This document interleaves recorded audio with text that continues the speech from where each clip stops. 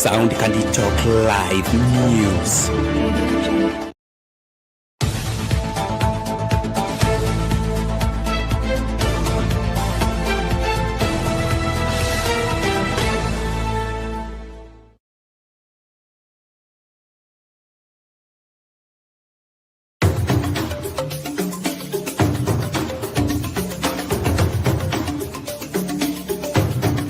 Kutoka vijijini, mijini hadi jijini.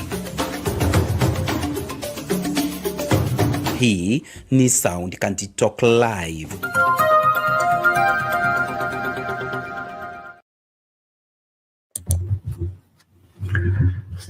Good evening, ladies and gentlemen. Thank you so much for making time to join us. This is Sound Candy Talk Open Forum Political Discussion Show, the show that gives you an opportunity to air what you feel and think about the latest development on our political front. Well, we're continuing with a wider subject of the good, the bad, and the ugly of our Kenyan politics. And as we celebrate the athletes that have brought glory to this great country by winning and bringing back medals, there is a family that has been in pain all along since the Akin, who was part of the team that went to establish peace in Haiti. And the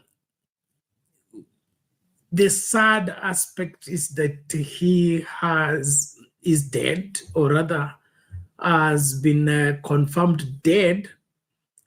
But the announcement of his death, or rather him making it to the list of the dead, which is meant to be a government responsibility since he was a police officer, how the news is broken is my concern.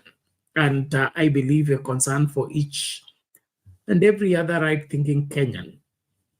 The family has been on the forefront asking questions, and the government has been dilly-dallying, giving them false hope and explaining that he's still being sought after. But it wasn't until when the president, William Ruto, was making his speech in New York that the name of this young man was pronounced by the president as being one of the people that have lost their lives in Haiti. So what I would want us to look at is what's up with the Kenya Kwanza administration?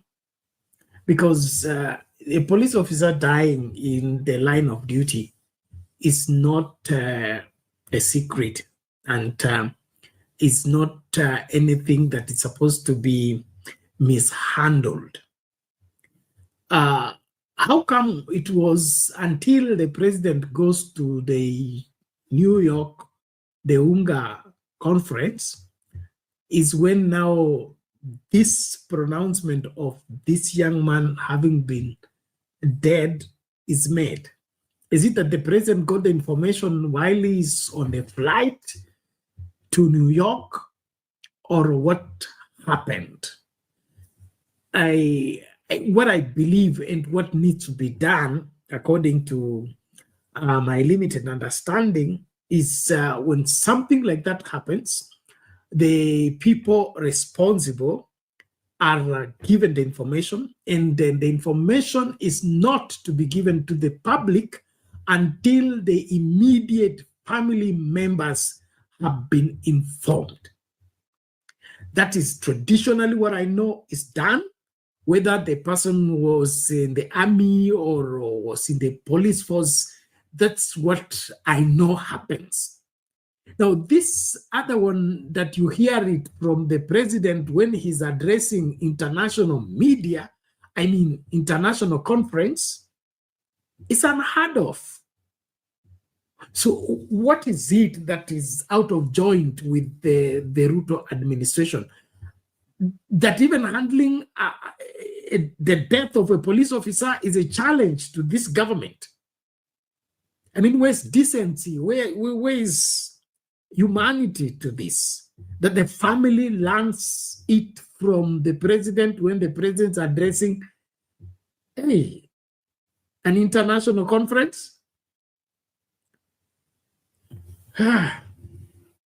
You will help my understanding, but this is too much. This is too much. I mean, there are things that are inexcusable.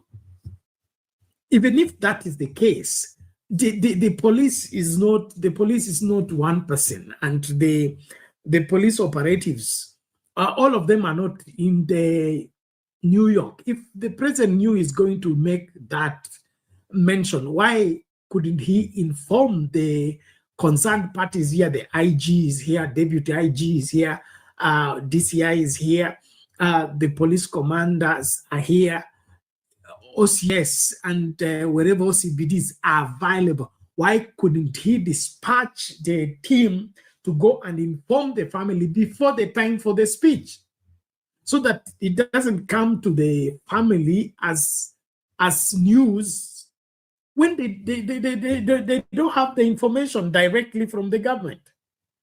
And so I would invite you to help me make sense of this, but to me, this is very disappointing, to say the least.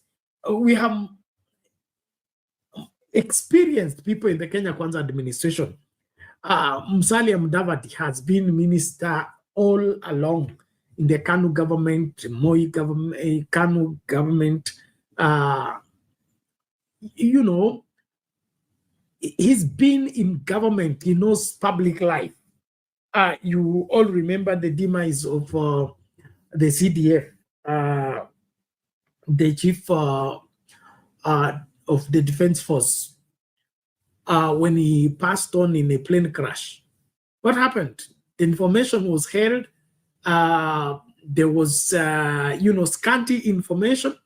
And all of it was because the government was, had the obligation of informing the family first before the thing goes to the public.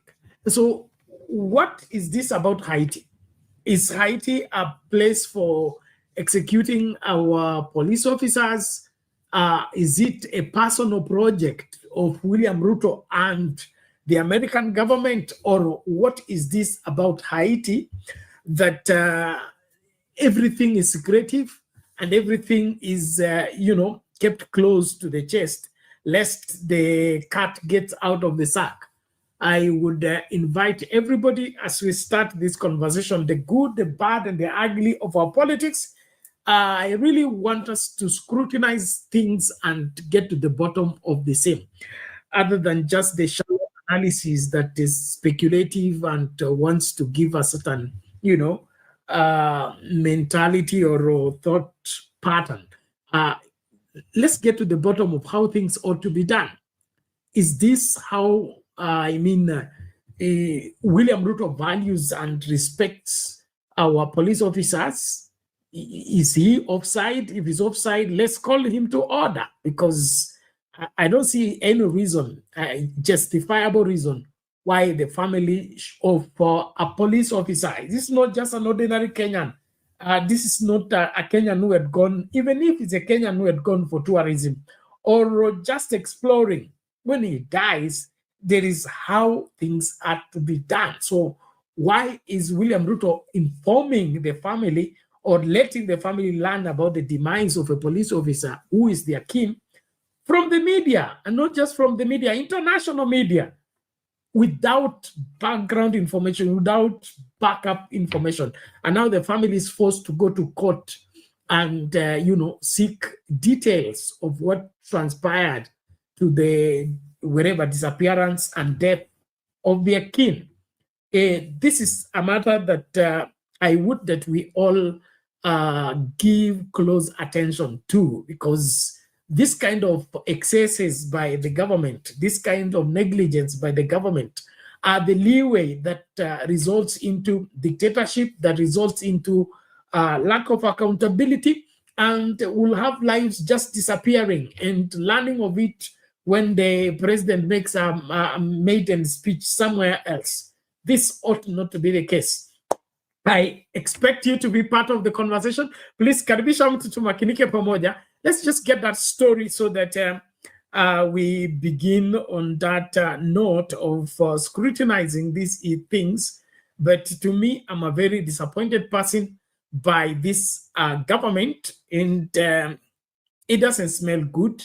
It doesn't smell good. It's bad news, and nobody in their right mind should be, holding brief for such. Yeah, there are things that we can overlook, but not this. Somebody has died.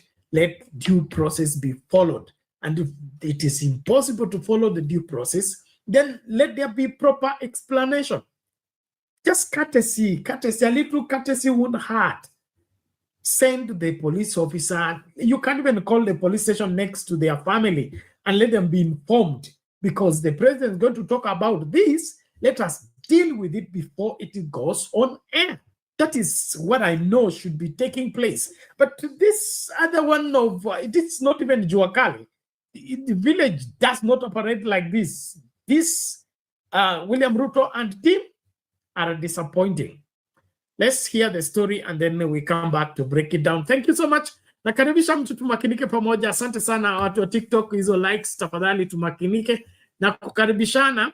Asanteni sana kwa giftings pia. Tujitahidi tu tufanye show ikue moto na tuelewane. Tutachambua mambo mengi, tunaangalia mazuri, mabaya na ya kuudhi yanayoendelezwa hapa Kenya haswa na siasa zetu. Let's hear this out first, then get back. Now, the family of Benedict Kabiru, a Kenyan police officer who went missing in an ambush attack in Haiti back in March, is demanding answers following President William Ruto's announcement that Kabiru is among 3 Kenya security officers who've lost their lives while on duty in Haiti. Still in shock following the revelation at a high-level meeting on Haiti held in New York, the family, which sued government over lack of information on his whereabouts, wants the government to bring his remains back home for burial. Katete Njoroge reports. The friends of Haiti. With bated breath, the family of Benedict Kabiru, the Kenyan police officer who went missing in Haiti in March, listened keenly to President William Ruto's presentation during a high-level meeting on Haiti in New York on Monday. Having missed the session where their king was mentioned, they wait for the moment that breaks their hearts. I must use this occasion to honor the Kenyan officers, Mr. Samuel Tumoi, Benedict Kabiru, and Kennedy Nzuve, who lost their lives in the lines of duty. Jacinta Kabiru, in shock and short of words, remains quiet for a while, reflecting on what life means without her son. She breaks down as a friend consoles her. For 6 months, she has drowned in sorrow after Kabiru went missing, after his team was ambushed by gangs during patrol. Her only hope was the promise by top security officials that the search for her son was still on course. Now, why are they torturing me? Why have they tortured me all that wrong, knowing very well, because I know President Abesi akasema kitu yenye haiko. I urge them, they come out, then they bring the remains of my son. I do what is necessary because I can't believe until I see he's there. He's normal. We trusted you with our son, Benedict. Is this how you are going to repay back? You are not giving us the information. You are not feeling the pain that we are feeling. The delay in finding her missing son, who was the sole breadwinner for his daughter, has left her dreams shattered. She was supposed to join JKUAT this September to pursue a degree in economics, but she is yet to do so because of lack of fees. The family, which has sued the government over lack of information on Kabiru's whereabouts, has defended the decision and demands answers on when exactly he died. Tumekuwa tukiamini kwamba iko kitu anatuficha. Hiyo ndio imani yetu. Tumekuwa tukifikiria ama tumeamini iko ukweli ambaye watuelezi. Sababu ya kwenda kotini na wakili wetu tumeenda kotini kwamba wasukumwe na koti waweze kutoa ukweli yote. Badala kukaa kutuambia wanamtafuta, Hawatuambii ni njia gani wanatumia kumtafuta. With more questions after the head of state's statement, the family is hopeful that soon they will get answers and get a closure. Meanwhile, the case compelling government to furnish family with details over his disappearance is expected to be heard on Wednesday at Milimani Law Courts. Gatete Njoroge, Citizen TV, Kiambu County.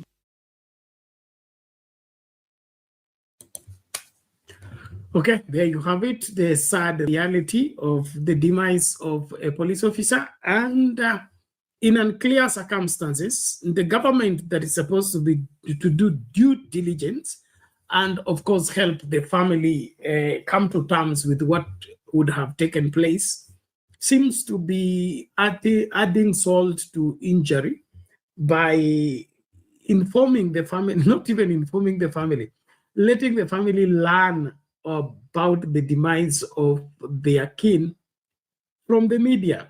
And the sad part is that, or rather the grieving part is that it's the president that is giving that information. And the mother there is lamenting. It's been since March. This is this September, we're going to October. So all this time, the mother has been grieving, waiting and hoping, and the government has been giving false hope to the family when they had the information. So why is this the case? And we all have the history of the Haiti mission. It had hiccups here and there. It was pronounced by the courts to be unconstitutional. And then there was regularization of the law by the parliament. And this is one thing that is a letdown with the, I would say, the 13th parliament. They have always ratified what has been pronounced as unconstitutional. If something is unconstitutional, does it need to be regularized or it should be dropped? I leave that for you to help me make sense. But what I see here is the history of Haiti, even before our police officers went there, it has been bumpy. And William Ruto and his determination, he ensured that mission goes through. And then now we have this. So what we are asking is this a Kenyan, a US, a Kenya government, US agreement, or there is a personal interest by William Ruto in this entire thing? Are our brothers, sisters, fathers in Haiti serving Kenya, or they are serving an individual interest? And if it's for Kenya, at least the dead should be given their respect. The dead should be given their, their dignity. But this, treating this matter with the triviality that is being given, to me, it does not add up. It does not add up. And I think Kenyans need to begin to look into this keenly, raise questions. Let's raise questions. This deal between the US, Kenya, and the UN, what is it? What is the inside? Who is getting what? Why?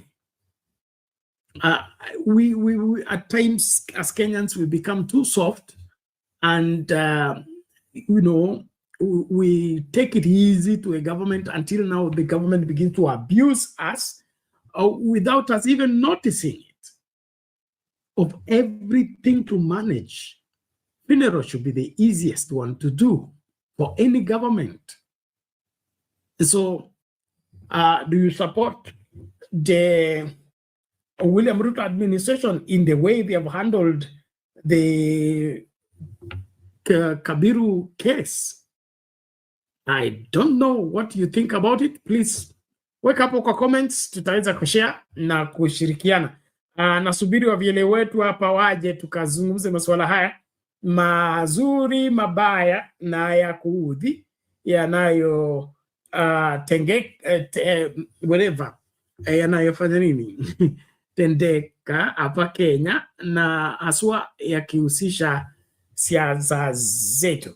And so on that note, to me, that add to the list of what is ugly in the way the Kenya Kwanza administration is handling the fallen heroes of the struggle, not of their service to their country.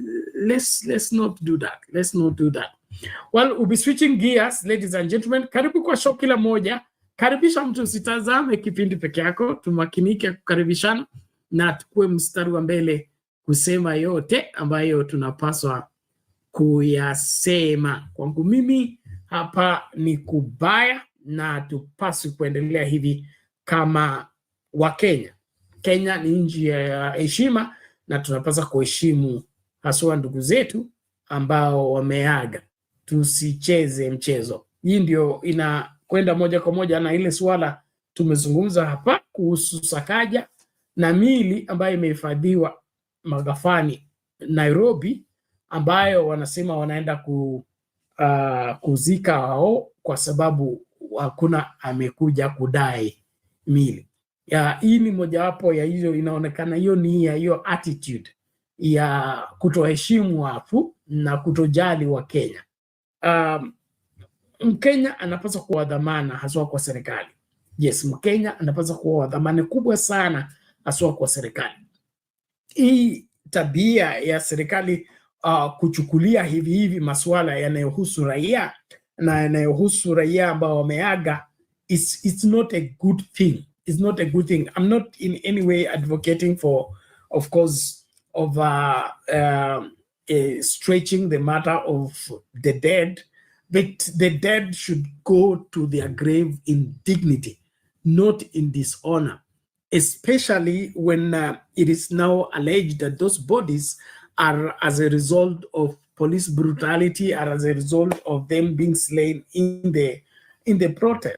Now, that to me is something that every government needs to hold with great care, number one. And then, of course, any Kenyan, including the lunatic and the street families and all that, nobody should lose their lives and then be treated as if it's nothing in death. No. Let's do due diligence and ensure that we have exhausted all the avenues before we begin the aspect of disposing of bodies simply because they have overstayed in your mortuary. No, overstayed. Had bodies that stayed for years. What are you talking about by saying overstay? Is it you are running out of whatever? You don't have capacity to preserve bodies? Then expand. Not mistreat the dead simply because you have not have forethought of expanding the morgues. And of course, that should not be blamed on the dead. Let it be blamed on the living who have refused to think outside their box in providing anticipated overwhelming of the capacity to preserve bodies.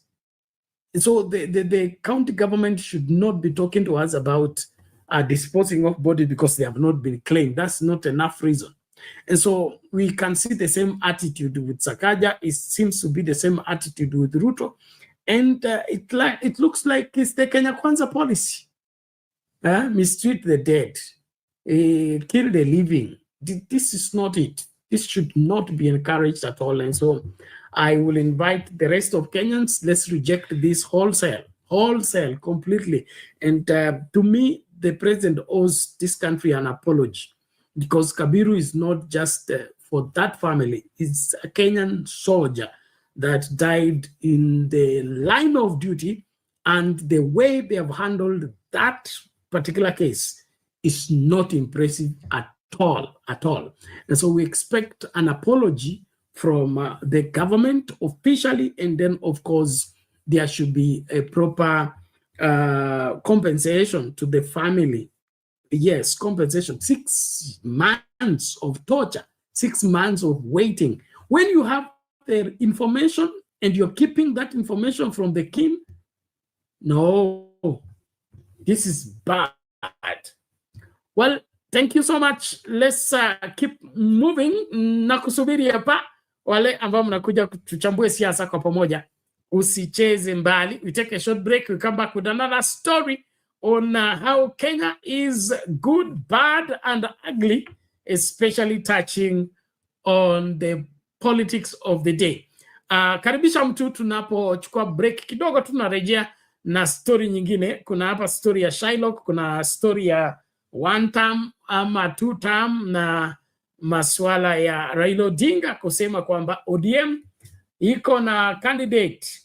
So mtu asifikirie kwamba ODM wana candidate, na kuna mtu amesema kwamba wata support William Ruto beyond 2027. Well, that's also what we will be analyzing. Ni wanasiasa wanacheza siasa, kuna ukweli hapa, kuna ukweli, hayo yote in a short while. God bless you. Karibisha mtu.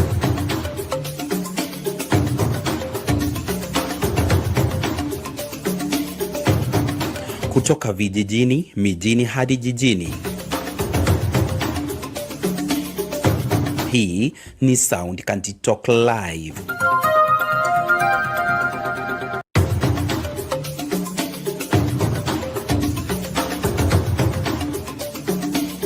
Tunazunguka kote kote mchana kutwa kukuletea taarifa na matokeo ya habari kutoka pembe zote za ulimwengu. Jioni tunaweka mduara wa kujadili taarifa zizo hizo kwa mapana na marefu. Ungana nasi kila siku ya wiki kwenye matukio ya siku saa 2 jioni kwenye Sound Kanti Talk. Matukio ya siku, makao makuu ya habari kuu ya siku.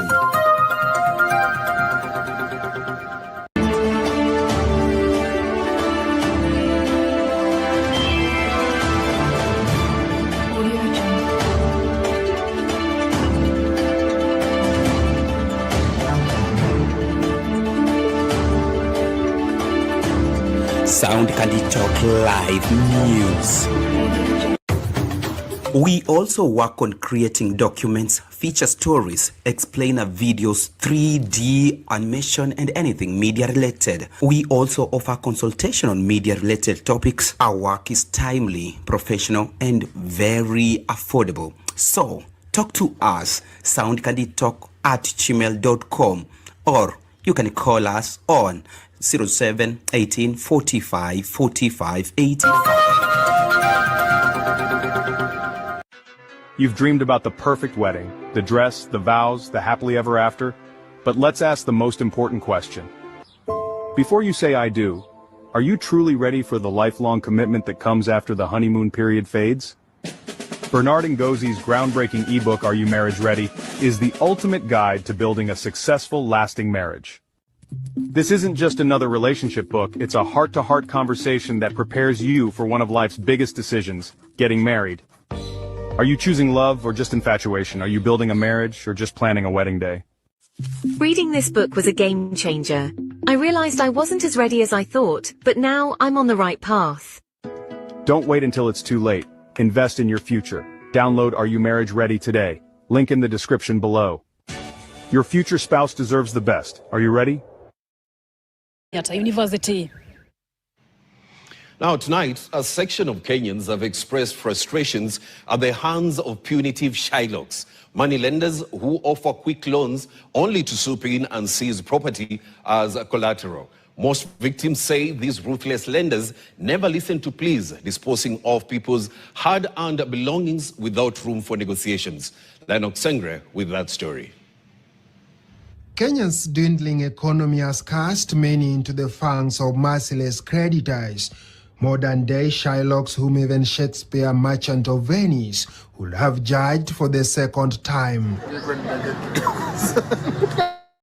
Along Mombasa Road, these hundreds of motorbikes are not border riders, awaiting passengers. The paradox bites deeper.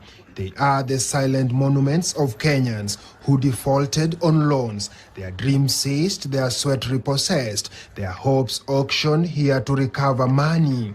Kwa sasa ni mwaka yangu ya 3 nikiuza hizi pikipiki. zenye wanga tunachukua zenye zimechotwa na kampuni inaitwa Mogo ama Wet Credit. Sana sana tunanunua cash, tukishanunua tunakuja tunaziuzia hapa. Sasa hii ni soko yetu. Pikipiki kinunua kwa kampuni, inanunua ikiwa pikipiki mpya. Kampuni wakishapeana na loan, mwenye amepewa customer mwenye amepea na loan ameshindwa kulipa, kishashindwa kulipa, inafanywa kitu inaitwa auctioning. Kishafanywa auction, sisi kama wafanyabiashara tunazinunua pale. Kishazinunua pale zikiwa za second hand, tunazileta soko yetu, tunakuja kuziuzia mahali hapa. Tukiuzia mtu huwa tunampeleka kwa company afanyiwe transfer huko. In case of anything, anaweza rudi kwenye kampani pale, arrest any complaint.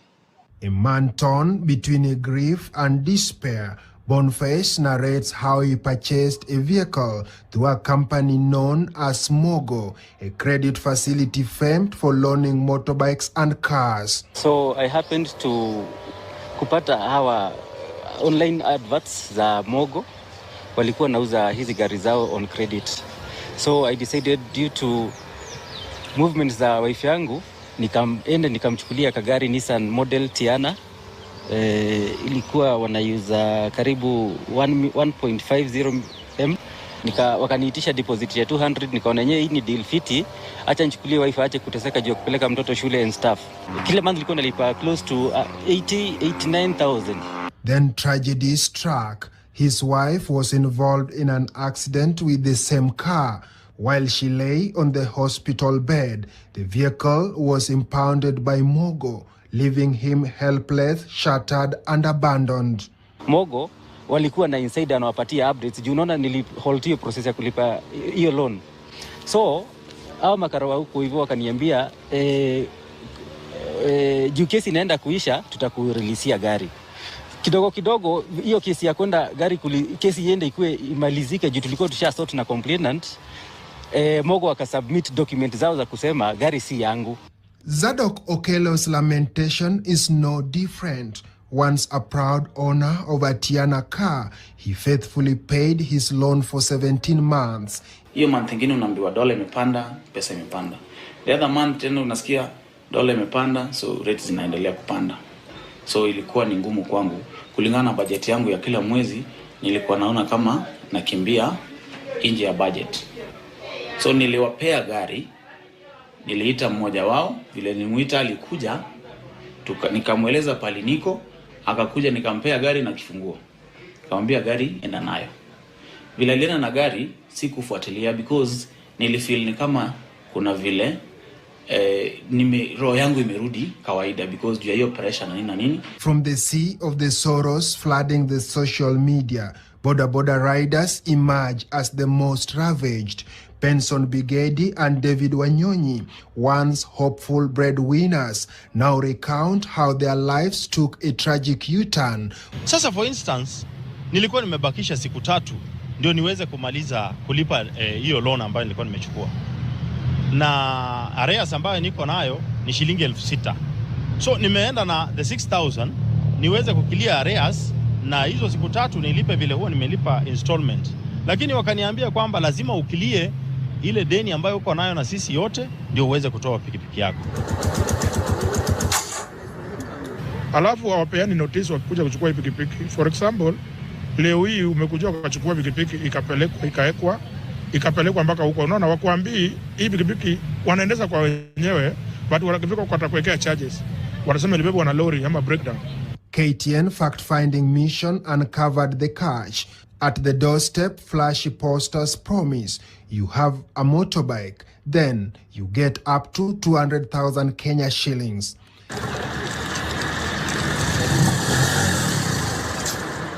But the fine print is a dagger. Every loan you take, it is shackled to the dollar. For instance, you take a loan for a motorbike and then the rate of $1 goes up. Then the money you are paying as a principal amount is also affected. And in appreciation affects the appreciation and inflates the debt, and the rider is buried alive in repayment. When confronted, a Mogo branch manager insisting on anonymity told KTN that they operate strictly within the law and repossession remains the final recourse for defaulters. Mogo Company has since responded to KTN's inquiry, stating, "Thank you for reaching to us and for giving Mogo the opportunity to provide a response in the spirit of balance and fairness. We acknowledge receipt of your email and have forwarded the matter to the concerned department for review and feedback.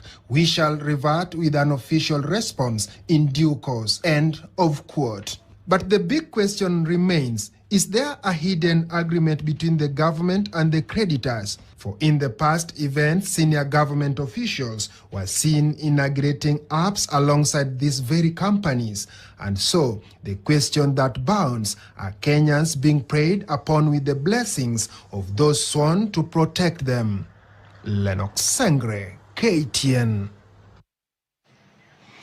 The controller.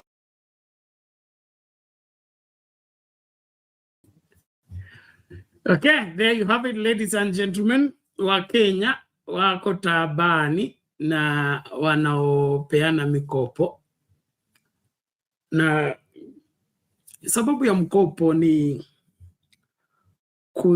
kusaidia mtu ambaye asiyekuwa na hela cash aweze kupata hicho chombo, liwe gari, motorbike, afanye biashara. Akifanya biashara analipa, lakini inakaa kana kwamba ndio laana yenyewe.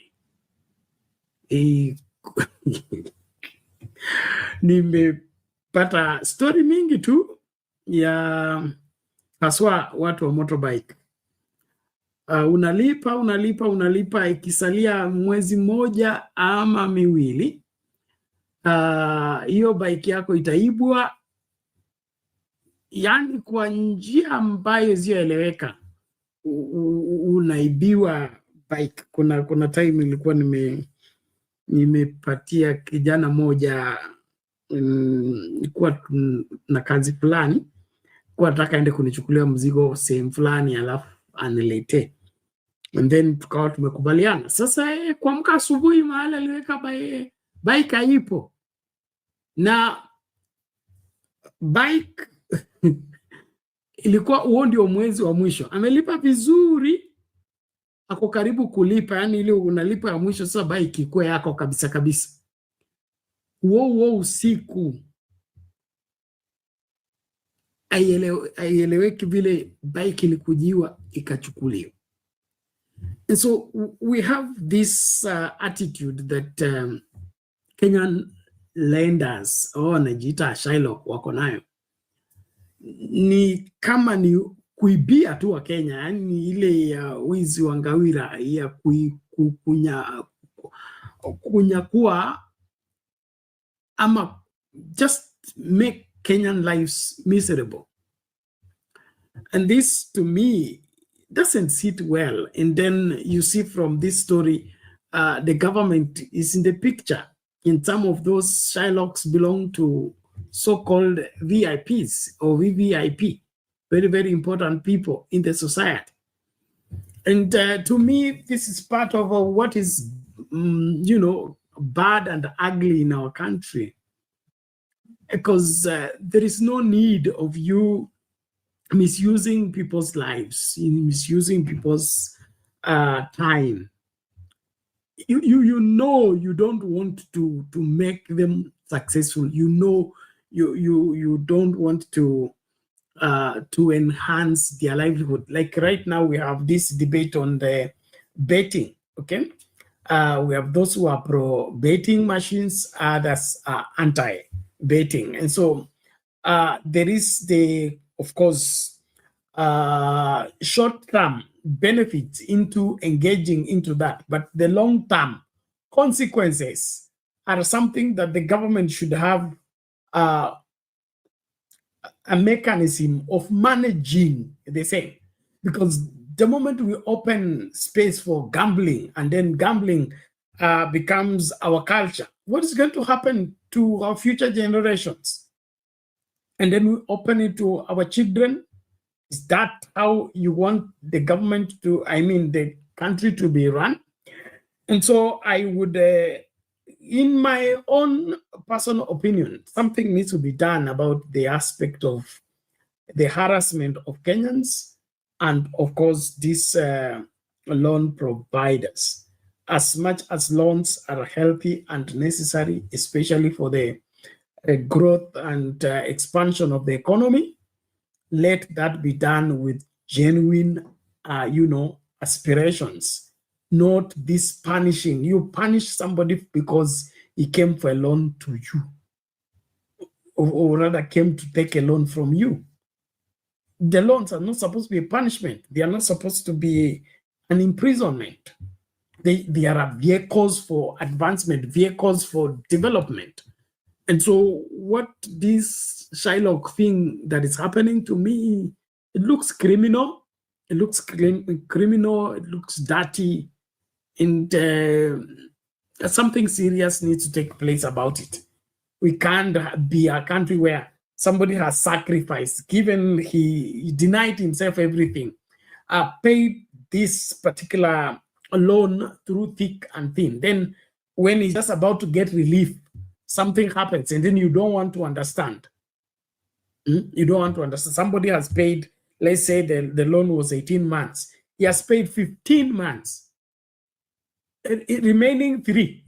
And then you want him to forget all these 15 months, and you take the vehicle, you take the, I mean, where does this other money go to? Do you refund or what? And so even the law surrounding this entire so-called business, I think needs to be reviewed properly, because when something is paid 3 quarters, according to what I understand, I did some little law in college, when something is paid 3 quarters, it is not treated as when it's paid a quarter. There's a difference when the payment is 75%. You will inform me, those of you that are familiar with that. But I don't think we should punish somebody for coming for a loan or taking something on a loan if he has been paying and only defaulted the 2 months or 1 month. Let that 1 month be used as a punishment. Let there be some interest accruing on the same, but not you to cancel everything. You pay like insurance, you pay, or 75%, and then they want you to not pass the office because you did not complete the payment. And they don't want to refund your money. I don't think that's healthy for this country. It's not healthy for the future. Let's not kill the young people and the entrepreneurship by frustrating them. And so the government needs to step into this and look into this matter seriously. Are we opening loan facilities to enhance the development of the country, or we are using it as a trap to impound and imprison our young people? The good, the bad, and the ugly of our country? Give me your opinion. What is your take? Na mimi sipingi watu kuchukua loan, ama sipingi kampuni zinazopeana loan, lakini kama unatumia hiyo kama ni njia moja ya kuibia Wakenya, yani umekuwa wash, hiyo ni mbaya. Let's work out. Let's make the economy work. Let's make the country move. Not use that opportunity to destroy what people are laboring to make work. If somebody considers and decides to go get a loan, and of course it's a loan for business, a loan for investment, let that be put in proper consideration. And so wale ambao mnaelewa sheria, kama mtu amelipa 3 quarters, anakuwa treated sawa na yule ambaye amelipa a quarter, ama inakuwa kuaje? Atumelipa miezi yote mpaka mwezi mmoja tu, alafu mtu anakujia hilo gari, ama anakujia hiyo motorbike. Unakujia hiyo motorbike kwa andiko lipi? Uipeleke wapi? Ni dai hizo huo mwezi mmoja, lakini sio ukuje ufutilie miezi yote 18 eti kwa sababu nimeshindwa kulipa mwezi wa mwisho. Hiyo si wizi. Haya, mnifundishe ninyi mimi niko hapa kama mwanafunzi. Asante, namuona msimamo amefika. Naomba tumakinike kukaribishana tukachambue mambo haya kwa uwazi. Kwangu mimi nataka Kenya ya kila Mkenya na Kenya ambayo kila Mkenya atajivunia kuwa Mkenya. Hii Kenya wachache kinyume na wengi, ama Kenya ya kutumia nafasi yako kukandamiza wengine, haifai kabisa. Hii ndio imekuwa kizungumkuti katika maendeleo ya nchi hii. Tungekuwa tumeendelea kabisa kabisa, tusingekuwa na hao walafi wenye uroho ambao wanataka kutumia damu ya Wakenya sijui kunufaika kufika wapi.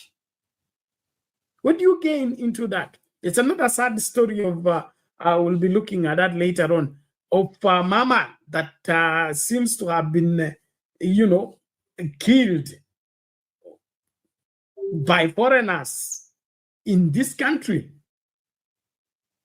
on false claims.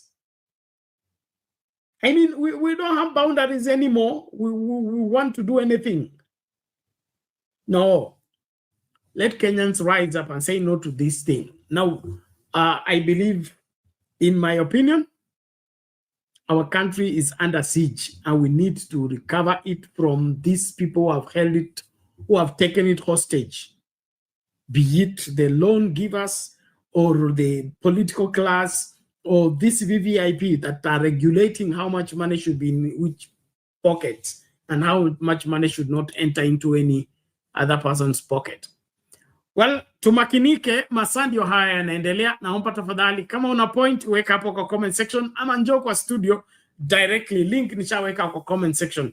Nimkaribishe Msimamo. Hali vipi huko?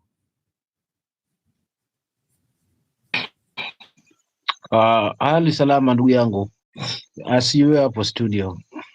Salama, tunashukuru, karibu. Nimekaribia kaka yangu.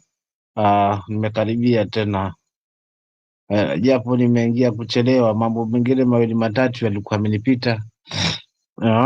Lakini hapa mwisho hapa nimepapata kwamba mbona taifa hili ni kweli tumesha hapo kwa kila miaka kwamba samaki mkubwa yeye ndio anaemeza dagaa ama ndio anaemeza wale samaki wale wadogo. Basi hii hadi lini? Hali hii ndio inatuacha kaka, tunajinyima hapa usingizi kwa kuweza kuzungumzia yale ambayo yanatija katika taifa letu, yakiwemo haswa kutaka kulibadilisha hili taifa, haswa hatuwe na uongozi bora na tuondekane na hapa ambapo tulipo kwamba bora uongozi tu. Maana tulipo sasa hivi ni kwa bora uongozi, na bora uongozi tupo katika lile dimbwi la mtu wetu wa nyumbani. Sisi tunalengwa, bado tuko pale pale kwamba ukikosewa basi unasema naondoka mimi haswa na jamii yangu yote, alafu tukuona utafanya nini. So mtu anarudi haraka kwa jamii, anaeleza jamani kule siko, kwa hivyo mimi kisingizio nalinda watu wangu. Sometimes ni vitu ambavyo vinanichanganya kwamba ipo haja ya sisi kuweza kubadilisha mfumo mzima ambao hatuko nao haswa wa kisiasa. Maana hapa ndo kumezuka mambo mengi.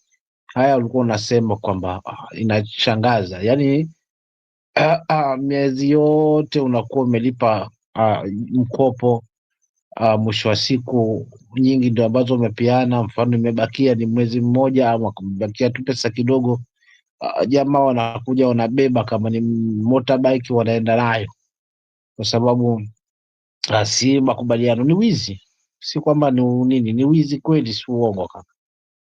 Maana Kenya hii hatuna ule umoja, hakuna kule kuhesabiana bora, hatuna. Unaona, na yote ni kwa hawa wanasiasa walafi ambao huja kwa rangi tofauti kwetu na vilio visivyokuwa na machozi, kisha mwisho wa siku wakatuweka sisi kama uzio ya kuweza kuwakinga ili kwamba wao waendelee kula na kufaidi. Kwa hiyo ndio hali ilivyo, hiyo ndio hali ilivyo ambayo tuko nayo, na ndio maana kuna haja ya kuweza kuwa na mabadiliko haswa 2027 ili tuonyeshe kwamba haswa sisi wa Kenya hatuna ukabila, hatuna rangi.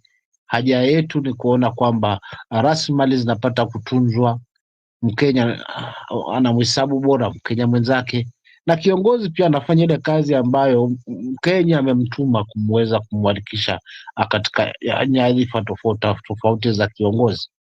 Kwa hivyo kaka, mimi nitaanzia hapo katika ufunguzi kwamba mfumo mzima wa siasa yetu lazima tubadilishe ili tuone kwamba Kenya hii inakuwa ni Kenya ya kuweza kuwafaidi wa Kenya wote, si watu wa mahali fulani ama jamii fulani ama ngome fulani ya.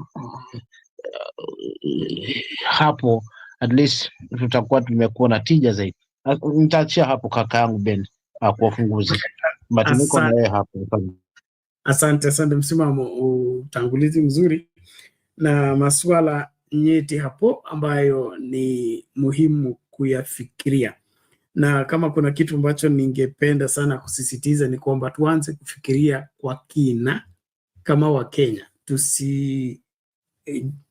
tusijiruhusu ama kukubali kufuata upepo kama bendera na tukose kufikiria kwa kina mambo haya.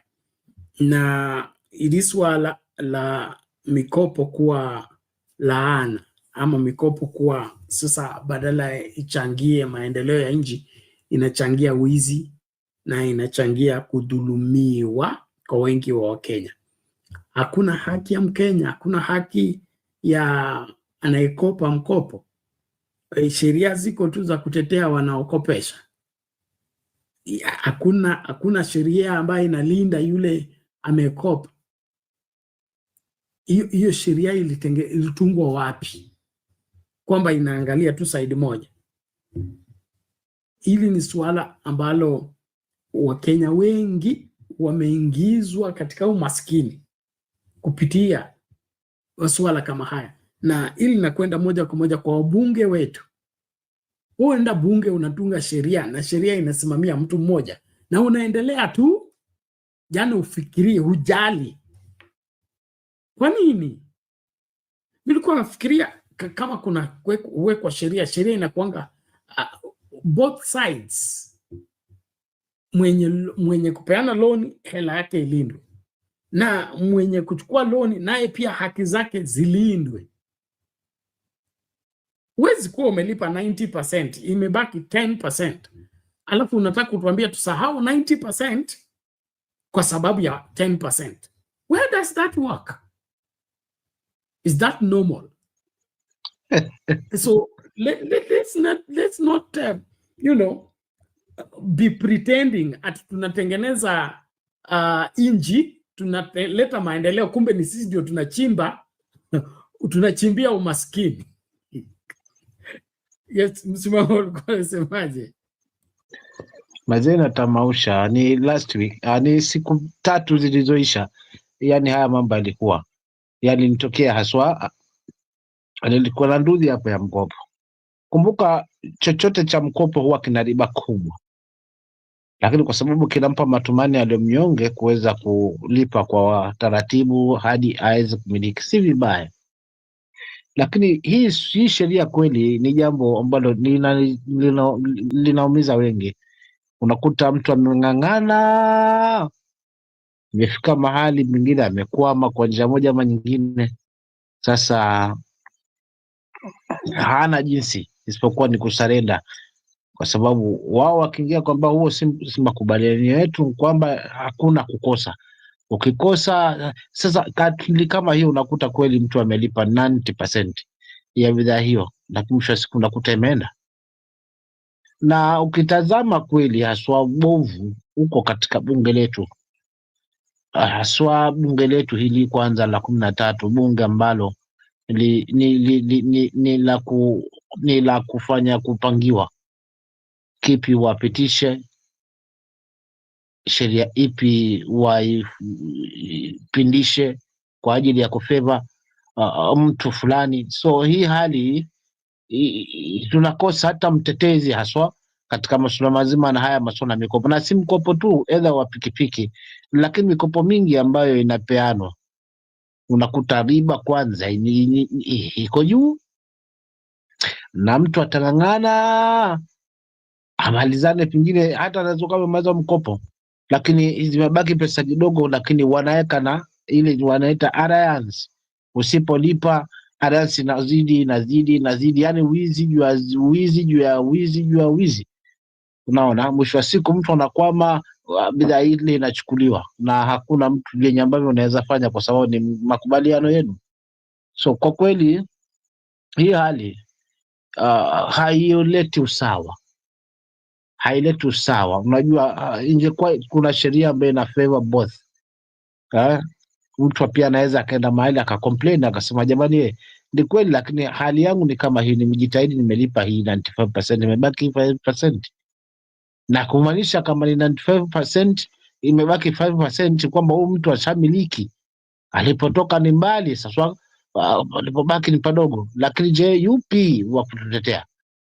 Kwa hivyo usawa haupo, usawa haupo. Kenya tulionayo, mwenye mali ama mwenye nguvu, mwenye mamlaka, yeye ndio kusema, the rest hawana chao. Huo ndio tofauti tuko nao. Ni kudhulumu ama ni kukosa usawa? Kwa sababu kwangu mimi naona tu ni ile dhana ya maskini abaki huko chini, asidhubutu kupanda kwa mezani, kwa sababu huku ni kwa wakubwa.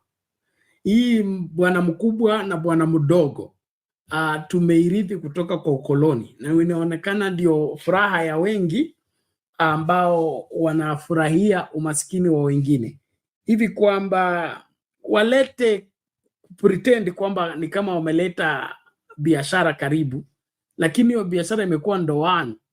Ukiingia kukopa hivi, umeingizwa kwa ndoano ingine ambayo inakumaliza wewe. So na kwa mfano ili swala la pikipiki ililetwa na nani? Na Mwai Kibaki, na mojawapo ya mambo ambayo ilisaidia sana kuokoa ama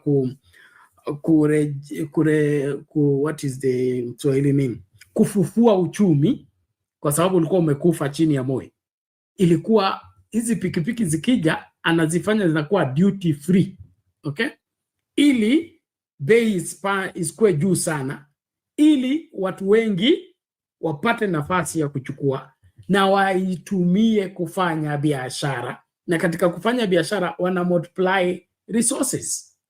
Hii ndio mojawapo ya vitu mimi nimesema, hii affordable housing sio mbaya, okay, lakini affordable housing sio biashara, azim haizalishi pesa, inakula pesa.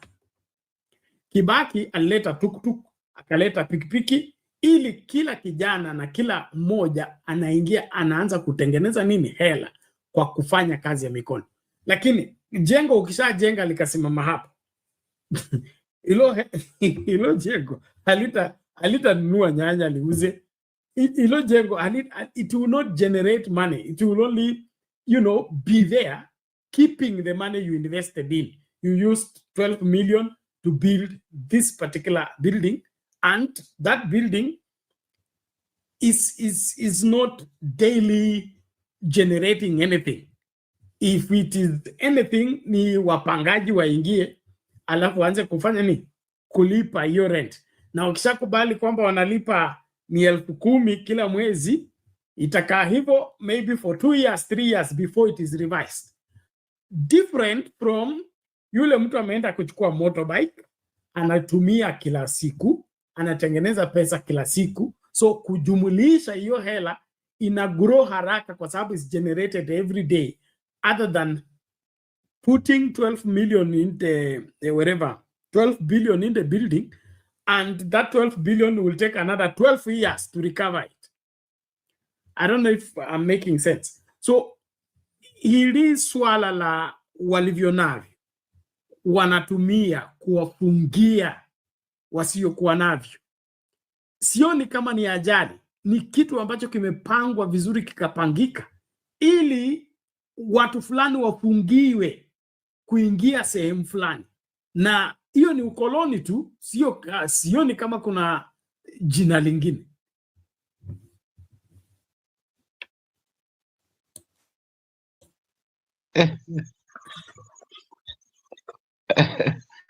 Ni kweli kaka, ni ukoloni si kitu kingine.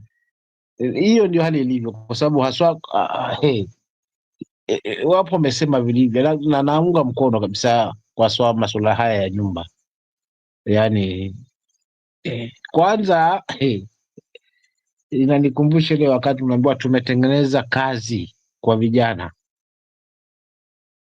Hii italeta kazi, itapunguza uhaba wa kazi katika taifa letu, maana mwenye kampuni atapata ajira, mwenye anauza vyuma, matofali na kadhalika atapata ajira, lakini vile vile wale wa chini kabisa pia wanyonge nao watapata vibarua. Kwa hivyo hii lengo kubwa la kujenga hizi nyumba ni kwamba kwanza ibadilishe maisha Mkenya, lakini vile vile kutengeneza nafasi za kazi katika hili taifa. Since zianze kujengwa mpaka muda huu, yani bado hali ni ile ile, na hali inazidi kuwa mbaya. Na cha kushangaza ni kwamba unanijengea nyumba, je, umeniwezesha? Ninayo njia ya kuweza kunipa mapato ili kusudi nikaapo katika ile nyumba, basi pia na nafasi kule nje ya kuweza kutengeneza pesa, maana umeniwezesha. Pesa inazunguka. Sasa kama pesa haizunguki, pesa inatafutwa mifukoni mwa mwananchi. Haijalishi amepata nadharubu kwa namna gani, lazima itatoka. Sasa kile kidogo niko nacho ndicho unachokichukua, alafu unanijengea nyumba. Nitakuwaje na uwezo wa kuweza kulipa nyumba hiyo kama utakuwa huu si wizi? Kama huu si kunifumba macho kwamba already hizi nyumba kuna watu ambazo wanajua ni nani na nani wataweza kumiliki hizi nyumba. So kisingizio ni wewe mwananchi. Tumekujengea nyumba, tumejenga nyumba 300, 400, 500, 2000 hapa kwenu. Kwa hivyo si kwamba zile nyumba zitapewa free of charge kwa wananchi ili wajivunie kwamba tumejengea ushuru wetu kweli, lakini serikali yetu imeweza kutubadilisha kweli makazi. Haya makazi sasa hivi ni makazi ambayo ni ya kifahari, ya kisasa. Hapana, ni nyumba ambazo lazima ukiingia pale ulipie. If you don't pay, lazima wewe utatafutana na njia zingine za kuondoka. So ni pale pale tu, mtoto kumuita mwana. Asante. Thank you Msimamo. Nikukumbushe, mimi nimekuwa mkazi wa Nairobi muda mrefu, na mtaa ambao nimekaa sana unaitwa Jericho. Na Jericho, unajua jina la Biblia, Jericho na Jerusalem ziko majirani, na inasemekana hizo two estates zilijengwa na Wayahudi in the 50s. Na mkataba wa wapangaji, nikumbushe tu wa watu wa affordable housing, mkataba wa wapangaji wakati walikuwa wanaingia kwa hizo nyumba ilikuwa wakae ndani kwa miaka 30. Okay? Kama utalipa rent faithfully kwa miaka 30, hiyo nyumba itakuwa yako binafsi. Hiyo rent itakuwa inatumika kama mortgage. So naambiwa ilipofika 1980, imebaki kama miaka 2 hivi ili hiyo miaka 30 ifike. Zilijengwa in the 50s. So zimekuja 60s, 70s, 80s, when we are about to reach the 30 years. Moi was the president in the 80s, and I think who was the Minister for Local Government, alikuwa anasimamia sasa Nairobi. So inasemekana Moi na genge lake wakaona hapa hizi nyumba zimeenda na huu mkataba si umepewa wapangaji. So wakakuja na ile tuhuma ya kusema wameona kuna dosari kwa ile kadi ambayo ulipewa ile ya mkataba. Wanataka ku replace hizo cards na mpya. Okay? So wakatoa ile ya kale, ile ilikuwa na mkataba kwamba ukilipa 30 years nyumba inakuwa yako. Waka replace na ile wamefuta hiyo kipengele.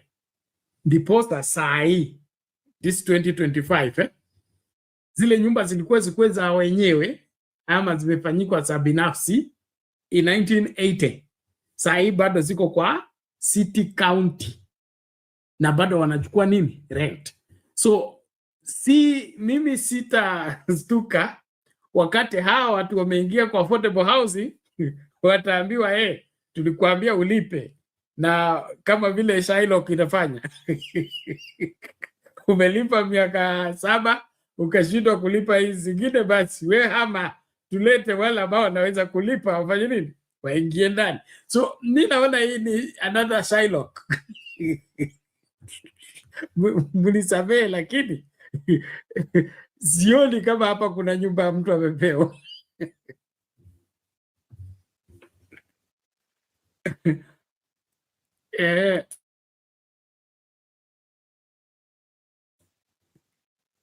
Msimama, are you still there?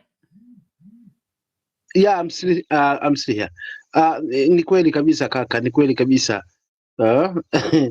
Yani wacha tu bane hizo ndimi, maana Kenya kuna wale wako juu ya sheria, na ukionekana unazungumza kweli basi sometimes unakuwa mko mashaka. Yani unalazimishwa, lazima uimbe nyimbo hata kama si ya kwenu uimbe,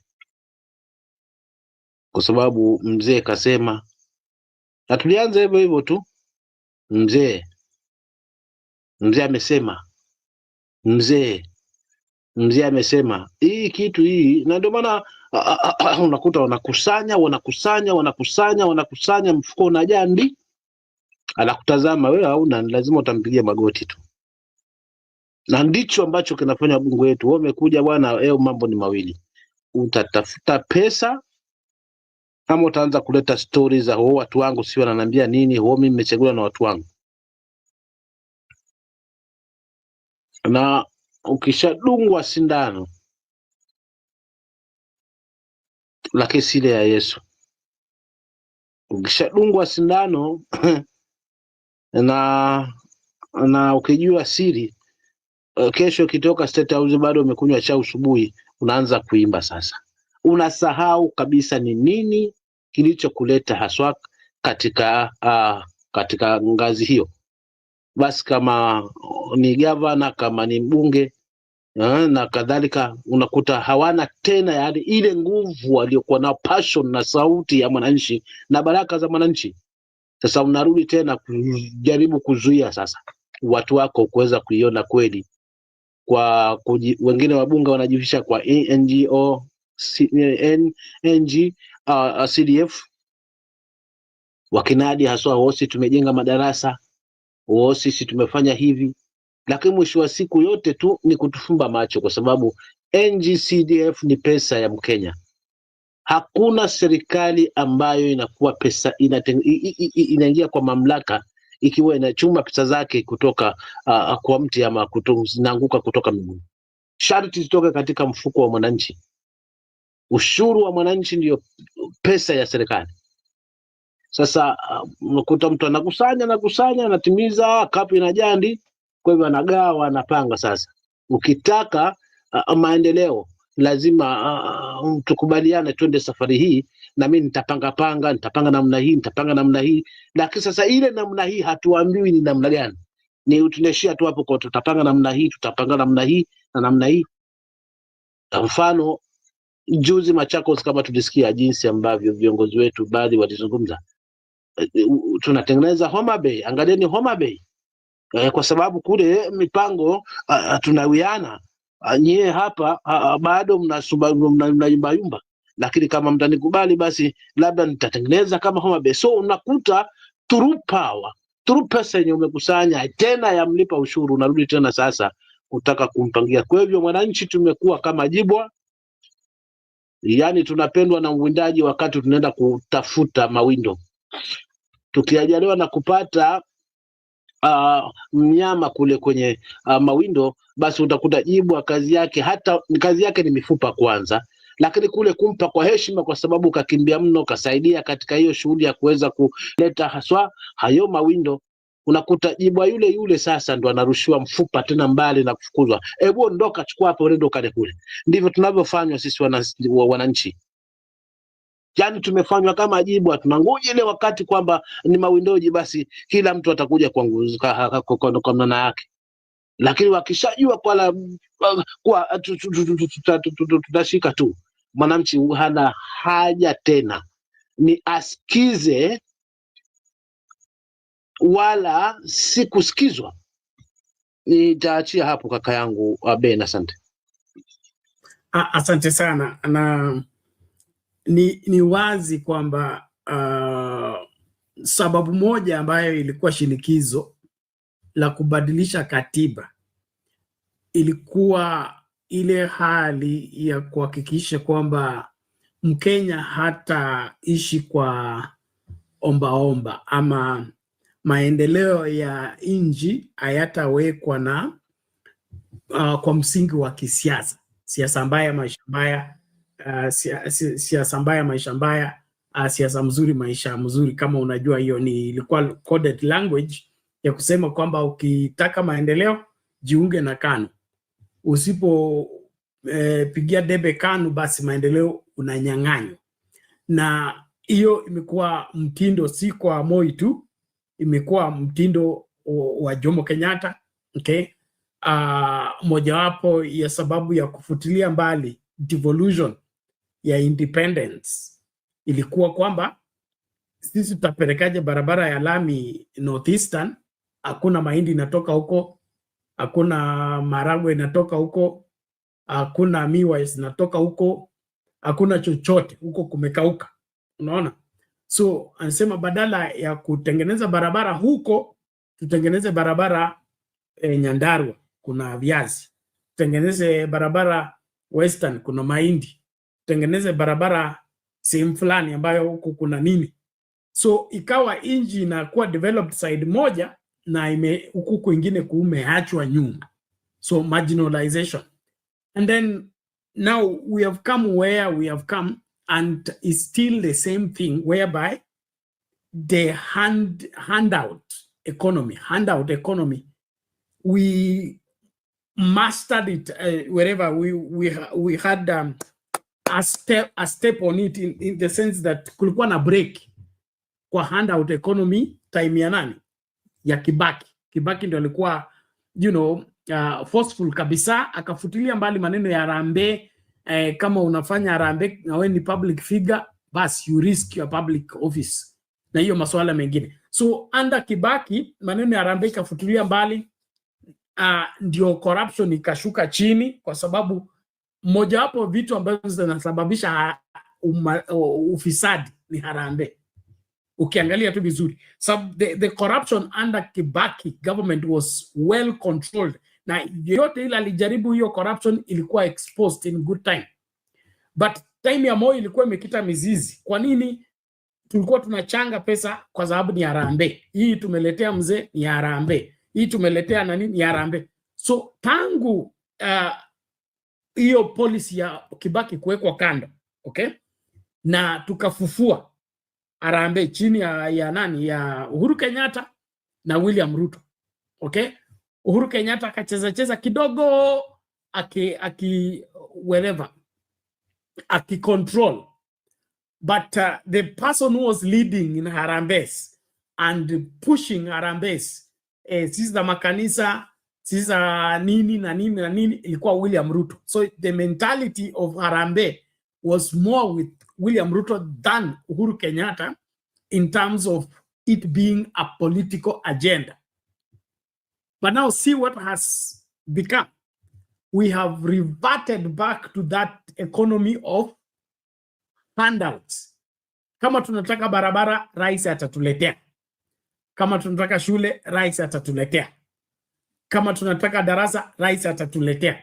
So tumerudi kwa ile katiba kongwe bila hata kukusudia, na kile ambacho kinanistua ni kwamba Wakenya hawaoni kwamba kurudi huko ni hatari. Okay? So wote tumepanga foleni, tunaenda wapi? State House tupewe maendeleo. Tumepanga foleni kwenda State House tupewe mshahara.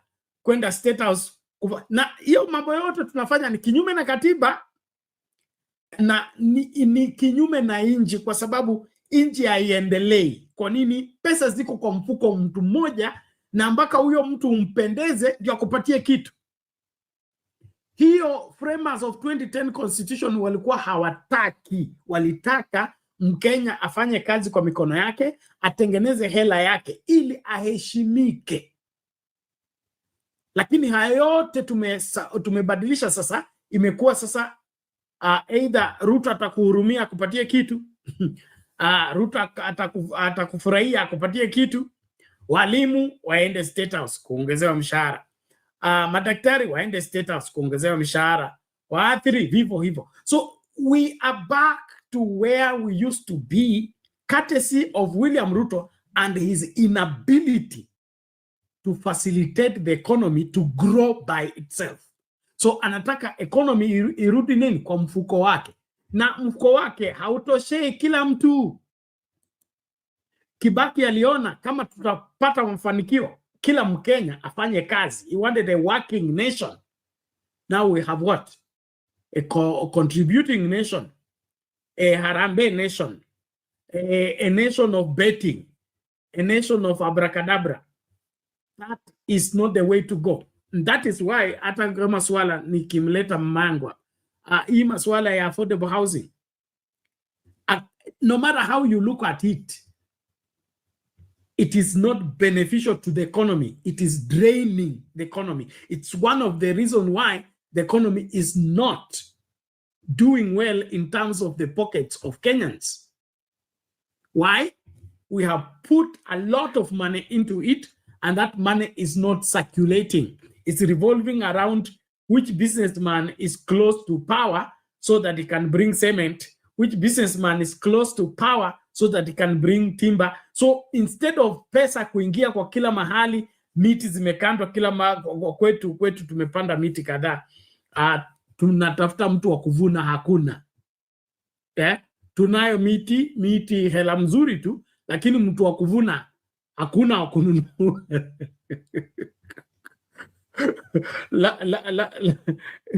Labda anatoka mbinguni, kwa sababu watu fulani mpaka wawe ndio wana supply.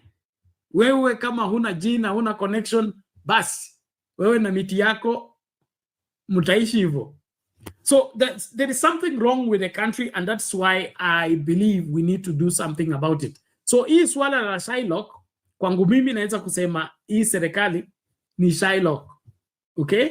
Inachukua hiyo hela ya Wakenya, baadaye watainuka waseme hapana, tulikuwa tumesema hivi lakini sasa imebadilika. Okay? Kumbuka ilikuwa mkichukua inaitwa nini? Hustler Fund. Okay? Ilikuwa ni ya bure. Mwanzo si ilikuwa ya bure. Okay? Sitaki kwenda sana. Let's take a short clip, and then Mami can take the floor so that we save on time. Here we go. Fellow Kenyans, a number of people have been asking me why I'm running for presidency in 2027. I'm not seeking power for myself. You know where our country is. It is literally going up in smoke unless something drastic is done. I want to restore Kenya back to order under the Constitution. I want to guarantee justice, dignity, and opportunity for all. I want to do that by implementing the Constitution fully. Kwa sababu, mimi ni mkatiba, na katiba ndio tiba. Thank you.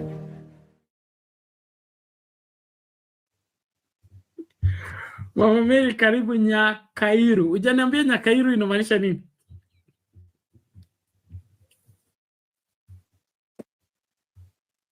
Habari zenu Bernard, msimamo? Salama mami, karibu. Nyakairu ni mimi. That's my name from my grandfather. Okay. So I love it because it relates me with him. Alikuwa ananipenda sana, so I don't want to lose it. Thank you. Vizuri sana, nimewasikia, nilikuwa nawasikiza tu mkiongea, but I was a little bit busy. Nimeona tu niingie just for a few minutes or a few seconds. Hiyo kitu mnaongelea ni kitu mzuri sana because watu wameumia na wanaumizwa na kitu hawana. You see, you're working so hard for something that you're not going to get. And you're not working so hard because you want to. You're being forced to. And so when I look at how people are working so hard na hiyo kitu amefanyia hiyo kazi yote inaenda, you look a slave in your own country. Hatupembelezwi, sasa ni kunyang'anywa. Ukiona unaambiwa hiyo umepata hebu leta. It doesn't belong to you, it belongs to the government. Ile government ambayo mnasema it's our government, sisi ndio government, wananchi ndio government, but it's not happening. It's very sad. In fact, when you look very much in it and try to think, what is going on here? What is the matter? Why am I broke? I'm not even sleeping at home. Ni kazi tu, kazi, and I have nothing.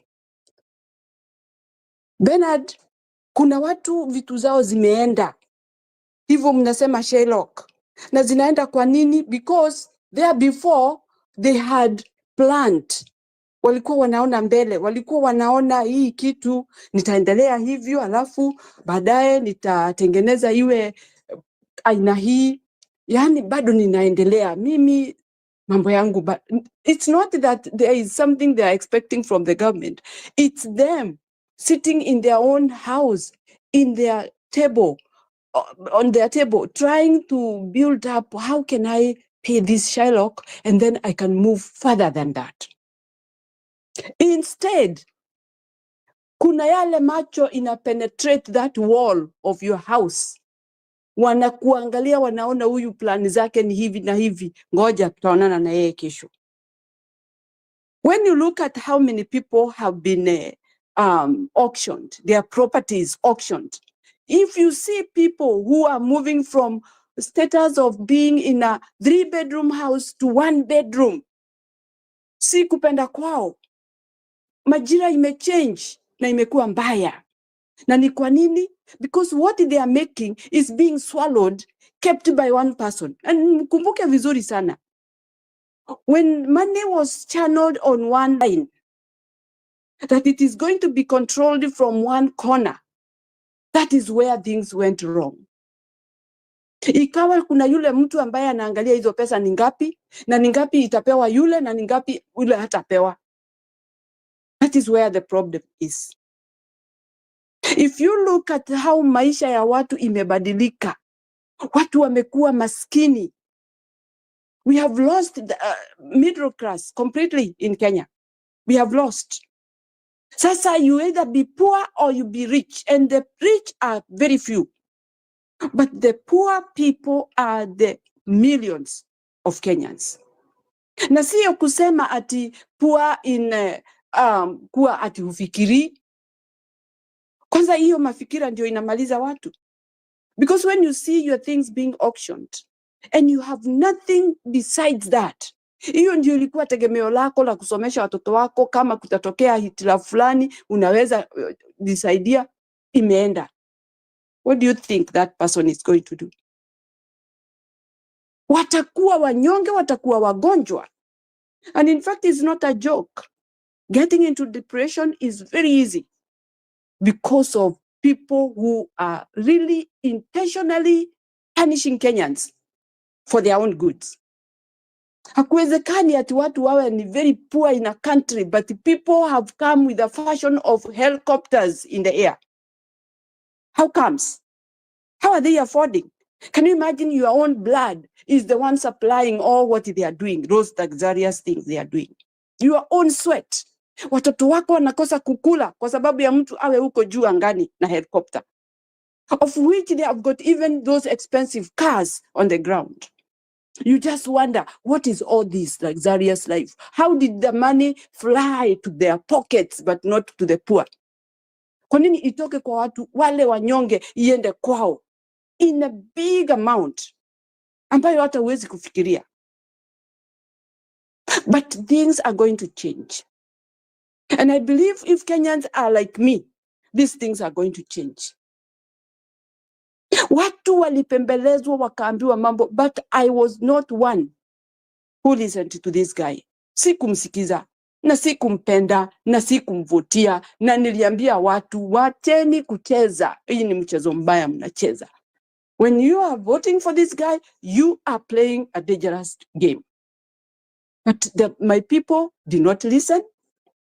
Right now, they will not face you because of the shame. Na kuona kweli hatukuona. Mbona wale waliona? Mbona wachache waliona? Because I don't know how many voted for him. And now this is the suffering that people are facing. Kitu ile nimeona inaendelea Kenya ni kuwa ati sisi tuende na magoti. Wale ambao wako usukani waendelee kupaa huko juu na mahelikopter. You can imagine how painful that is. You can't imagine that your vote that you voted is the one punishing you right now. You can't imagine this guy, the way he's telling us, what are you going to do? I am the chief, what do we call it for the, anyway. I am the commander-in-chief, yeah. The armed forces. Thank you. I am commander of, commander, whatever. Yeah. Sasa unasikia mtu anasema maneno kama hiyo.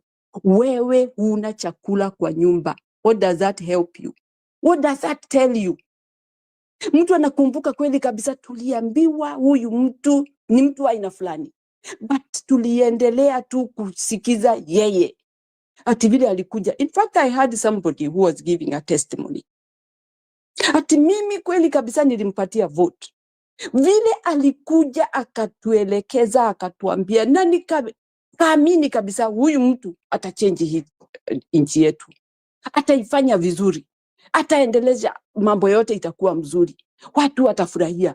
That is what that guy was giving, that testimony. Akiwa very angry.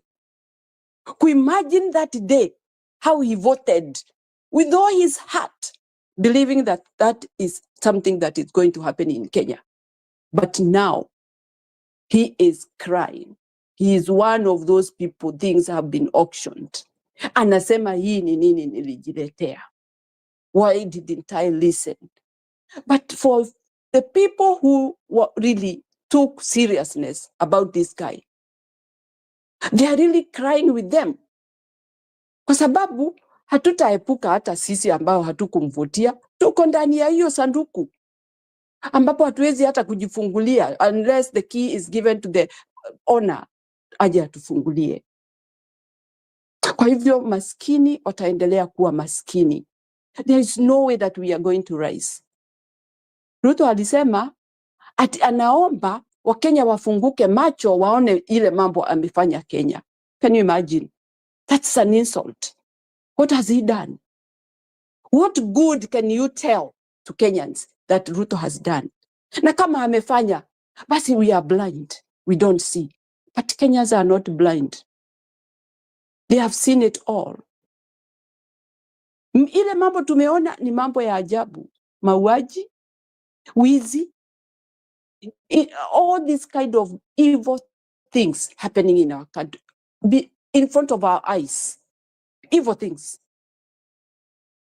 Today, or I think it is today, Trump was talking, and what he said, I really support it. Hawa watu kutoka Afrika ni matajiri maskini. Matajiri maskini. You cannot be borrowing money while you are sleeping on money, and you cannot cultivate how that money can come to people's hands so that they cannot cry, they cannot die because of hunger, they cannot die because of disease, they can take their children to school. And yet you have got money to get in that luxurious plane all the way to a different country, whereby you are going there like beggars. And they are beggars, in fact, those people. And that's why I'm calling them, they are rich, poor. Maskini kabisa. Kwa sababu roho zao hazijakuwa tajiri, hawajakubali wao ni tajiri, wao ni maskini wa roho. Maskini kabisa. When you look at the behavior of these people, you will see that Africa will never develop if this is the motive, if that is the behavior, if those are the characteristics that we are having in the leading. They were told, this climate change you are talking about is a con. It's evil intentions. And I can support that. How many people benefited with that money that we heard about the climate change in our country? Who benefited? And what comes that we are going to benefit while our bodies are shaking because of weakness, because of sickness, because of hunger, because I cannot be able to take my child to school, I'm still struggling. What does it benefit to you? And those are the many questions people asked. But nobody would listen because there is money coming, money that is not going to help even that climate change in our country.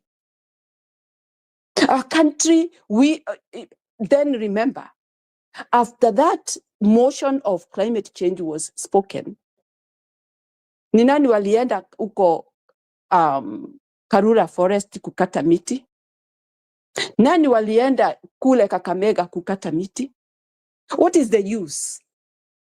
What is the use of climate change if you are supporting it and in a negativity way? Inakusaidia nini? Wewe mwananchi, hata unafikiria hiyo ni nini kwako? Labda watu wamepanda miti kwao. Si lazima waambiwe ati ni wakati wa kupanda miti. But because that money is so sweet to receive, but not to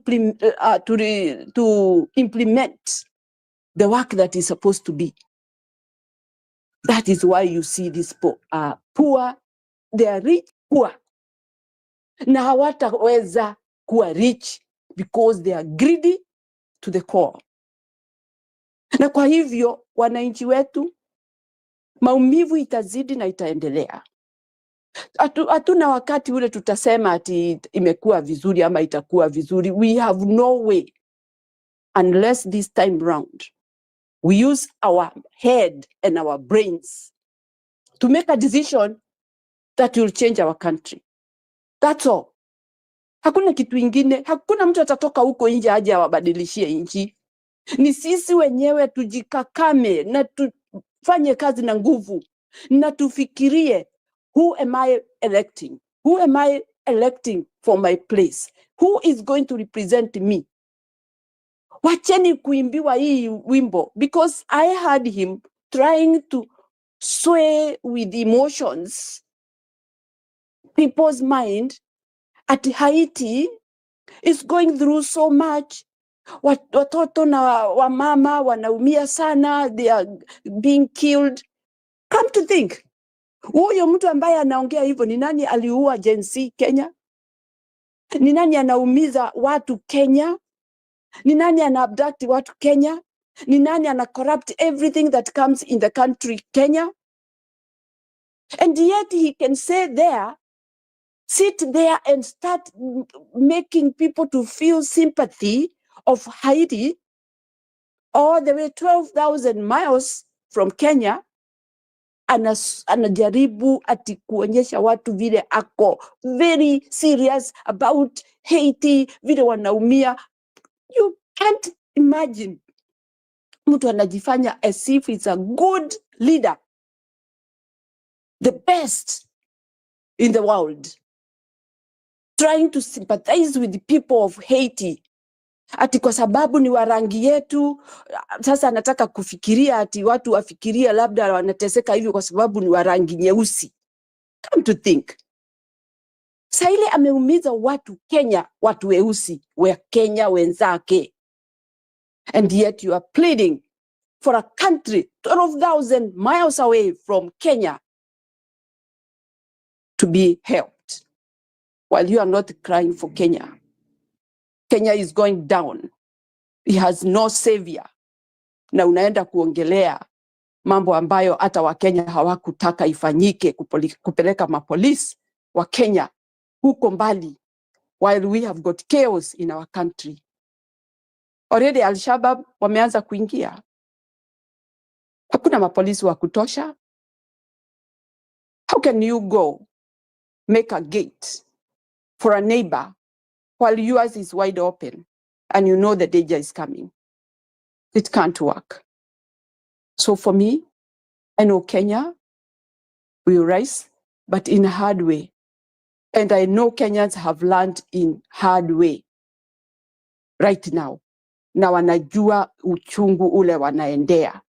And yet this guy want to convince us that he can lead, apewe wakati, ndio aendelee kutunyonga, ndio aendelee kuiba, ndio aendelee kusafiri in a very expensive jet kwa manufaa ya pesa za wa Kenya. It is very sad. So I ask Kenyans, if not this time, forget Kenya. But I know Kenyans are ready and they are fighting hard. They are looking forward to see that this country stand. It's my country, my motherland. I love it. Kwa sababu hakuna pahali ingine unaweza toshekea isipokuwa your own country. Many people are here, but they still sing about their country. And it's not bad.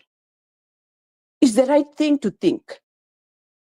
You cannot be a foreigner in a country and feel happy when you have left your roots back there. Huko ndio kwetu na ndio tutarudi. Na Wakenya wanafurahia kurudi kwao. Kama ni kazi tunafanya tukifikiria nyumbani. Na sio vibaya. Hata wao huenda nchi zingine na wanafanya kazi na wanarudi kwao. Kwa hivyo kila mtu ako na ruhusa ya kufanya kile unafikiria kinaweza kukusaidia. Lakini si mambo mabaya. Si kuwa mragai, si kuwa mwizi, si kuwa muuaji. We are being good citizens everywhere we go, because that is how we have been brought up. Lakini tumeharibiwa nchi yetu ambayo tunaipenda. But Kenyans, stand up. Stand on your grounds and say no.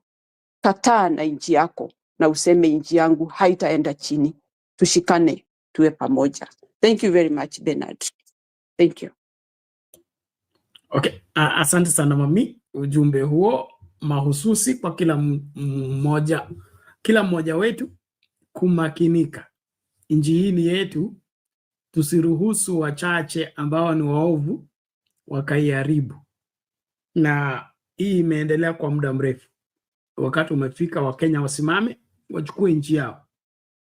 Kwa sababu wale ambao tulipeana nafasi ya kutulindia mali yetu, wamefanya mali yetu kuwa yao binafsi. So wakati umefika, mali irejee kwa wenye nchi. Na wenye nchi ndio wananchi. Wale ambao wanajipendekeza hapo kwamba wao ndio wenye nchi, lazima waelimishwe kwamba hii nchi ni ya kila Mkenya, wala sio wa viongozi ama wanasiasa. Viongozi wote aswa wa public service au ni wafanyikazi wa wananchi wa Kenya, sio bwana mkubwa. Hao ni wafanyikazi wa wananchi wa Kenya, na wanapaswa kuheshimu kila Mkenya, awe mdogo, awe mkubwa, awe amesoma, hajasoma. Kwa nini? Ni kutokana na ushuru wa kila Mkenya ndio mshahara wa rais unapatikana, mshahara wa mbunge unapatikana, mshahara wa senator unapatikana, mshahara wa women rep unapatikana, mshahara wa MCA unapatikana. Wakenya wote wakidinda, hakuna kulipa. Rais hana mshahara, mbunge hana mshahara, senator hana, governor hana mshahara. So sisi ndio wenye nchi na lazima ielewekwe hivyo, ili kila mmoja akitoka kwenda kupiga kura ama tukisema tunaenda kufukuza mtu fulani kutoka kwa ofisi, sisi ndio wenye mamlaka ya kufanya hivyo. Na hao wakifanya sisi kudai haki yetu kuwa si halali, basi hao ndio wana makosa, sio sisi. So let it be clear, because we can't be having a situation whereby wakati unataka kuajiriwa unakuja kuna tubembeleza, nifanye hii, nitafanya hii na haya. Ukiingia kwa ofisi sasa unakuwa boss, unaanza kutuamuru tupigwe risasi kwa mguu. Basi naomba hivi msimamo na tegea hapo hapo. Kuna hii hii naona kana kwamba ni kufumba macho kwa Wakenya ama ni tactic ya UDA, ambako tiketi ya Baringo imepeana kwa Gen Z. A 31-year-old. Is this a bribe to the Gen Z ama ni nini? Tusikiliza alafu msimamo uchukulia hapo. Now in politics tonight, 31-year-old Kiprono Cherubet will fly the United Democratic Alliance UDA flag in the upcoming Baringo senatorial by-election. The party primaries held across 975 polling stations were marked by low voter turnout. In Kakamega, David Athman Ndakwa emerged the winner in the Malava constituency primaries, securing the ticket for the by-election, beating the late MP's son, Brian Injendi Malulu, who emerged second. NTV's Laban Shaban reports on the outcomes of UDA party primaries conducted in various regions. Youthful aspirant Vincent Kiprono Cherubet Chemitei has been declared the winner in the United Democratic Alliance Party Senate primaries in Baringo County. Cherubet, who garnered close to 50,000 votes out of 105,316, was vying against 8 other aspirants, including Wycliffe Kipsang Tobole, Silas Tochim, Daniel Kipto, Ruben Chepsongol, Linus Kamket, Evans Mundulel, Joseph Cherutoi, and Isaiah Kirukmet. Kiprono Cherubet is the winner of the day. Let me congratulate my good people of Baringo for giving me this opportunity to serve them as their senator. I'm really grateful, I'm very happy, and I will honor them. I will serve them with distinction and honor. Low turnout and technical hiccups marred the primaries, meant to fill up the position left vacant following the death of Senator William Cheptumo earlier this year. And in Kakamega County, in Malava constituency, UDA party primaries were conducted across the 7 registered wards.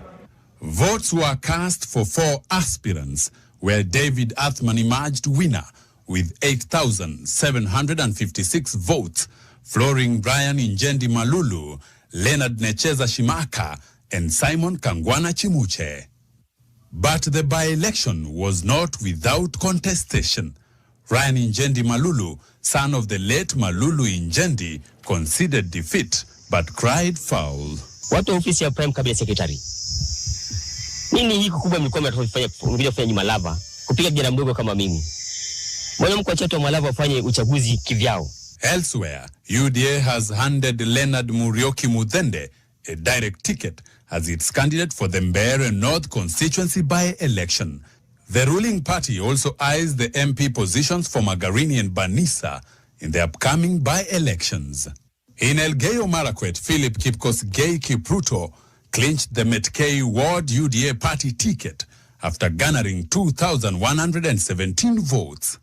Kipruto thrashed 4 other candidates, Daniel Chirchir, Victor Mutai, Nancy Bursalai, and Stephen Kiprono, to carry the day. The Independent Electoral and Boundaries Commission has scheduled by-elections for November 27, 2025 to fill 24 vacant seats, 1 Senate seat in Baringo, 6 National Assembly seats, and 17 County Assembly ward seats across different counties. Laban Shaban, NTV. There you have it. Msimamo kama uko tayari tuchambulie hilo. Reverend Lala, your gadget is not well configured. Restart it. It's saying it's not connected properly. If you can get me, Reverend Lala. Msimamo. Asante sana ndugu yangu Ben. Ndicho nimsalimie mama yangu hapa. Mami, pokea zangu. Alafu na wale wanatufuatilia. Asante Msimamo. Nikichukulia hapo kwa hizo by-election, tayari tunaona wapi wamelenga 2027. So the more tunajipiga kifua na Gen Z, lakini pia kuna Gen Z ambao nao wako upande mwingine, so si ajabu kwa sasa uchaguzi nao wameelekezwa huko kwa Gen Z, huko mnakokutegemea.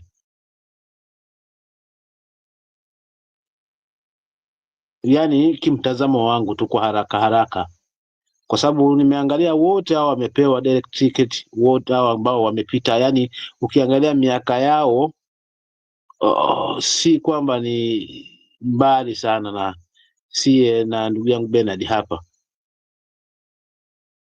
kumaanisha utashuhudia viti vikipewa haswa young tax, kutuziba macho na kutufumba macho vizuri mno, na utasikia siasa hiyo kwamba taifa tumewaregeshea vijana nguvu mpya, lakini hawatakuwa nguvu mpya, bali kwenda kuhesabu baba zao na kwenda kusavu makubaliano na kutimiza maagano. Maana tumeshuhudia UDA mfumo wao una serikali yao ndivyo. Wakikunyoshia kitu ukichukua ujue kwamba lazima utalipa. You must pay. Hawamaanishi tu ati lazima utalipa na utalipia tu. So kulipa kuna njia nyingi, kwa sababu kama mtu atakunyima haki ile ambayo ni ya kikatiba, kuweza kuwawakilisha watu na kama kiongozi na kuweza kuendeleza ile sauti ya wengi, haswa kuenda kuitetea mahali husika, kama hizo mbavu zimebanwa na unabidi uingie kumuimba mtu hata kama hafai useme anafaa, already hapo umelipia. So kwa ishara hii ya Gen Z kupewa na direct ticket na mipango ya UDA ni kuonyesha tayari kule ambako tumesimama kwa vijana andiko ambako kumelengwa, maana mwisho wa siku watakuwa ni wengi yes, kwamba watakuwa katika sura ya kitaifa kuna muonekano mwingine tofauti, yani kama kuna mabadiliko fulani kweli, uongozi unatoka kwa wazee na unarudi mikononi kwa vijana, lakini si vijana, ni wale wazee ndio ambao wapo kimpango fulani.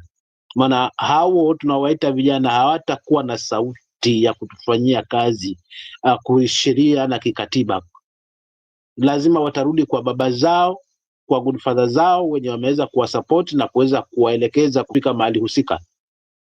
Kwa hivyo hilo tu ni ndo langu la kuhusiana na hizo by elections za UDA na jinsi ambazo naona zimeshuka upande wa Gen Z. Lingine ambalo pia naweza nikatichangia hapo, mimi nasema ni wakati wa sisi ambao tunahisi mwiba ama kiatu kinatufinya, tujitokeze katika kutafuta uongozi, na tukishajitokeza turudi, maana itakuwa ndio fursa pekee ya kuweza kuwaeleza watu wetu ukweli. Maana imani yangu inaniambia ukweli ukidhihiri, basi uongo hujitenga. Huu ndio wakati wa kurudi mashinani na kuhakikisha kwamba tunawaeleza watu wetu the way mambo yalivyo. Tusijiangalie hadhi zetu kwamba labda pengine uongozi lazima uwe unaonekana una mambo ambayo una mali, una kila kitu. Hiyo mentality hii tuondokee. Tuonyeshe uongozi si mali, hapana. Uongozi ama maendeleo si lugha ama speech tamu tu. Uongozi ni ile passion na nguvu kuona kwamba nchi inaharibika. Sauti yangu ndio ambayo itakuwa ndo ukombozi wangu, kwenda kukanganyana na kupingana na hii dhuluma ambayo tunaiona ikiendelea. So mimi kitu tuna rai kwamba tukijitokeza kugombania nyadhifa tofauti katika hili taifa, haswa sisi ambao tunahitaji mageuzi ya kweli, na tuingie mashinani kueleza ukweli, na tushikane mkono vizuri tu mapema.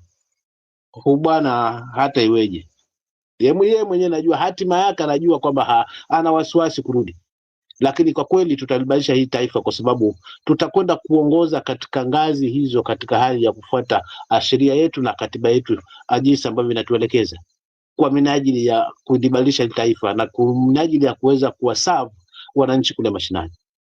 Na ndio maana juzi nikakwambia hapa Bernard kwamba nimeamua kuchukua hayo maamuzi ya kuweza kugombea hata hiyo ngazi ndogo ya MCA huku, kwa sababu najua katika hiyo ward, kama Mungu atanijalia, hakika kwa kweli niingie katika uongozi, basi nitaongoza kwa mnajibu ya matamanio yangu niliyokuwa nayo, kwamba lazima nitaongoza kutokana haswa na vile katiba yangu inavyonipa mwongozo. Kama nimeenda kule kuwakilisha sauti ya watu wangu, ama kwenda kule kuhakikisha kwamba nimesimamia mgao katika wadi wangu ya maendeleo, basi nitimize hilo, watu wangu wabadilike. So kwa kufanya hivyo, hizi nyadhifa kama tuzazichukua kwa watu ambao tuna nia swafi, na bunge lile lipate watu ambao Mungu amejalia wana nia swafi, sidhani kama tutapitisha miswada ambayo itakuwa ni ya kienyeji kama tulivyoshuhudia. Maana hatima ya hili taifa lipo mikononi mwetu, na ni mpaka mtu pale alipo participate kuweza kuondoana na huyu ndudi mahali yupo popote pale. Uko katika hili taifa una nafasi yako, uko nje ya hili taifa pia una nafasi yako. So tukijigundua kwamba hakika sisi kule ni wengi lakini tumebanwa mbavu, basi itabidi turudi kwa pamoja, kwa mawazo wa pamoja, na sisi turudi haswa chini huku mashinani, kuhakikisha kwamba nyadhifa za uongozi tumezichukua. Senate tumechukua, governor tumechukua, MCA tumechukua, women tumechukua, hivyo viti ambavyo ni vya muhimu zaidi tumevichukua wenye nia swafi. Hapo nadhani pia tutakuwa, kimtazamo wangu tunaona kama tutakuwa pia tumeweza kupata nafasi. Nimpishe babangu hapa, mzee wetu Lala hapa, naona pia ametimka, nitaka kumwachia aendeleze. Acha jaribu kurejea tuone. Nakubaliana na wewe, lakini swala liko hapa. Wengi hao vijana wanao tafuta nafasi ya kugombea viti, mojawapo ya dhambi ya siasa zetu ni kutumika kwa hela. Kumbuka, kazi kwa vijana, pesa kwa wazee. Sitakuwa na hiyo tena wakati tumejaa bungeni, lakini wote tuko sponsored na wazee. Tuko na sponsor. Kumbuka aliyekupikia. Kumbuka babu yako. Tutakuwa na bunge tena. Hilo nalo neno, lakini matumani yangu yananiambia kwamba kuingia kule si lazima mpaka wazee wawe wamefu, wale ambao watakutumia, kwa sababu niliona hapa Peter Slesa cha ajabu tu, ingawaje sawa na mapungufu yake hapa na pale ambayo tunayaona huyu mwana comedian. Lakini turudi pale nyuma, wakati alipofanya siasa zake, nani aliamini Peter Slasa atakuwa MP? Wakati akiandika mabango yake kwa mawe, akiingia bungeni, hata kuvaa kwenyewe ilikuwa pia balaa. But kwa sababu Mungu ashamtumia, alikuwa ashakusudia, basi Mungu hakuwa na budi ya kuiangaza hiyo njia ya Peter Slasa. For instance, tungekuwa na Peter Slasa kama 10,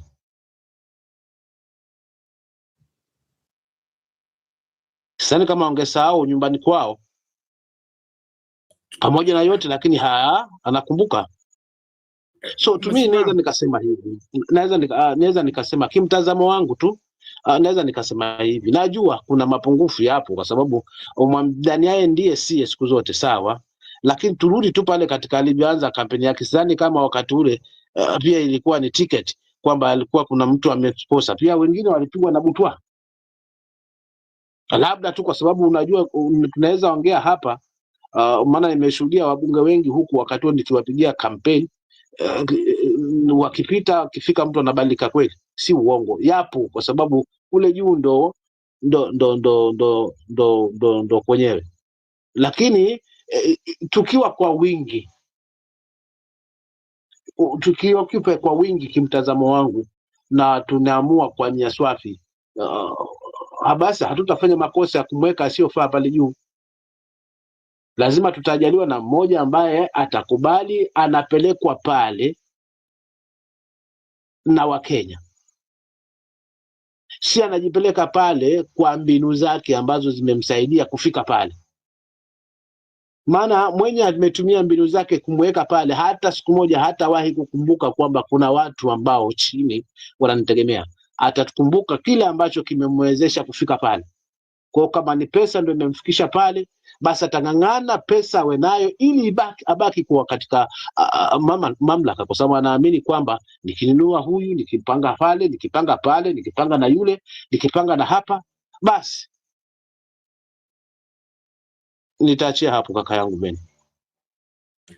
Okay, thank you Msimamo, I appreciate that, na tunaomba kila kitu kwende kulingana na mipango. Kwangu mimi kile na hofia ni kwamba siasa za William Ruto, kuna mtu alimdescribe kwamba anafikiria ni former Makueni governor, Kivutha Kibwana, akasema is a last mile politician. Last mile politician kumaanisha anakwenda kabisa mpaka mwisho ndio arudi mwanzo, aanze kupanga mikakati kwamba kule alikokwenda uko ndiko atakapotamatishia.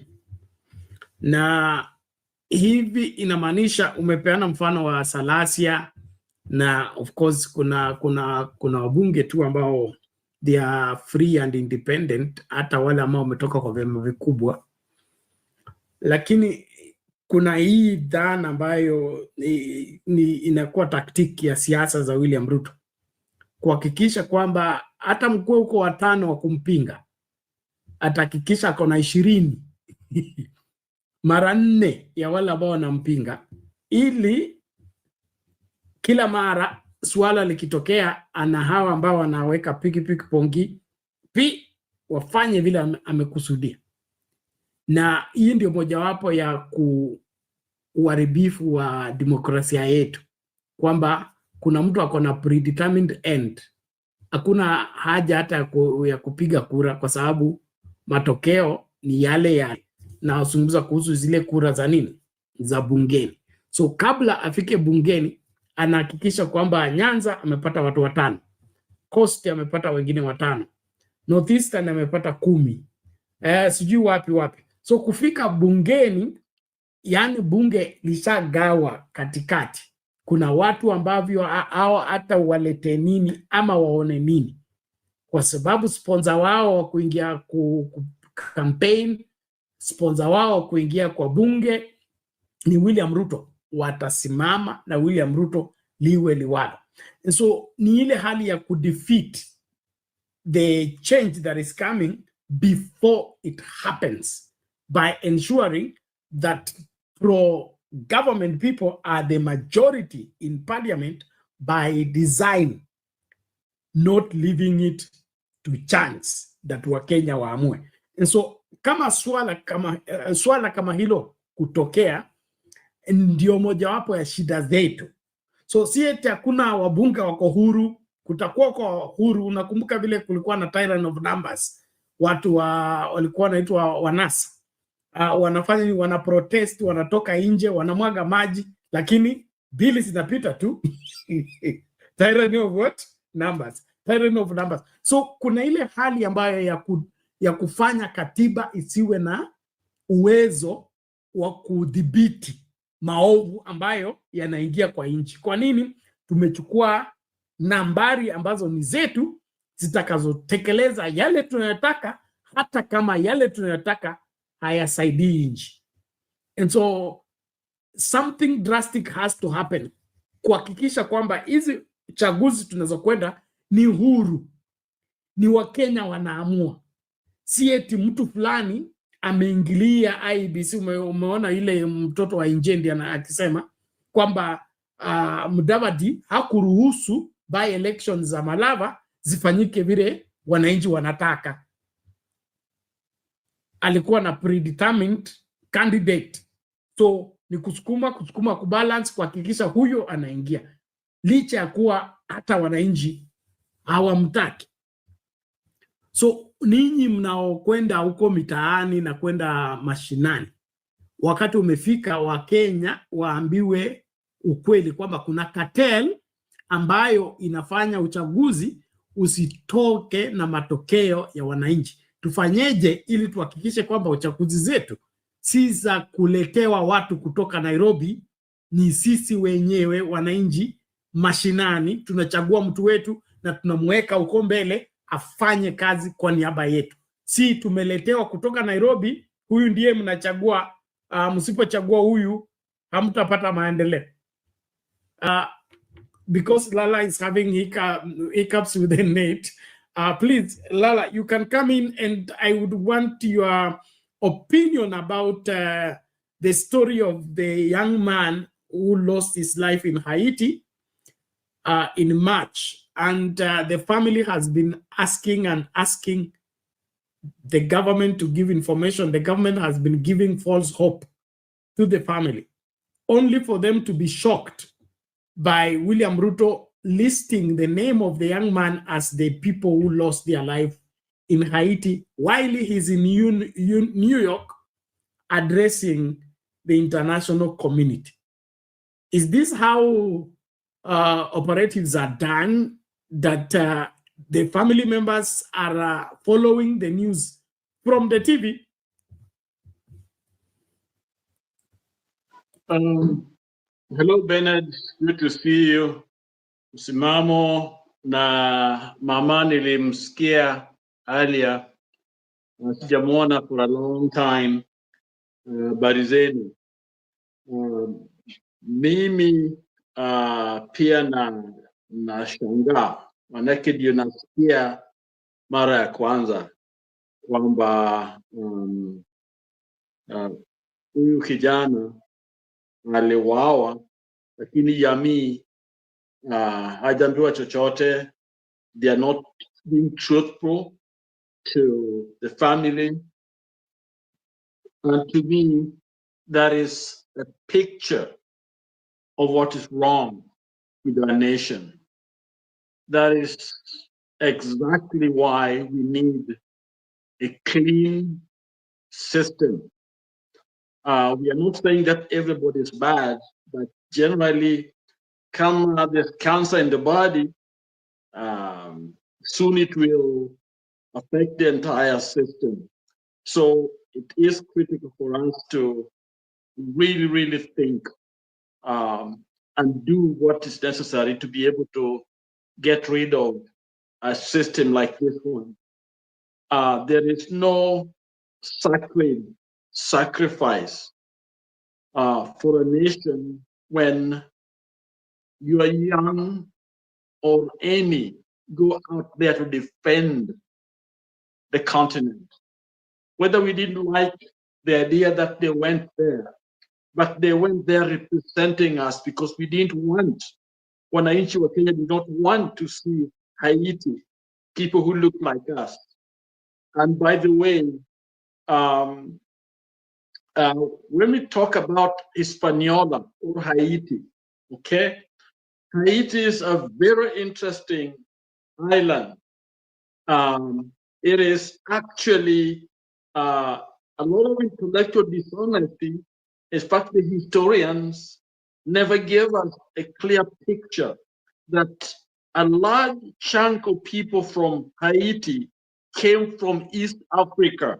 Let me hear, and if somebody hear me again, they came from East Africa. This has been denied for a long time till in the coast, in the Cape of Good Hope down in the south, a shipwreck was discovered there with people that capsized. I mean, it sunk in there, and the people are from East Africa. And it's believed that several ships made that voyage,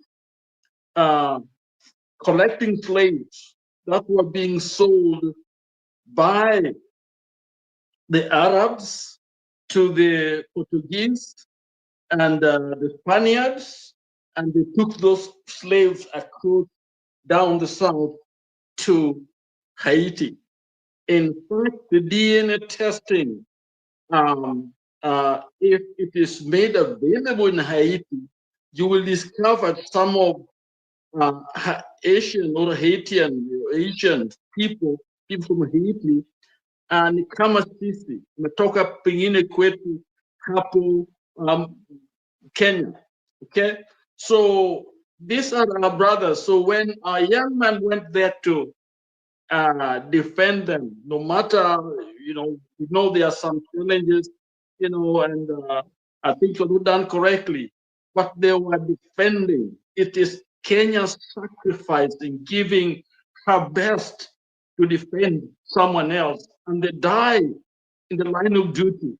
There's nothing more sacred than that blood of that young man, which all of us should embrace and all hold up that, and that blood is not shed in vain, so that we don't take for granted that beautiful sacrifice. It is actually that blood that should speak to all of us that life is about sacrifice. We give, we share, not about holding. This government is about getting, as my sister stated there, watu wa kunyakua. It's about themselves. They're full of themselves instead of sacrifice. Leadership is about sacrifice. And that young man is a leader. And even some of those streets should be named, after that young man's name. His family should be informed of what went on and how their son died, and there must be compensation and honor. Okay, I'm a Kenyan, but I happen to be a dual citizen, so I do understand this sacrifice of the American soldiers. When one dies outside there, we make sure that their families are taken care of. We do that. And I am involved a lot of time as a minister, as a mental health person, to wait for the families, and we travel, go and see them and work with them. And a lot of times, if they are known soldiers, their memory is always a sacred thing to all of us. we have a place where they're buried, so we go there, Lincoln Memorial and other places, different sites. Those are very honored places because their names are not supposed to die, because those names, those people sacrificed. So to hear what you're sharing with us, Bernard, Rev, it is heartbreaking that this young man's death has been taken for granted. It's like become a takataka. It's come as that entity. And these guys are flying and dining and vomiting on their feet, after eating all our resources. It's a very sad thing. So I'd like to hear more about that.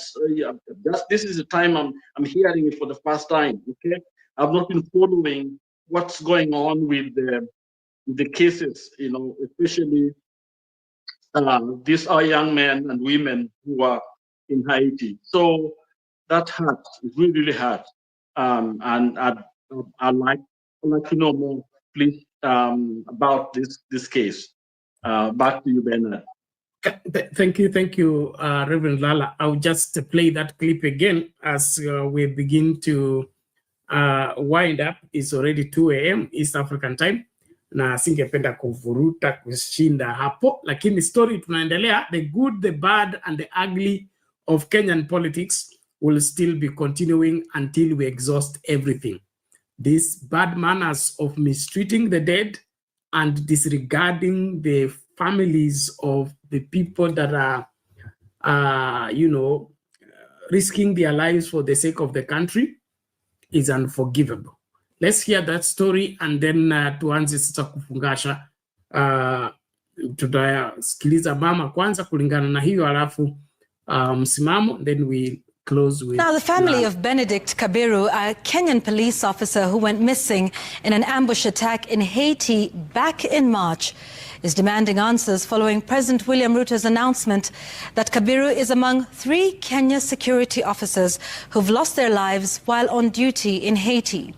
Still in shock following the revelation at a high-level meeting on Haiti held in New York, the family, which sued government over lack of information on his whereabouts, wants the government to bring his remains back home for burial. Gatete Njoroge reports. The friends of Haiti.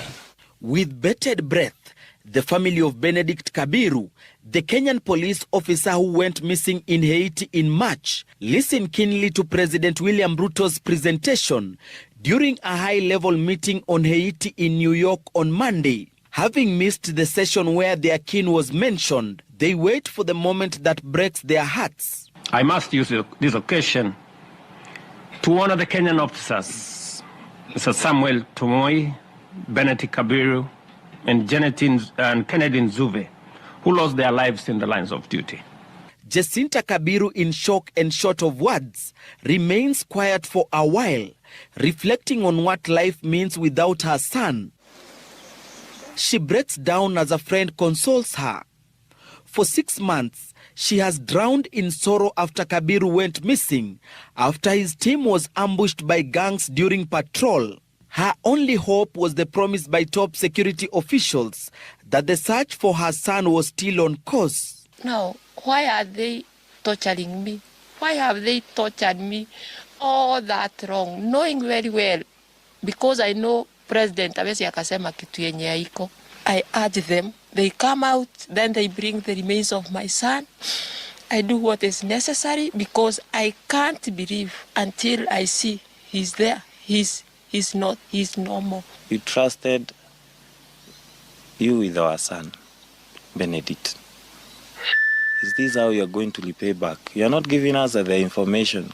You are not feeling the pain that we are feeling. The delay in finding her missing son, who was the sole breadwinner for his daughter, has left her dreams shattered. She was supposed to join JKUAT this September to pursue a degree in economics, but she is yet to do so because of lack of fees. The family, which has sued the government over lack of information on Kabiru's whereabouts, has defended the decision and demands answers on when exactly he died.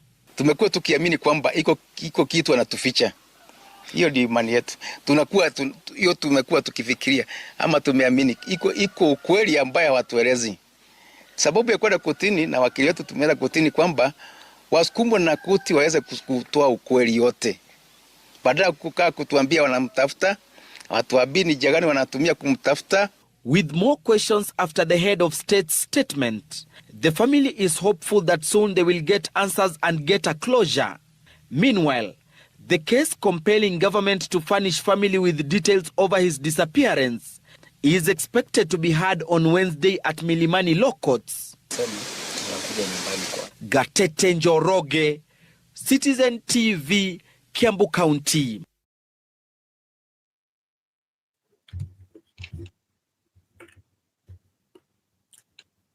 There you have it. Mama, if you're still there, dakika moja mbili hivi tukisonga.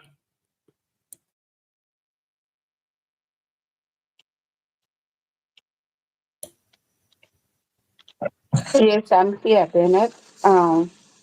There's something I wanted to add on what I said about Haiti. Let people understand that we are not against of when people to help another country when they are in shambles. I'm not against of support of how people can be supported when they are in problems. Haiti is a country like any other country whereby they are looking for peace and they are looking for their security. And for me, why I am so challenged to see what Ruto is doing by supplying policemen to that country. Even Haitians who would ask themselves a question. Why is he that able to help us? And we can see even from his country, there is no peace. That is also something that Haitians should consider and see. We are not complaining because our police came to support them, to help them out. We are talking about what causes about him feeling that he can support Haitians while his country is burning, his country is invaded. Those are the questions that we are asking. The support we also would need that other countries to help us when we are in shambles. So let people understand that I'm not against any support, but where is that support coming from? Who is giving you that support? What is he accomplishing in his own country so that to have that extra support that he is giving another country? And imagine somebody giving Haitians support, what they are going through. And you turn the other side, you come and find that he is supporting people who are killing children and women. And he is talking about Haitians, that children and women are suffering. Where does he stand? What is he? Why is he confusing the whole world? This guy ought to be out of leadership as soon as possible because he is playing games because of his own selfishness. It's not about peace or anything. He knows what really he is looking for. It's not about peace. And that one I disagree totally. You cannot be supporting other countries to fight with weapons. You are the supplier. And yet you go to the other side, you are playing that they have to have peace because I want to help them. You can't do that. And where you are originating, where you come from, your own country, really, is in shambles. The world should look at this picture and tell Ruto off. He is playing very slim ways just to show people like he is the ordeal, but it's not working and it will not work. Now that he has come to reveal about the death of that person, a funeral was announced that he is dead in March. But they were saying they are searching for him. But in Kenya, they are able to trace Gen Zs where they are seated and capture them and kill them. What is that? What is the intelligence of Kenya telling the guy? How weak is it to trace your own fellow Kenyan policemen who have gone there for a mission, and it takes all this long to know where he is? And finally, in a foreign country, you announce that he was dead. It doesn't work that way. Now you look so dirty, very untrue and untrustworthy. We cannot live in our country while our children go abroad under a mission, and when they die, it takes months and months before we could know the truth, and it is a hidden agenda, is a hidden matter. We can see that was something that he wanted to talk at the UNGA forum. I don't know what picture he wanted to portray. I don't know whether he wanted people to start crying because of Kabiru, who died those months. He looked even ridiculous in front of those presidents, in front of those other people who are in UNGA. Because what kind of a president are you? How comes you come to the foreign country to report about your policemen who have been killed in a mission? What secrets does it have? Why should you keep it with yourself? Is this the right place to come and announce about a death of a policeman? You look ridiculous. And that is very, very sad for the parents of Kabiru, for the relatives of Kabiru. It doesn't work that way. I don't think, I'm a lay woman, I don't know how things go, but that is not the right way to go. Kabiru is not a goat.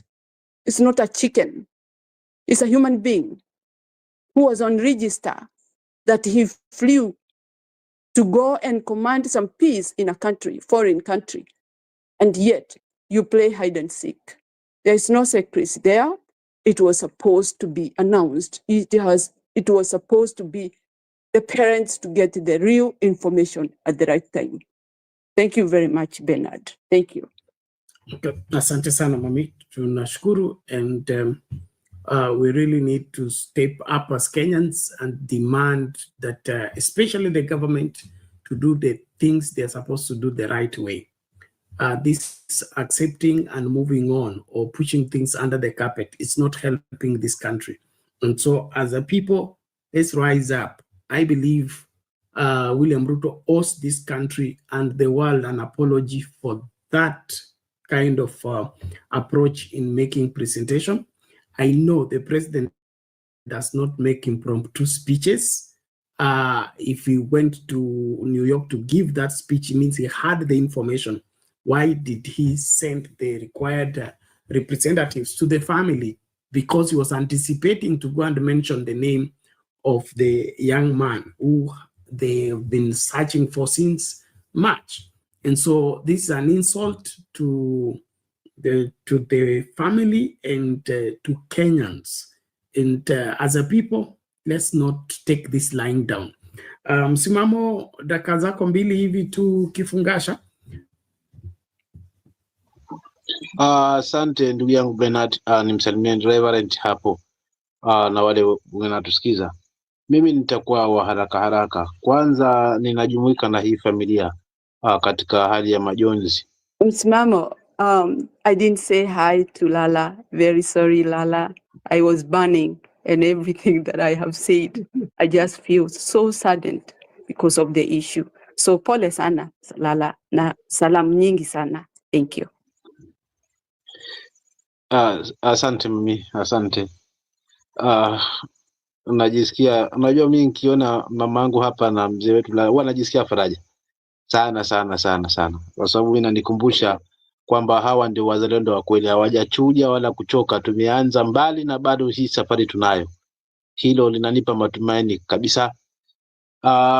Nikimalizia kwa haraka haraka, kwanza niungane na hawa familia kwa hali ya majonzi zaidi, maana hiyo miezi ni mingi mno, kiasi kwamba serikali ambayo inajali mwananchi basi tungekuwa tushapata la kuwa, lakini yote tisa la kumi, Mungu ndiye muweza. Nitasimama na wao daima lawama katika maombi katika hiki kipindi. Nitarudi tu kwa haraka haraka ili nifunge, tufunge kwa pamoja. Nitarudi pale kwa by elections zenye zimefanyika, na nitafunga kwa kusema hivi: suluhu ya hawa watu wenye wamechaguliwa katika hii tiketi, wa kuwaweka ni sisi, wa kuwachupilia mbali ni sisi. Wao wamefanya yao, ililobaki ni letu sisi. Na pia hapa ndipo kwa kuraise bendera yetu nyekundu ya ishara ya wazi kwamba tunapoelekea general election hatutakuwa na la kubahatisha.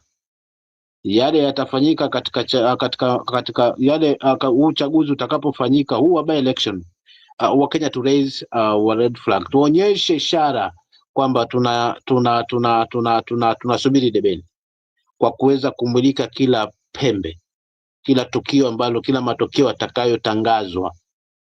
Yani tuwe ngange kwa simu zetu na tuwaonyesha IBC mpo, lakini na sisi pia ni IBC, kwa sababu kila ilivyo hii IBC tukiamini sisi kwa sasa hivi itatupeleka kusiko. Mimi hiyo ndio imani yangu, sijaiamini kutoka itengenezwe jinsi ilivyotengenezwa, kwa kucheleweshwa, tena kuja kutengenezwa kwa haraka haraka mno, inanipa maswali. Kwa hivyo kwa kuonyesha haswa kwamba hawa wana UDA mmepiana hizi tiketi, mmenyima hawa, mmenyima yale, mmefanya yenu, kilichobaki ni sisi wananchi. Kwa hivyo tunakaa nganga hapo kwa polling station. Wakifanya hivi jamaa wamerusha mtandaoni. Kwa kuonyesha hiyo ishara, tunaonyesha wazi hata general election inayokuja kwamba wafanye watakavyofanya kila mbinu, lakini kitacho kuzungumza ni Mkenya pale kwa polling station. Tukifauli hili la kurusha haya matokeo mapema awali yaonekane, hawakutakuwa na mahali kwa kujificha hawa. Lakini hili la kuchaguana kwenye by election, wafanye watakavyo, waeke watakao, lakini mwisho wa siku hawa watarejesha kwetu sisi. Maamuzi yetu yawe yenye tija, kwamba tunataka kumwadhibu mtu na kumuonyesha kwamba tumechoka. La pili ni hili la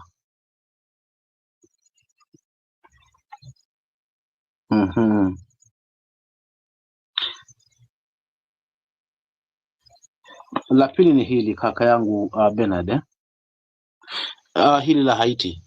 Unajua vitabu vyetu vya dini haswa Biblia vinatuambia kwamba ukitaka kutoa kibanzi, yani nani tu kwa mwenzako, angalia kwanza, toa boriti yako kwa jicho, kisha ndio muangalie yule mwenye kibanzi. Cha ajabu hapa kwetu sasa, ujue tunaongozwa na mithili ya kishetani. Maana shetani na akudanganye uingie box, alafu yeye atajitenga kando, baki na waibu. Leo hii tumeshuhudia kwanza mtu anatoa kibanzi cha kwa mwenzake, alafu anaacha boriti kwa jicho lake. Maana hiyo ndio hali nilivyoiona. Hawa kupelekwa Haiti, sidhani kwamba hapa kwetu kulikuwa na usalama wa kutosha kiasi hicho kwamba hawa wangeenda kupelekwa, walikuwa na haja kupelekwa Haiti kwenda kutetea kule. Lakini pia mfumo mzima kikatiba, je, polisi kweli walikuwa wanaruhusika kwenda? Ama ni ile mwenye nguvu mpishe ndio likuwa? Na kama ni hiyo mwenye nguvu mpishe, sasa hawa mabwana wakapelekwa kule, hawakupelekwa kule kwa nia ya kuweza kuleta usalama kule. Walipelekwa kule kimtazamo wangu mimi kama msimamo, ili mtu akamilishe maagano yake. Kwa hivyo kifa kule, hiyo ni yako, yeye ashamaliza la kwake. Na ufe sawa, already mimi nishatengeza yangu, lakini kisingizio tunatengeza amani kule. Amani ipi ambayo hapa kwenye nchi yetu tunashuhudia watu wanauawa kinyama? Wiki iliyoisha tu tumeshuhudia bwana yule wakili mambo yalivyojiri. alivyouawa kinyama. CCTV zipo na kadhalika, ishara wazi kwamba hatuko katika hali nzuri kiusalama, na si kwamba ni hilo tu tukio, ni mengi tu ambayo yanafungamana na masuala na usalama. So najiuliza mwisho kabisa kwamba lengo la hawa kupelekwa kwanza ilikuwa kikatiba polisi kwenda kushikilia doria kule, na kama haikuwa katiba inaruhusu, basi kulikuwa na maagano, huenda watu wanatengeza misheni zao na kutumia Wakenya kama chambo.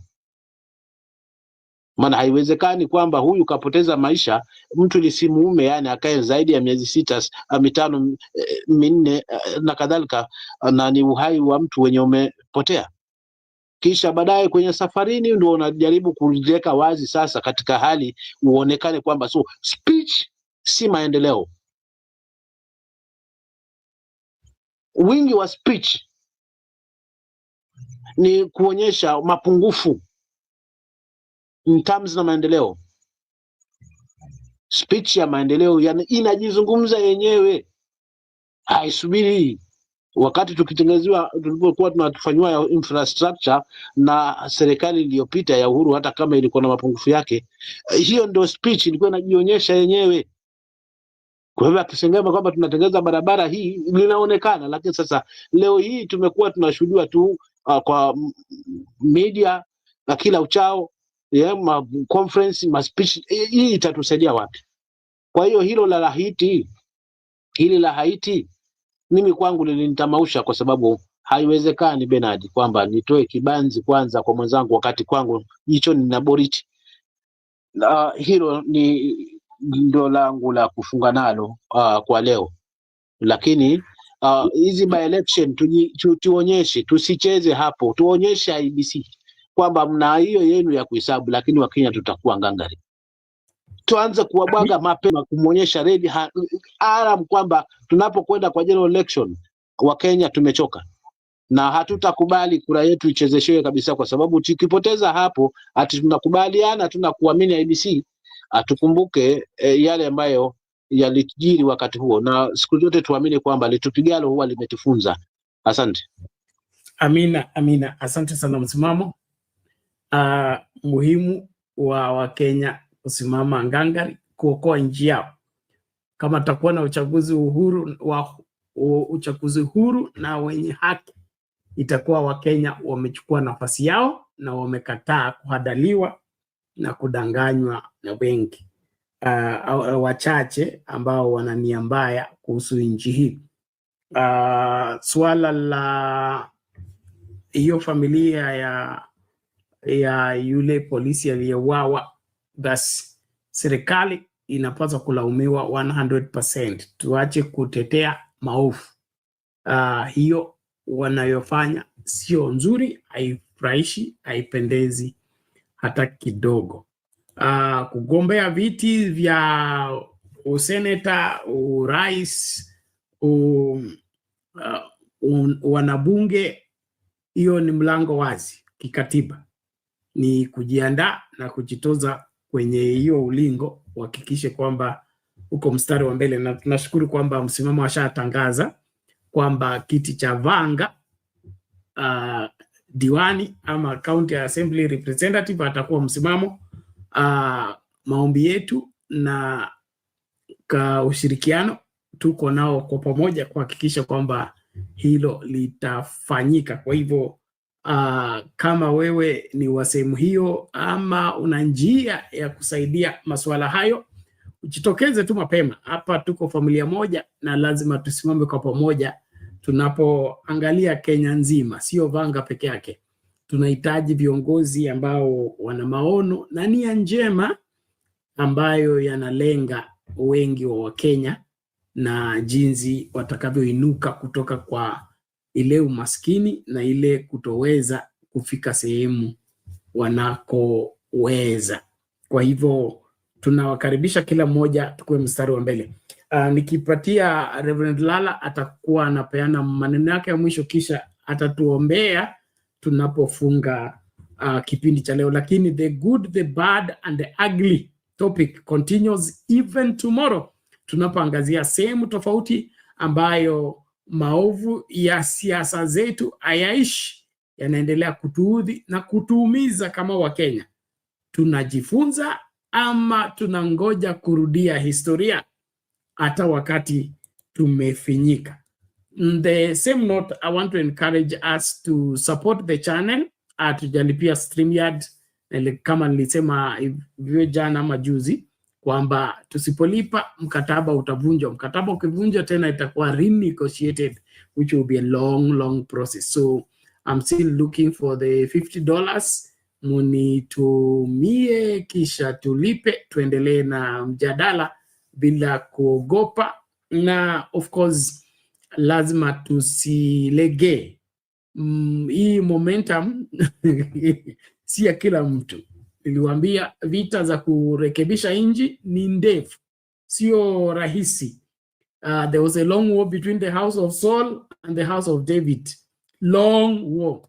And the house of David grew stronger and stronger, and the house of Saul grew weaker and weaker. Remember, it was a long war. So to fix this country is going to be a long war. Usikuje ukifikiria ni sprint, utalipuka umalize, alafu zimu litakuwa linakuangalia hivi ukishamaliza nguvu zako zote. So lazima tuwe ready to go an extra mile to make that difference. So make sure that you do your part. You can also join as Sound Candy Talk member. And those of you who have joined as members, we are receiving some signals that some have not serviced their cards. So the YouTube deductions for membership are not taking place. So we are stuck and we need you to help us pick up and move forward. Thank you so much. Reverend Rala, you can summarize for us, but the other stories, we'll be carrying them in the conversation tomorrow. Thank you very much. Karibu.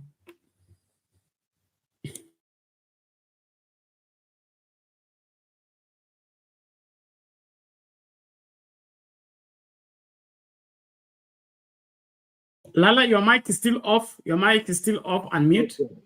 Oh, asante Bernard, asante wenzangu, msimamo na mama. Tunashukuru that msimamo ni huo ya kusimamia haki. I just want to say something about the Constitution. And this is a case with this young man who has died that I want to congratulate the judge who basically stated clearly that a police officer is hired, or his mandate is to work within Kenya, not outside. Okay, that is what the Constitution says. I think it is Article 246 and 3 and 246, I think 4, they all restrict the work of a police officer to only cover work within Kenya.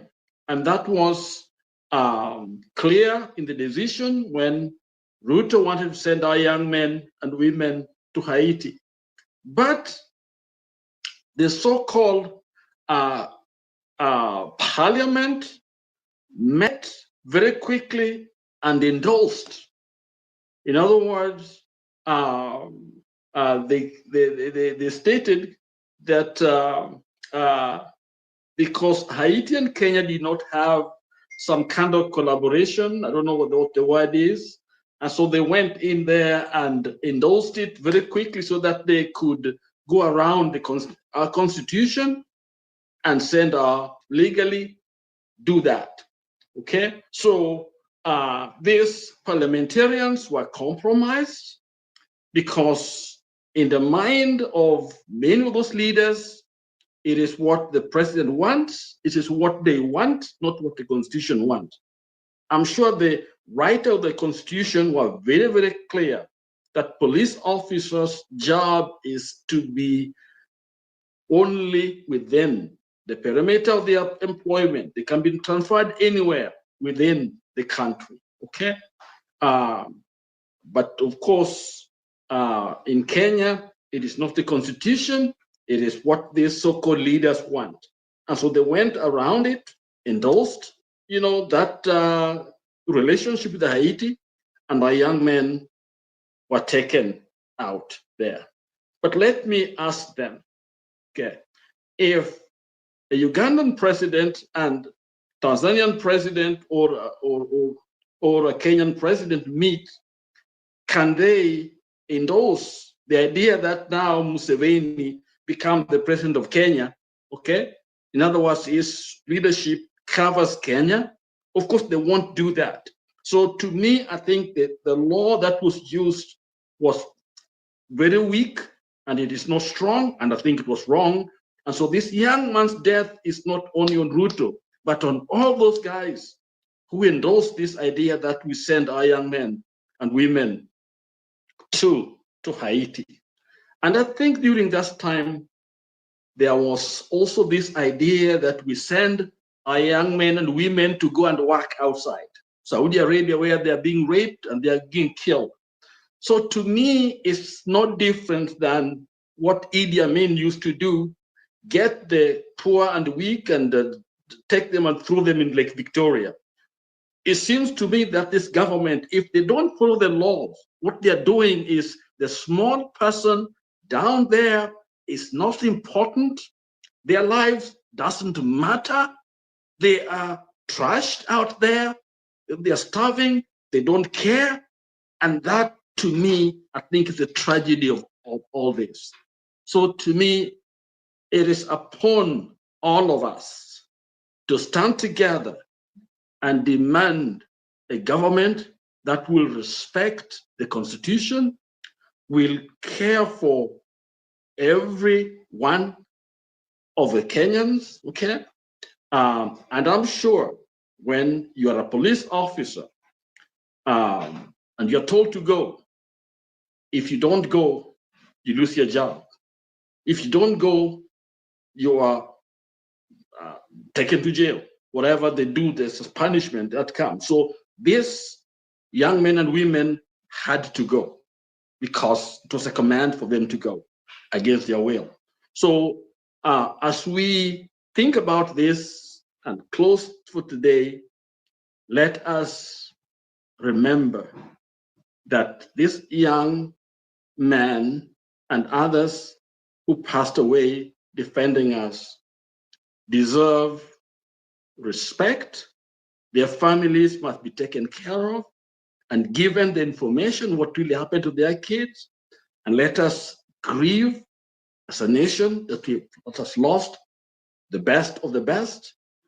And let us remember that the Constitution must be at the center of everything if we're going to be a country that respect, that prosper, a country that has a future. Thank you, Bernard. I think we can say a word of prayer to pray for the families, pray for each other, that God will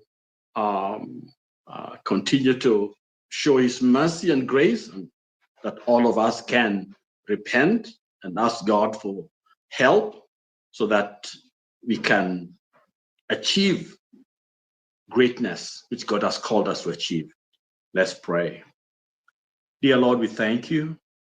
We thank you for a place like what we have where we can come together to discuss matters concerning our nation of Kenya. Thank you, Father, that you gave us this land, a land that has so much. And we thank you for that wonderful grace that allow us to make it day by day. But at the same time, we know there are challenges that are there that require only your grace, your hand to move in that mighty way. Dear Heavenly Father, we pray for these families that have lost their loved ones. The Kabiru family, we commit them before you. We pray that, Father God, you comfort them and may you give them peace in their heart, Lord. Thank you for the gift of their service to the nation. Lord, we pray for the nation at this time. We ask you, Father, to help us as communities of Kenya, that, Lord, we shall see beyond our weakness and failures and see a God of strength. We thank you, Father, that you'll help us to guard our constitution and honor you, Lord, with our living. We come against the spirit of corruption, nepotism, bribery, and all the ills that, Lord, you will give us grace, give us spirit of repentance, and Lord God, you keep us as a nation together. We honor you and thank you, Father, even for the leaders that you've given us, Lord, the ones that you're nurturing, we are nurturing now. But Father God, they shall be people of integrity, people that want to do that which is right, so that those that are weak amongst us can be strengthened, Lord.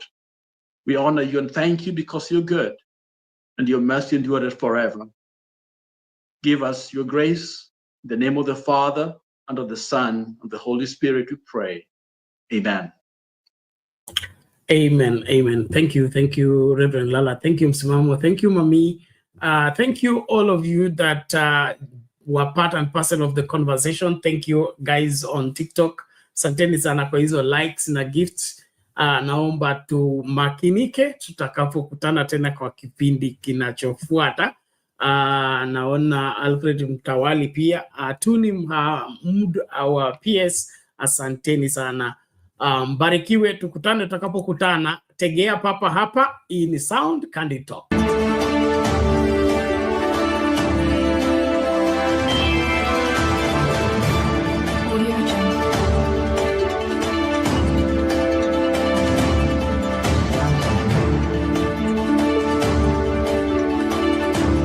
Sound Candid Talk Live News.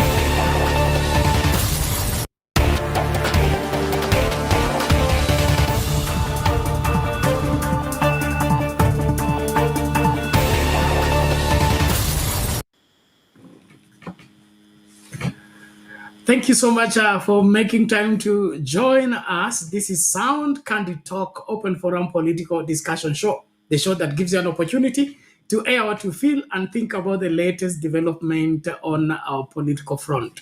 While the world is in shock about the developments in Tanzania. Now, Tanzania is one country that has sold itself to the rest of the world as the beacon of peace, the oasis of harmony and unity, where chaos, conflicts, and fights are not so much exhibited. But following the elections that took place on the 29th of October, amidst disquiet and, of course, oppressive measures deployed by the CCM government led by Mama Samia Hassan, it has made a manifestation of the Tanzania we never knew existed. It has been always believed that Tanzanians are a peace-loving. Tanzanians are not prone to violence.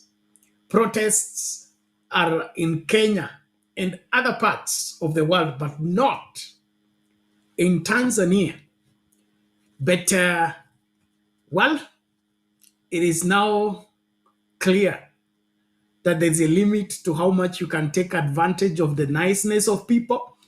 There is a limit to how much you can stifle people and put them under your ambit. They may play along for a while, but a time comes when they say enough is enough.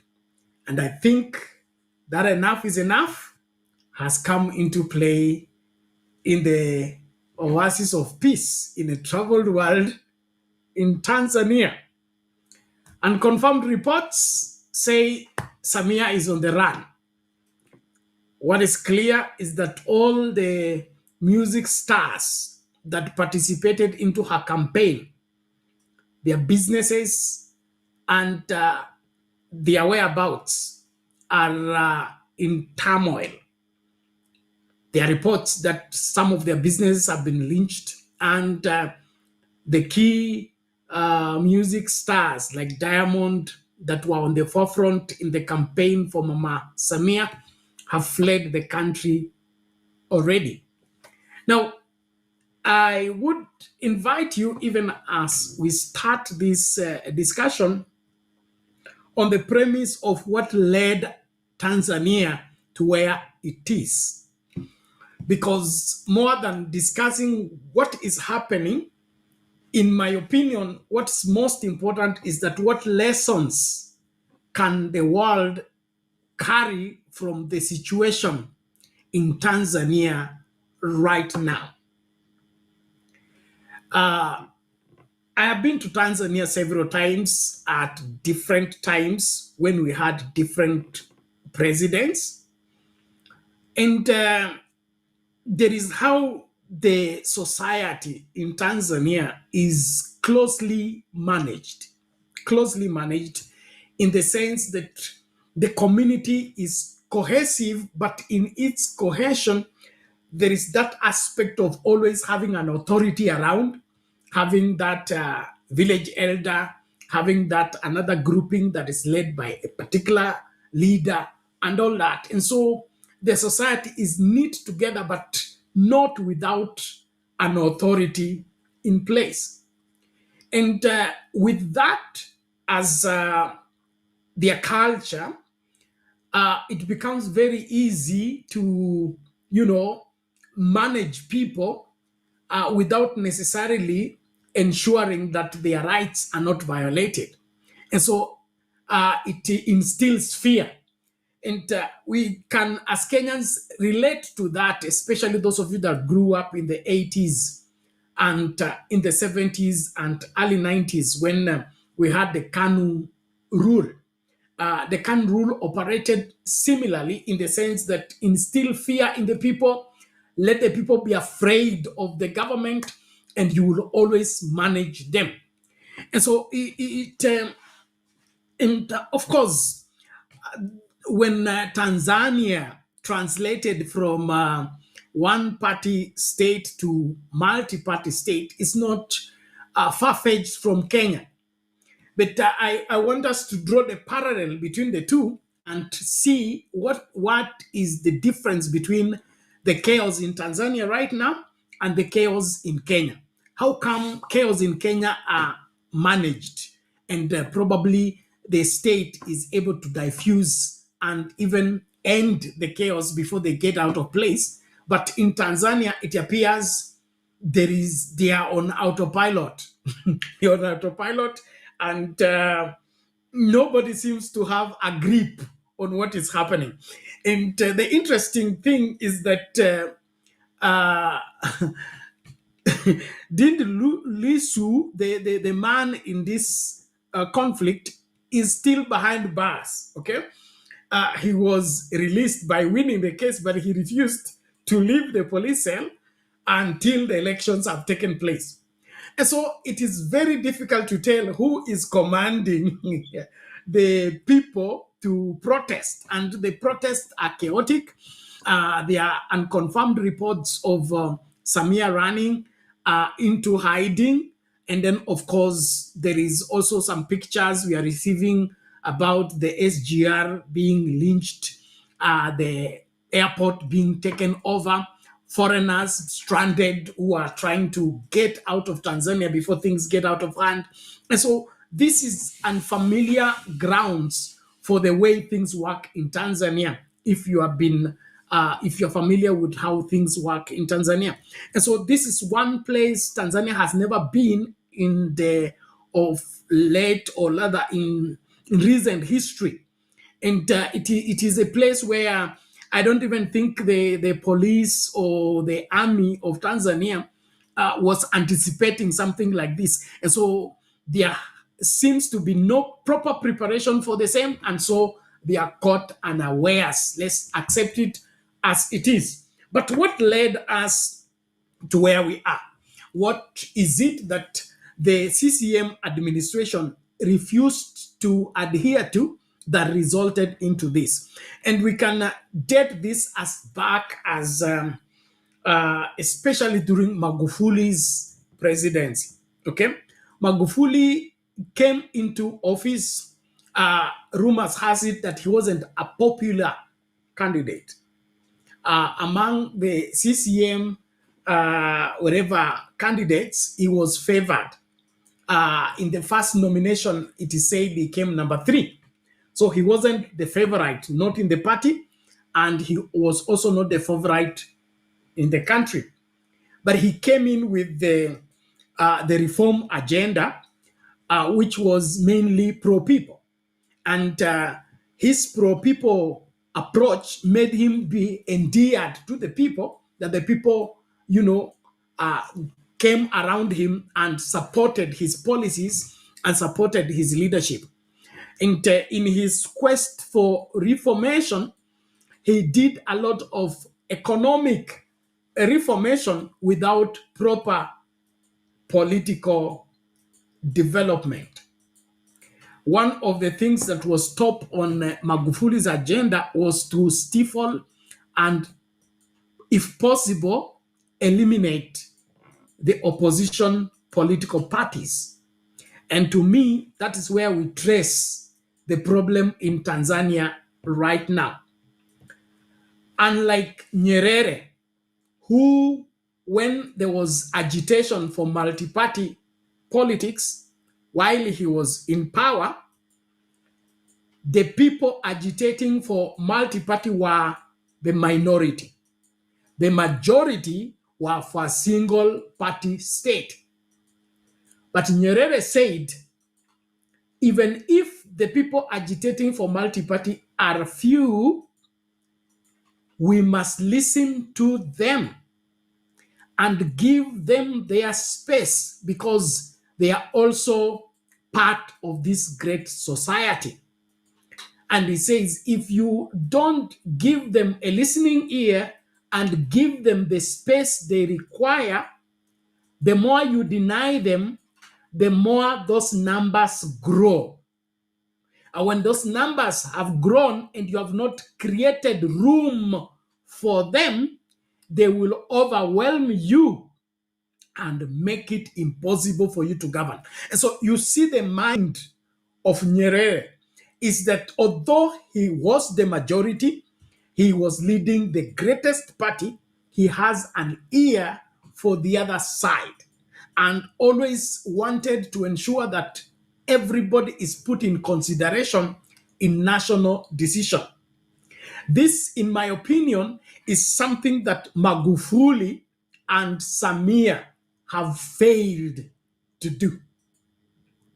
They believed that being in power is stopping every dissenting voice, silencing every other contrary voice, so that you are in power and you can command and everybody lies down. That kind of leadership has been passed with time.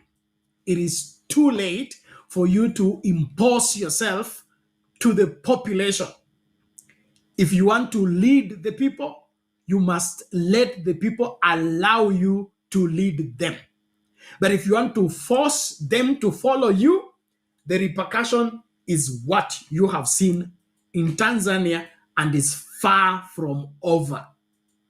And so these are some of the things that we need to carry along. And so the downfall of CCM and the downfall of Tanzania as a nation springs from the failure to prepare herself for the changes that are being demanded by the people. Unlike Kenya, when there was agitation for multi-party, Moi was wise, okay? He resisted and resisted, but reached a place and said, no, if we continue like this, we will not manage. And of course, if you are a good history student, you know that Moi was not ready to leave office in 92. He wasn't prepared. He didn't have an exit strategy. And the agitation for multi-party had reached its peak. And so he said, insisting on single-party state is too late, but I have to prepare myself to get out of office. And so what happens? He accepts what the opposition was demanding and then look for a way to manage it so that he can gradually buy more time so that by the time he leaves office, the country is in a position to allow other dissenting voices to operate, but within a controlled space that is manageable. Unlike Magufuli and Samia, who thought that by silencing the opposition, arresting, abducting, intimidating, you are in power. Now that power is threatened. Now the situation is not the same again. Well, we'll be listening to the counsel by Nyerere, which in my opinion was neglected and is the reason why we are where we are as far as the situation in Tanzania is concerned. And then there, of course, we'll give you the updates of what's happening. We appreciate all of you that are joining. Please start by liking the video, sharing it with somebody, and of course, getting more people to join. I really salute all of you that are coming through for us. Looking forward to be joined by various contributors who will also be sharing their wisdom on the same. I hope Jacinto Bey will be able to join us. He lived part of his life in Tanzania, so he will be able to intimate us on what transpires in Tanzania and what has gone wrong or what is right about what is happening.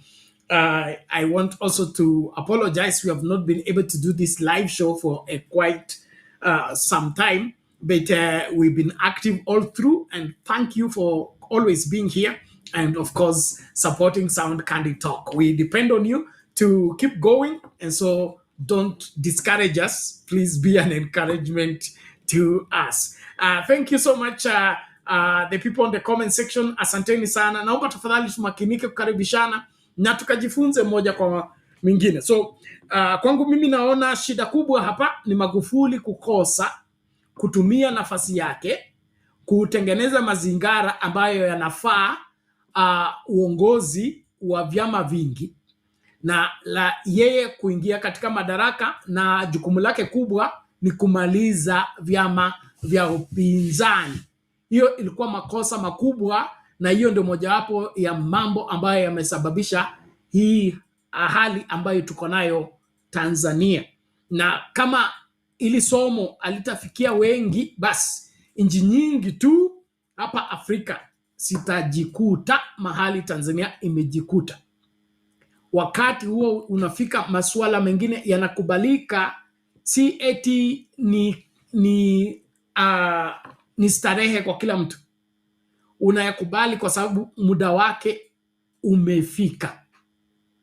Yes, ni kama mimba, kama imefika mtoto kuzaliwa, hakuna kuomba muda tena.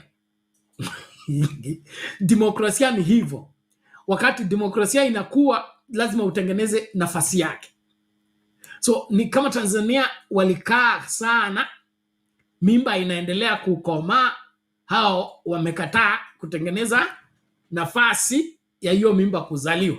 So imekuwa mtoto azaliwe barabarani azaliwe bila kuzuiliwa. Na hapa ndipo wengi tu wanapaswa kujifunza. Kwa hivyo karibu kwa show, naomba tafadhali umakinike kukaribisha mtu, alafu tukachambue siasa zetu. Hatutakaa sana, lakini wakati tuna muda hapa tutaweza kukuelewesha ni kipi hiki kinachoendelea na ni vipi tutakavyosonga mbele kwa mambo haya yote. Karibu, we are taking a short break. When we are back, we'll be bringing you what is happening, and thereafter we dive deep into the council of Mwalimu Nyerere on matters politics and how we arrive at a candidate for political parties before the general elections.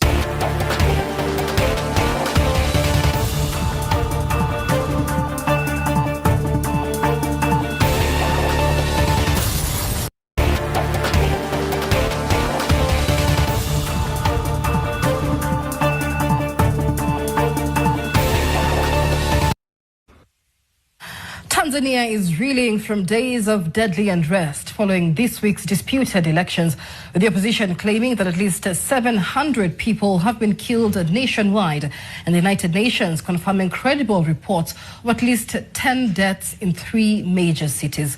With the government insisting it is restoring order after what it calls isolated incidents, Kenya now finds itself acting as a buffer, tightening security at the Damanga border to stop the violence from spilling further across East Africa. Now, with fear rising and freedom shrinking, Tanzania faces its most perilous moment in years, a test not just of power, but of democracy itself. And with Ashley Atieno has the details. The aftermath of Tanzania's general election has turned deadly. What began as protests over a disrupted vote has spiraled into some of the country's worst unrest in years. In city after city, from Dar es Salaam to Morogoro and Shinyanga, anger has exploded over, with Tanzania's main opposition party, Chadema, saying the death toll is far higher than officials admit. Party spokesperson John Kitoka claims more than 700 people have been killed since Wednesday, citing reports from health workers and eyewitnesses across the country. Meanwhile, the United Nations says it has confirmed at least 10 deaths, urging restraint from both security forces and protesters. We are alarmed by the deaths and injuries that have occurred in the ongoing election-related protests in Tanzania. Credible reports we have received indicate that at least 10 people were killed in Dar es Salaam, Shinyanga, and Morogoro as the security forces used firearms and tear gas to disperse protesters. Curfews now blanket Dar es Salaam, and government offices have been touched. Internet access remains severely disrupted. The government insists these are isolated breaches of peace and says order will soon be restored. But on the streets, normal feels far away. At the Namanga border, the unrest has spilled into Kenya, where chaos erupted Thursday as protesters clashed with police and trade routes ground to a halt. Our officers are competent enough to deal with any situations. If there will be any inconveniences in terms of movement of cargo and people, I believe that the officers at our points of entry and exit must be able to advise those who are moving in a manner that then we don't endanger anyone's life. But as Kenya tightens security, anger continues to simmer. Mombasa-based activists are now demanding the release of Kenyan journalist Juma Shoka, who was arrested by Tanzanian authorities at the Horohoro border while documenting human rights abuses. Waliomshika ni maafisa ambao walijitambulisha, manake walikuwa wamevaa plain clothes kutoka Tanzania. Tunakemea vikali kushikwa kwake na tunataka wachwe haraka iwezekanavyo. Na vile mambo yalivyo Tanzania, sijui utamfanyaje. Sasa tuna appeal tu kama Kenya itapita haraka na ili achiliwe, maana tunahofia usalama wake. Meanwhile, the European Parliament has denounced Tanzania's election as a fraud, saying it unfolded under repression, intimidation and fear. As the Electoral Commission continues to release results showing President Suluhu in commanding leads, the scene on Tanzanian streets tell a far different story, one of shattered trust, rising anger and fading hope. Ashley Atieno, NTV. Tanzania is reeling from days of deadly unrest following this week's dispute. Okay, there you have it, the updates from what's going on in Tanzania. Apologies, we could only share the audio of that particular video. We will be able to probably sort out what the issue is, then you get the video later. But you can see there are conflicting reports about the actual number of deaths. But Tanzania being what it is and what we, treated to, it is not far-fetched to say that 700 people are dead from this particular protest. These are, I would say, nationwide protests and countrywide protests. And Tanzania is a very secretive country. Secretive in the sense that the operations of the police and wherever those quelling the protests, it's top secret. And so what the human rights are reporting could not be an exaggeration. Don't forget that we had cases of abductions even during Magufuli's time. Dindi Lisu was shot 16 bullets in an attempt to silence him. That was in Magufuli's time. And so the high-handedness of the police officers and the authorities in dealing with the ordinary wananchi, and then, of course, the opposition is not an exaggeration. And so I would that we put that in perspective. But it also appears that there is an overestimation of the capacity of the police in Tanzania. We all not to forget that Tanzania is a very big country. It's a very huge mass land. And managing chaos is very different from Kenya. Okay, the size of Tanzania is bigger than Kenya.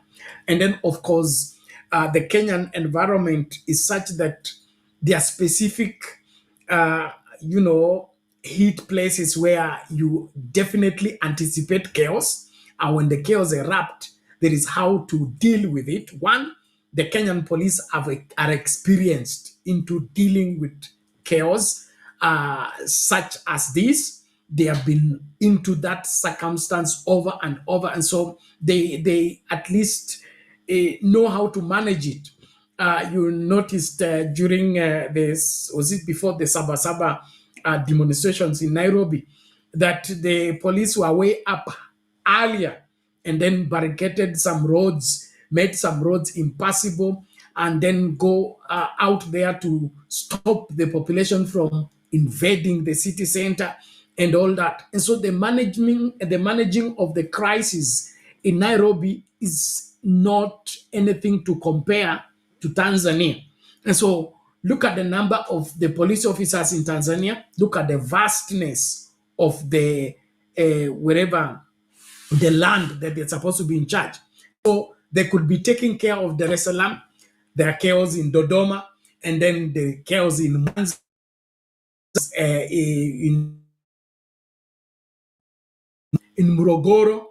And these cities are also far apart from each other. Okay, and like Nairobi, you can manage Nairobi, manage Mombasa, take care of Kisumu, and of course Migori, and you are on top of the situation. But now I don't think Tanzania has enough police officers to take care of Mwanza, take care of Dodoma, take care of Dar es Salaam, take care of Morogoro, and other cities, Dodoma and the rest. And so it is clear that as at now they are overwhelmed. And what do police do when they are overwhelmed? They resort into shoot to kill. And this shoot to kill will be historical. It will be historical. And we just pray that the matter doesn't get so bad than it is already.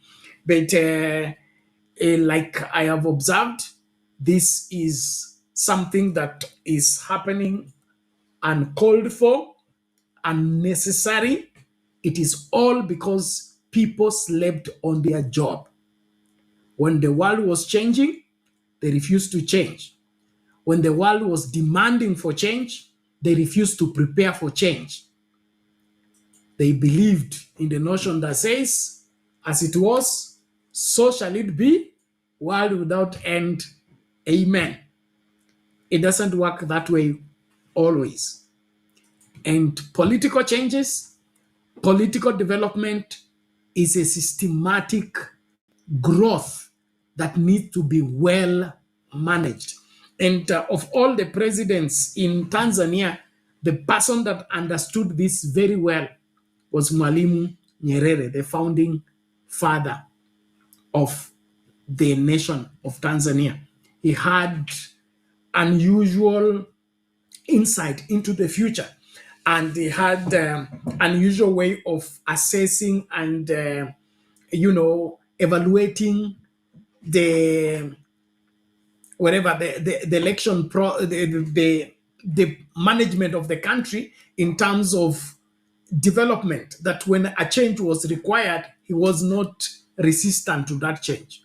And so there is a warning that he gave, which I believe was what was neglected by CCM and was neglected by, of course, Samia, and these are the fruits. He gave a warning, a very serious warning on the matter. And the warning is, if the party does not listen to what the people are demanding, that particular political party will suffer the wrath of the people. And we can tell without mincing words that that's exactly what has happened in Tanzania. And this should serve as a lesson both for Kenya, for Uganda, and the rest of the African countries. The people are no longer there to be seen and not to be heard. The populace are no longer ignorant like you think, and you can no longer run the country by to the people. There are things that the people know that you are not even aware that they know. And so as changes take place, things must happen. And then, of course, a reminder before I play that clip by Nyerere is the history of our changes in terms of revolutions. The revolution of the 50s and the 60s led into the independence of the African continent. It all came from the soldiers that were taken by colonial masters to go and for their country. So these soldiers who fought in the Second World War are the ones that came back and were now beginning to question things. Why? While they were out there, they got exposed to what the white man was hiding from the black man in order to control the black man. Okay? The white man sold himself as the superstar, sold himself as being superhuman. And of course, every black person was to bow and worship the white man. But when these black soldiers went and participated into the Second World War, and of course fought against other whites, and then of course they saw the whites dying by bullet like everyone else, of course weak like everyone. So they began to say, these people are not superhuman. This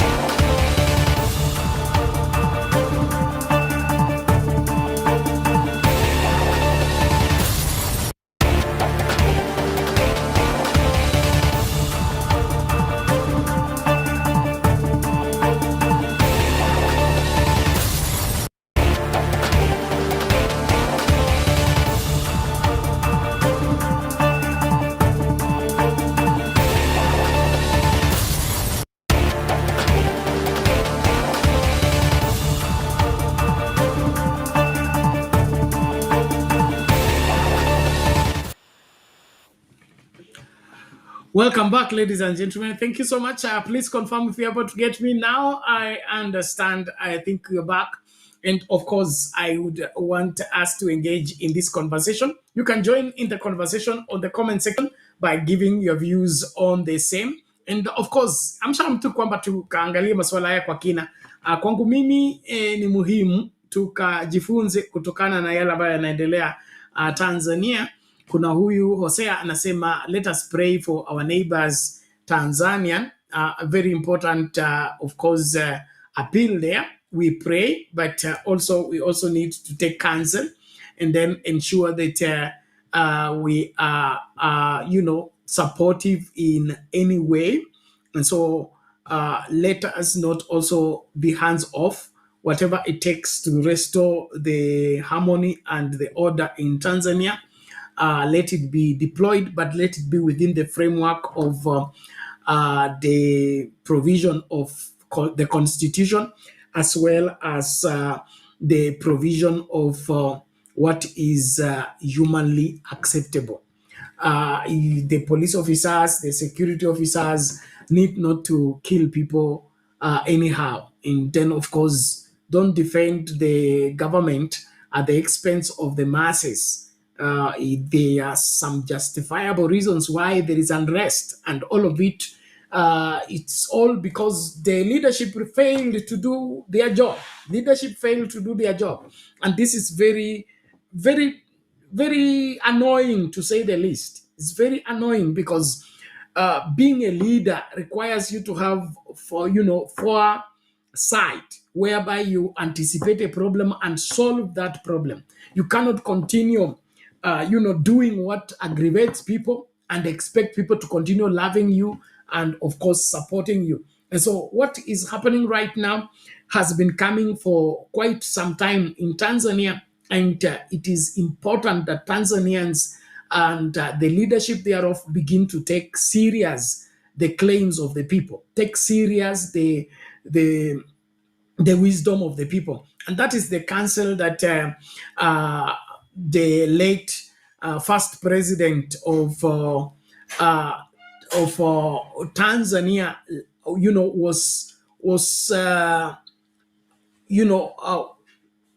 was actively involved in the same. And so I want us to listen out to his counsel. I'm happy. I think Reverend Lala is now within the studio premises, and so we'll be able to let him join us. But before that, let's listen out to what Mwalimu Nyerere gave as a warning on what would happen if a political party refuses to heed to the demands of the people. Here we go. Sasa nasema ni vizuri sasa wakasikiliza wananchi wanasemaje.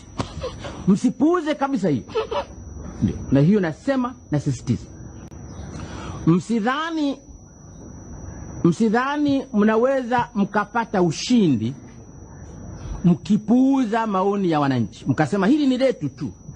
Ni letu tu. Mnatoka kwenye kikao cha halmashauri kuu, alafu wenyewe tu mnakwenda kwenye pale mnakwenda kwenye kikao cha wateuzi, wanateua mmoja, mnasema kiulizwa kwa nini mnasema si letu tu. Lenu hamteui katibu wa chama. Mnateua mtu awe rais wa Jamhuri ya Muungano ya Tanzania. Kwa hiyo ni vizuri msikilize wananchi wanasema nini juu ya watu wenu hao. Msipuuze maoni ya wananchi hata kidogo.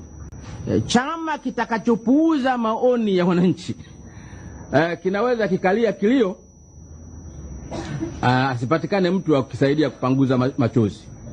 Na ninachowaambia CCM nawaambia vile vile na vyama vingine vile vile. Lazima msikilize wananchi wanasema nini. Kwa sababu kama wote ni sawa na wananchi wanampenda mmoja katika hao kuliko wengine, basi huyo ndiye anayefaa. Chama kitakachopuuza maoni ya wananchi kinaweza kikalia kilio, asipatikane mtu wa kusaidia kupanguza machozi. There you have it. Now, if I had to make a list of my all-time favorite presidents, Mwalimu Julius Nyerere would be on top of the list. He was not an angel. He did a few things that people may say are dictatorial. Yeah, but then when you look closer, considering that he was a lone wolf trying to protect his country and himself from powerful Western forces, this man was a real hero of the continent. And we know for sure that it all came from his heart. Because when this president retired, he was broke. He was a poor man. He didn't even have a house. The military had to build one for him. Oh yes, true story. When he retired, he was not rich. Look at Kenya. People come into the presidency, they become super rich overnight. They're already rich. But when they come into the presidency, it is a money-making, money-minting thing. Please learn something, if it is possible for you to learn, from the life of Mwalimu Julius Kambarage Nyerere. And you know, the irony of it all, that house they built for Nyerere, he never lived in it. He was traveling all over the world, giving talks, traveling all over the place. The total time he spent in that house could not have been more than a month. 2-3 months tops. Most of the time he was out. And then shortly after that, he passed on. Bottom line, he did not need that house. He didn't need it. He never lived in it.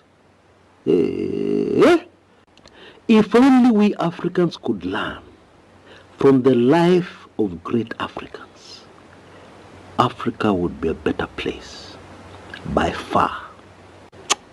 I just don't know. I don't know what can save Africa. Sasa nasema ni vizuri sasa wakasikiliza. There you have it, ladies and gentlemen, as we continue to engage, drawing wisdom from Mwalimu Nyerere there on the decisions that are made by political parties and where they should ensure that they don't ignore the undertones, they don't ignore the murmurings, they don't ignore the discomfort of the population when it comes to who leads the country. I would that this could be one of the causes of what we are experiencing in Tanzania right now, because following the politics of Tanzania for the past year or so, you will notice not everybody was dancing and singing the music of Mama and the music of CCM. We had all manner of discomfort about her leadership, not necessarily that she was bad, but this leadership structure, decisions being made, and then how she was treating the opposition. It wasn't sitting well with the rest of the population, and it was all ignored. Why? They believed that state machinery and state power will be able to contain the country no matter what happens. And that's why they went into the elections without considering the insistence of the opposition in ensuring that reforms were needed before we have free, fair election. I'm happy Reverend Lala is here. Reverend Lala, long time, how are you?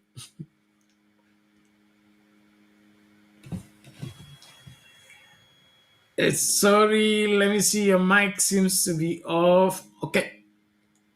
Are you okay now? Can you hear me now? Yes, you're here. Go ahead.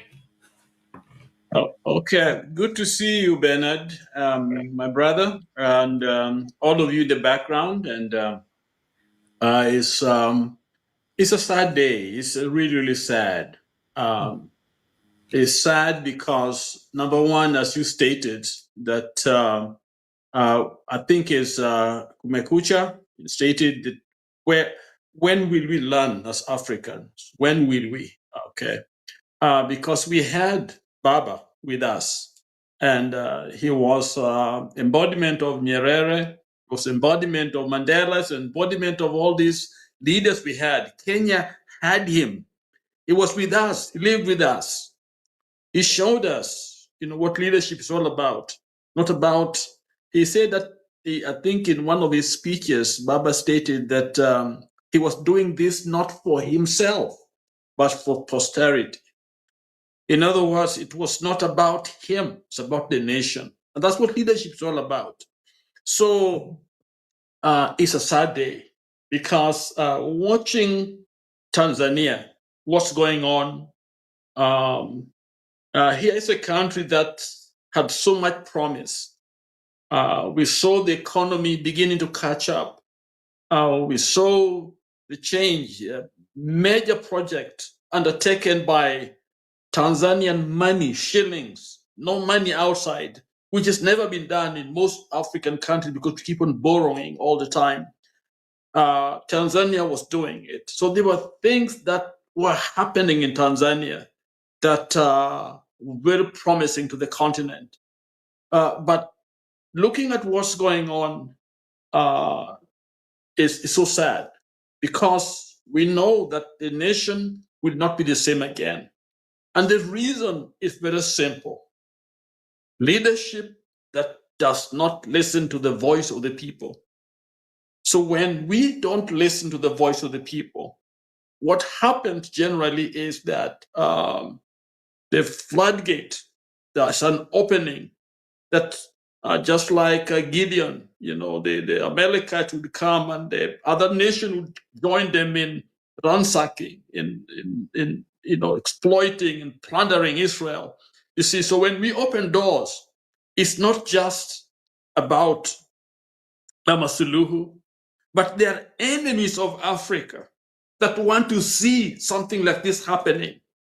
It's just like Patrick Lumumba was killed by Mobutu. But now we are learning that was not about Mobutu and Lumumba. It was other forces, the CIAs and others outside. There is a hand outside of Africa that would want to see chaos, because that's what they predict, that we are chaotic people.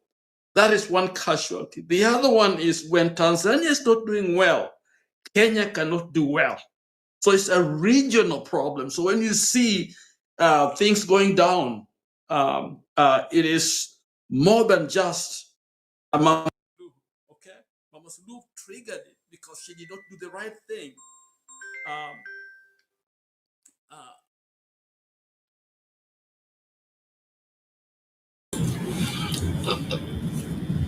Sorry, we are losing you, Reverend Lala. Coming to exploit. And okay, can you hear me now? Is it better? Yes, you're back. Go ahead. Okay. What we've done is we are opening the floodgate, and the enemies are coming in, and the enemies are interested in our natural resources. Okay, they are not interested in you and me, because if you try to escape, you're going to be kicked, dropped in the ocean out there. All they're interested in is your gold, oil, and all these wonderful things that Africa has, because we are the only continent with some of these rare products on the earth. That's how blessed we are.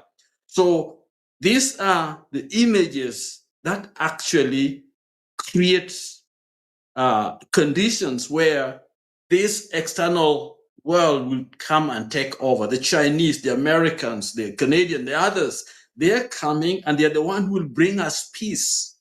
Now that we are not unable to take care of ourselves. So it's a sad day.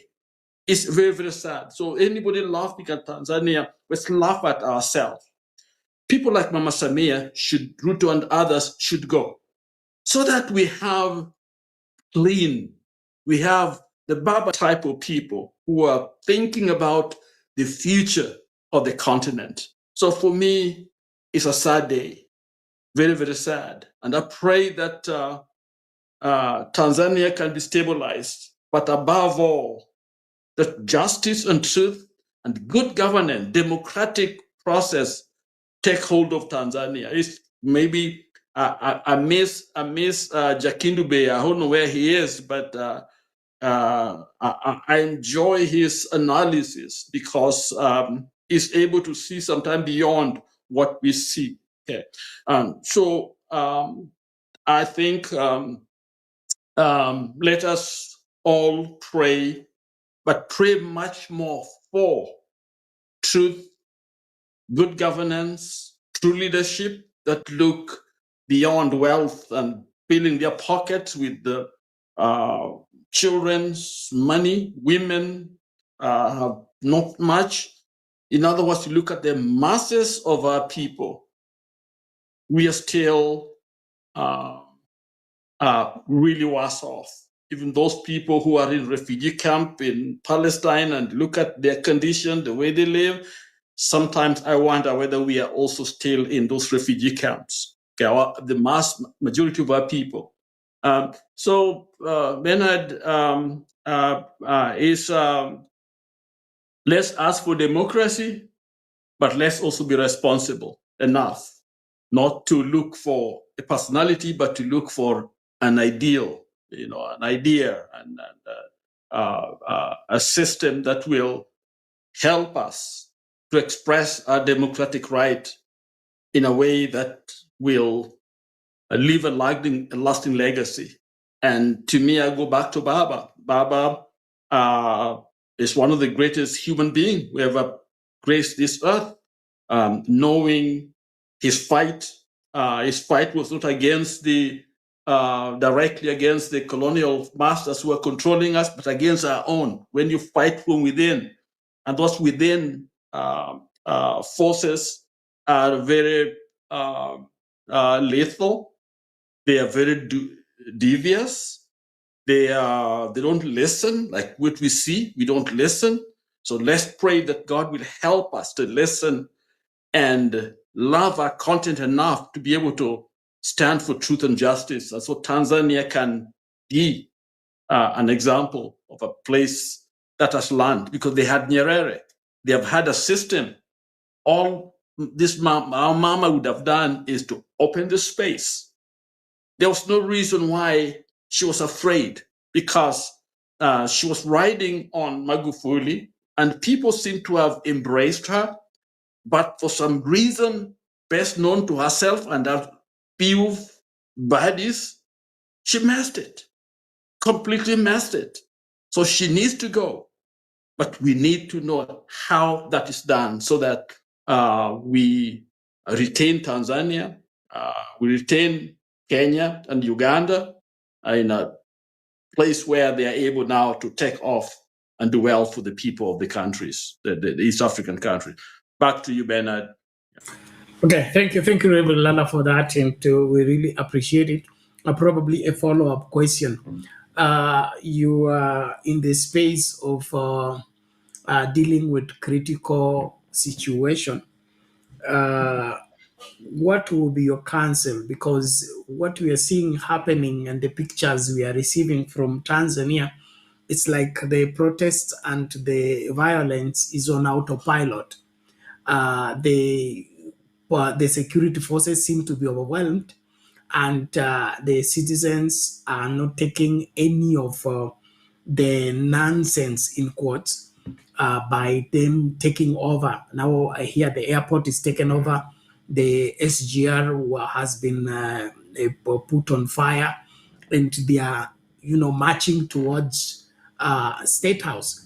There was also the aspect of Parliament, okay, being the focus of the masses.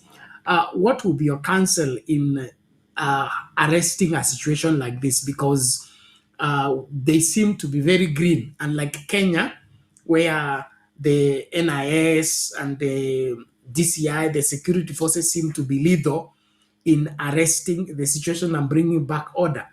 This is second day, and the chaos are increasing. What would be your counsel? Let's say you are addressing the people in charge of security in Tanzania. What would you advise them?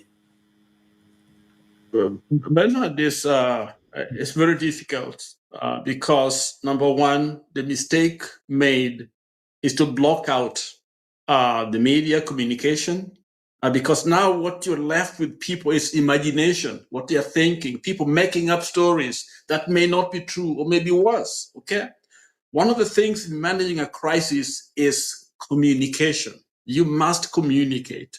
That is necessary at this moment. Number two, if not number one, that is, at this juncture, all the parties, what Tanzania, the leaders of all the parties should be meeting somewhere with Suluhu, all of them together. That may have an effect on that feeling that we are losing. So when they see them together, everyone begin to feel like their voice is being heard. Because it doesn't matter what Mama Suluhu say, that will just make them more angry. But if she meets those Tundusi, whatever his name is, and the others, key stakeholders of the nation at this moment, they were Tanzania, not this party, but everyone else. That is needed now, urgently, very, very quickly. Even if it means them flying them out to Kenya or to Tanzania or to a neighboring country to go and meet there, let people believe that their leaders can do something. Okay, and that first step is a bold one, is to meet, because this idea of beating and saying no, this is not the time for that. This is a crisis management, and they should meet immediately. Leadership on the outside, the country, continent, and all that. I believe if Baba would have been there, if Baba was alive, Baba would have been meeting Suluhu and all those leaders.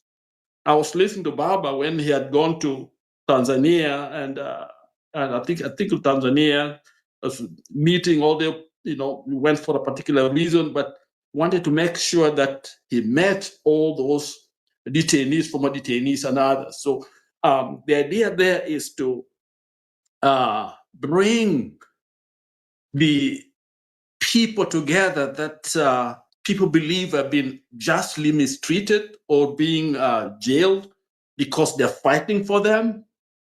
This is not the time to say, sisi ni tani tumeshinda. All of us have lost. Everyone has lost. So coming together is number one. Communication, restore communication, and come together. That humility itself will begin to speak to the conscience of our young people, actually. And so to me, I think those two are the major steps that are needed. And then maybe a joint communique, from either the State House or whatever country they are in, whatever place they are meeting, that we are managing this together as a nation, that we are in a crisis. There's a problem. We made a mistake, and we will listen to all of you. I think that is a step that must be taken because, as I stated, external forces are there to laugh at us. Okay? And I'll give you an example. Okay? Baba dies, and the media outside of Kenya only focuses on when there is a little crisis, people are stampeded and others. They don't tell you about the good things and what's going on in Africa, what Baba did. In fact, they block it out as much as possible. And that's how it is, that's how Africa is treated. So I think it's important for us to see these battles that we have in the continent, look at them more than just about the little community or the little country, but look at it from a continental perspective and global perspective. What is it that is really going on? Because I think we have been missing that equation. So we end up following this person who is being financed from outside, and we think they really love us when actually they don't. Some NGOs don't really care much about us. So I think it's a time for us to make sure that we are listening to those other forces that basically are there for their own self-interest instead of really coming to help us. And so that's the way I would look at it. Back to you, Bernard. Okay, thank you so much, Reverend Lala. I would also want your thought on the aspect of, what's unique about the Tanzania situation is that the masses have boycotted the elections. They refused to participate in an election because it had a preset winner and they meant nothing. And then on the day of the election is when now they are protesting. So they are not even protesting the results of the elections. They are protesting the way the entire election preparation and implementation was done. Secondly, there is also some information that the UN is now sanctioning the Electoral Commission of Tanzania not to announce the result of the election. I don't know what will be your message to the leader of that particular election process. What is the wisest thing to do beside the meeting, maybe the reconciliation between Tundu Lissu and Samia and other political players? If you are to speak to the chairman of that electoral commission and is charged with the responsibility to declare the winner of an election in this crisis, would he be continuing to announce the result or should he desist from the same? Bernard, I think Mama Wetu messed so badly. Even bad leaders in Africa, they may jail those they see as opponents, and only towards the last week or last month, whatever, they release them when they are not quite organized so that they can claim they won. But here is Our Lady keeping these people in jail or picking them at the last minute. That's the worst form of abuse of that office. So you go to the booth where it is you versus you, Suluhu Hassan versus Suluhu. That was what on the ballot. Okay, so that was really would evoke the venom, the anger that is being expressed, even a greater degree. So I think she messed very, very badly. Now, when we look at the so-called international or global, the UN, I don't put a lot of weight on them because they tend to go by the pressure. They listen where things are going. And if they are moving in the direction they want, the person they like, then they will certify those elections, okay? And they want people to move on, okay? So they have their own agenda. That's why I'm telling my fellow African, wa Tanzania wenzangu na wa Kenya wenzangu, hii nchi ni yetu. Rasilimali Mungu ametupa ni zetu. Now we have to protect it ourselves, okay? And the best thing is to do things the right way. And those external forces, how by UN and others, they will listen, they will follow what we are doing, our lead. But if we don't, watakuja na their own vikwazo. And those are ways to get to us. When we talk about the UN, there are other interests also. Remember, each member nation has a particular interest in that nation, okay? And generally it is the natural resources, what Africa can bring to the world, okay? And they want to be the first people to get it. So there's no genuineness in those relationships. There's more parasitic. They know that you're down, so they want to come in now to get what they want. So I don't put a lot of weight on them. But for this purpose, refusing to, I think it's fine because there was no election when you think about it. What she did. So this should be scrapped completely. And I think Mama Suluhu should simply, even if she wins militarily, morally, and in every other way, she has lost. So she really has got very little capital, to use to leverage, herself, as a leader of the people. So she's lost it. So an exit strategy is what is really needed now. And I think the best way is to call all the parties together, let them work together as a team right now, and maybe a transitional system that would allow them to get in another election, because right now, and I don't want to see military take over, because that's another direction that may not be good, based on the history. But still, there may be a good person in the military, but I would want to see the military take over. But I think let them be humble enough to get together and and ask Tanzanians what, just vile Nyerere amesema, you know, what is the people saying, you know, who are the leaders that will guide us through this process? And that's the way I look at it. So I don't want us to give up the idea of democracy and go to the military kind of rule unless we have somebody like Traore, you know, who can be able to help for the time being. But at the end of the day, election would be the right way to go. Okay. Back to you. Thank you so much, Reverend Lala. Ladies and gentlemen, we are continuing to engage here about the chaos in Tanzania following the shambolic elections that have resulted into countrywide protests, and the violence is resulting into deaths. We'll be sharing that video about the reports of what's happening in Tanzania right now. When we are back, we'll be looking into in-depth, is there any relationship between what's going on in West Africa with what has changed drastically in Tanzania? Because the Tanzania population has never been known with this level of violence and with this level of, resistance against administration.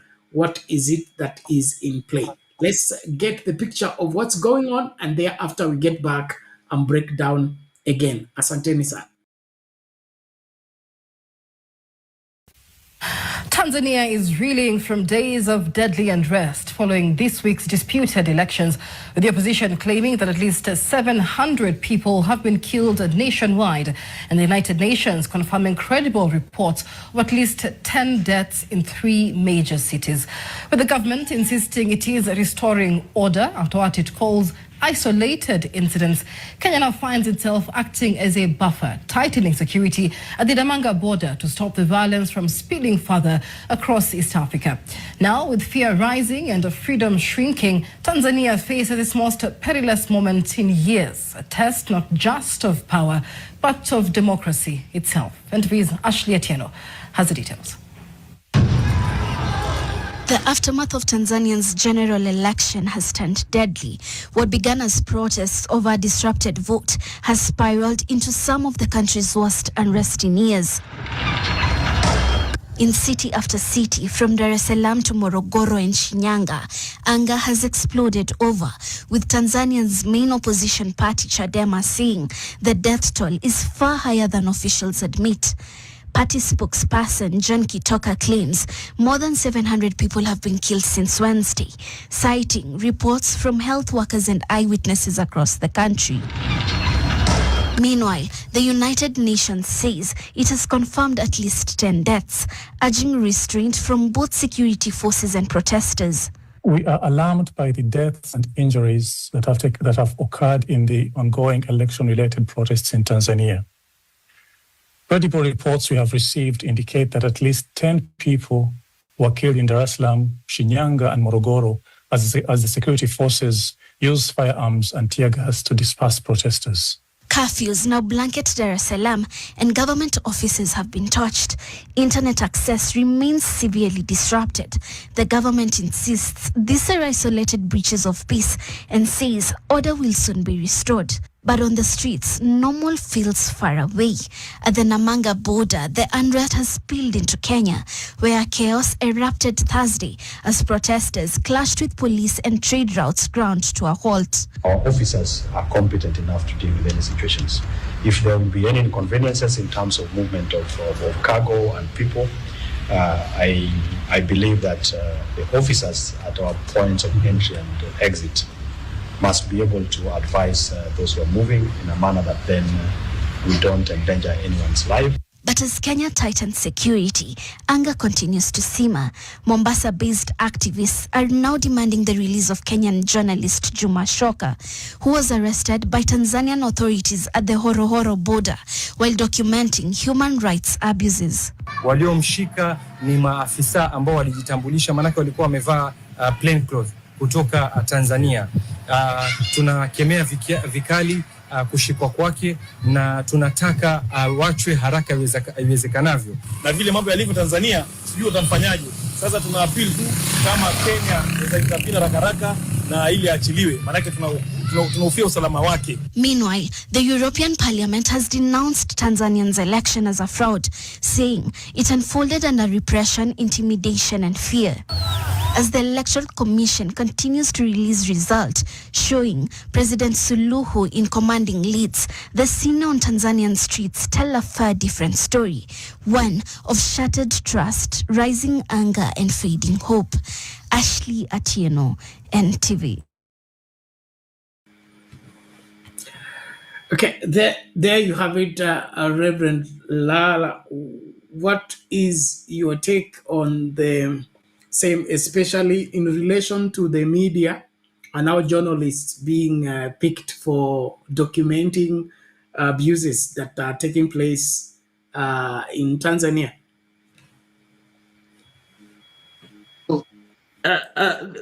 Bernard, these are the fears of insecure government like Suluhu. I don't think it began to emerge that she probably was not the right leader, okay, for the nation, because she had so much, she was given so much in terms of trust that people put in her, and we loved her. Everybody seemed to love this woman because she inherited, I would say, a thriving economy from Magufuli, somebody who was genuinely loved. He had his own challenges, but there's a sense in which Tanzanians love Magufuli, okay? He had his own challenges, but it seems to me that she focused on some of the weaknesses maybe of Magufuli as the strength, instead of using this opportunity to fulfill some of those Magufuli's initiatives of expanding the economy and speaking for the downtrodden, as Magufuli used to do. You know, there were a lot of good things that she could have done to say, this is, I'm carrying on and finishing this wonderful work that Magufuli has done. That would have given her a launch pad for basically for this election, you know, to run on, okay? And that way, it would have been impossible to beat her. I didn't think they would beat her. What she could have done is to liberalize, you know, release those political prisoners and others, and she would win. Here is a woman who she had everything in his hand. Okay, so I think she's squandered that, and she's hurt the nation. She has got no moral, you know, authority to be able to stay in power, and so arresting people is just showing how insecure she is. Okay, and with that insecurity, Tanzania cannot go forward. Because one of the things about development, what we know about economic development is perception. If you're perceived as corrupt, you get your credit rating goes down, and you will not get good credit. For example, Israel, you know, gets all these loans, but it's almost like interest rate is so low that they're able to use that money to produce things and sell in the world market, while Kenya going out there or Tanzania will go out there and get the money and get it at a very high interest, where you cannot use that money to produce anything, because if you do, you sell it at an exorbitant price because you can't make any money. So this is an economic issue. So Mama Suluhu has to go.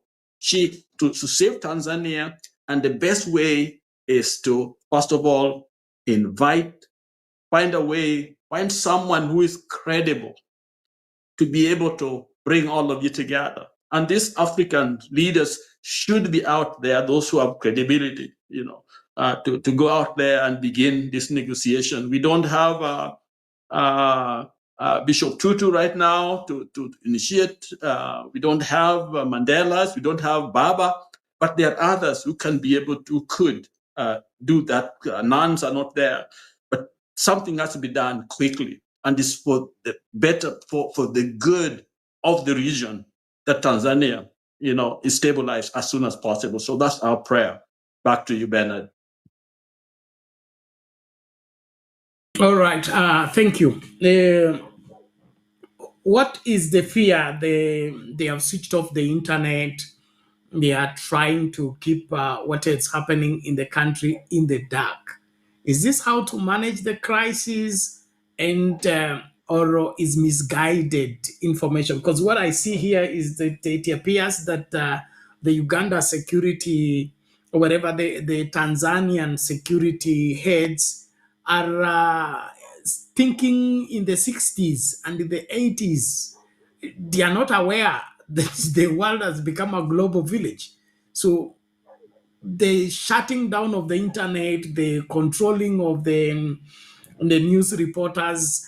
We had Rally Mado for CNN says there is nothing, there is no need of him going to cover the elections in Tanzania because they will not be allowed to relay what is happening. So, what is your counsel on this matter? Bernard, the sad thing is that for Tanzania is almost as if this was something that they have been working on, okay? Because from the COVID time, there's always been that fear, which is legitimate. A country can be afraid because without people come in to do their own thing. But the more you close yourself in, the danger you get yourself into. This is exactly what has happened. For Tanzania, it's not just about Gen Z pricing, but systematically they have been closing the door slowly by slowly, even much more. So you place the people where there's nothing else to lose. And that's where we are right now. So people like Larry Madowo should have been in there, if you want to develop your economy, you want to protect what you have on the inside, you got to open doors for others who will criticize you, some who will love you. And as long as you do things honestly, you'll do okay. There are people who will fight and defend. And the sad thing is that after a month or so, Tanzania will start looking back and saying, what really happened to us? What really happened to us? We've destroyed what we have. Look at Libya. Where's Libya? It's gone. Look at Iraq. Iraq is on its knee. Look at countries that were prosperous. We are thinking things are going on well. The things, it's gone. Okay? And they can't rise because the dynamics have shifted so much. And so Tanzania, if it's not careful, it can end up big there. And destabilize Tanzania, I'm telling you, is sad for Kenya because it's going to be the same thing, if not worse in Kenya. Okay, so I think we got to find a way, to Baba is gone. God, we have to give us a Baba because Baba was the Baba of the region. People may disagree with me, but Baba was the Baba of the region. And part of that is part of the feeling they have, the emptiness that Baba is not there. Yeah. Baba and Baba, such kind of people are needed. And I pray for us Kenyans, let's not laugh at Uganda, at Uganda or Tanzania. Let us see how we can help them with our knowledge, with our experiences and all that, knowing that at the end of the day, it's not about anger, but it's really a controlled anger. You're looking at what's going on and making sure that we don't take it overboard where we lose everything we have. And in one way, Baba helped us to see some of that, even though we disagreed with him.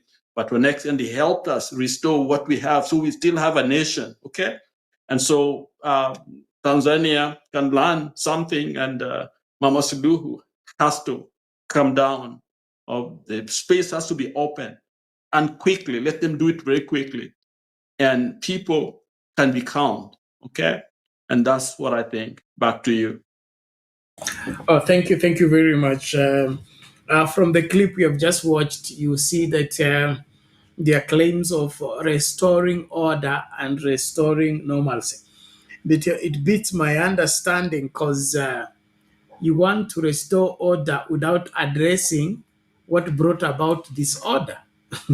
When we talk about the sham election, you don't want to address it. Respond to what the people are demanding in terms of elections. You are not, looking in that direction. You just want people to go back to normal life without, making sure that what made them angry is being addressed. So, are you not seeing here a situation whereby the Tanzanian authorities are fighting a losing game, a losing war, a losing fight? Because if the people took to the street because they were denied their right to exercise their basic right of choosing their leader, you want democracy, but you don't want democracy to give the results that democracy should give. What Mzee Jakindube tells us here, we adopt things that we don't understand and we want to exercise them in a way that they are not exercised. We don't want to obey the rules of democracy, but we want to be looked as a democratic country. And so, like what is happening here, it's clear that you want to have an election, but those elections should not decide the leader. We should already have a leader. We just go to elections as a routine, as a normal passage. But the really leaders and the really outcome is already predetermined. And so, Bernard, you see what whatever Chama cha Mapinduzi was trying to do is okay if you are talking about a party. You want your own leaders in the party, somebody who can represent you to go and win the general election. You don't do it for everybody. But what they are trying to do is as if everybody is that Chama cha Mapinduzi. So they are trying to create their own leadership there. No, that is just a party. That's not the nation. So you can't mistake a nation for a party. And I think they're learning it, but it's too late. People have died. But Chama can stay a party. But now they're contaminated with whatever's happened. Parties are formed to win elections. So you try to put the best candidate to win for you. The candidate for Chama cha Mapinduzi was Mama. Was she the best person to win? Okay. Then that the members can determine if they don't find themselves, happy, they can move to another party. Okay. But you can't impose that system on a nation. Okay. Then there's no point. You have a king. You don't need a president. Just have a king and abolish political parties. And lie to us that there's a party. Parties are allowed to campaign, and especially when you keep them in jail, okay? And what people are voting, and then you expect people to. I don't know where these people are coming from. It's very sad, though. Yeah, very, very sad. Yes, because what you are bringing up is very credible. In the sense that it is said that the CCM constitution stipulates that when there is a general election, the people who wants to run on the CCM ticket should be subjected to nomination at the party level. Okay, so Mama Suluhu and the rest were supposed to be taken through nomination, and the democracy within the party started there, whereby they wanted to overlook that clause, okay, and make Mama Suluhu an automatic candidate for CCM. And so some people within CCM said, no, the constitution is clear. We must subject the people so that we come up with a candidate that is acceptable countrywide. And so there was some dilly-dallying, some delays here and there, and then they ended up settling for Masuluhu because she's already a sitting president and she should not be subjected to competing for the ticket with the rest of the people. So the control of that democracy wasn't just nationwide. It began within the party. So she defeated democracy in the party, and then she wants now to impose it to the rest of the country. By what? Elimination method. Any strong candidate within the opposition should be frustrated so that they don't run. And then she will have a direct pass. And the direct pass has landed us in the chaos where we are. So don't you see that if we don't allow democracy to thrive, it will fight us by failing to deliver what we wish for? Uh, I think you made it much more clearer. There has to be a feeling that there's fairness in who becomes, whether it's an MP or a presidential candidate, and the party has to do their own elections. And then they present their candidate, all of them go behind that candidate and win. And to me, I thought Mama Suluhu had a great chance because economically, I don't think Tanzania has done bad at all, okay? They've tried to do a lot of things under Magufuli that were good on the economic front, but on the social, the political side is where they messed up, okay? She could, give me a second.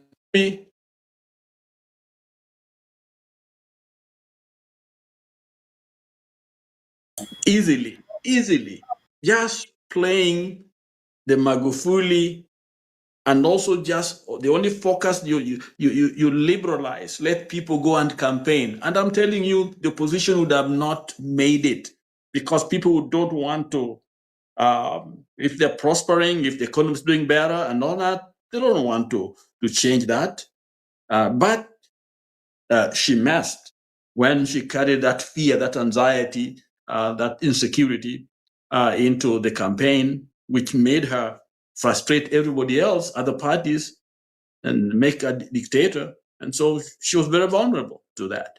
And then, of course, we can't also ignore the fact that the Kenyans were pissed off, Kenyans had a lot to do with some of the things that, I'm sorry to say that, but I pray that we genuinely pray, for Tanzania so that it come up, one of the people, if she did a job well, I would have even gone to campaign for her.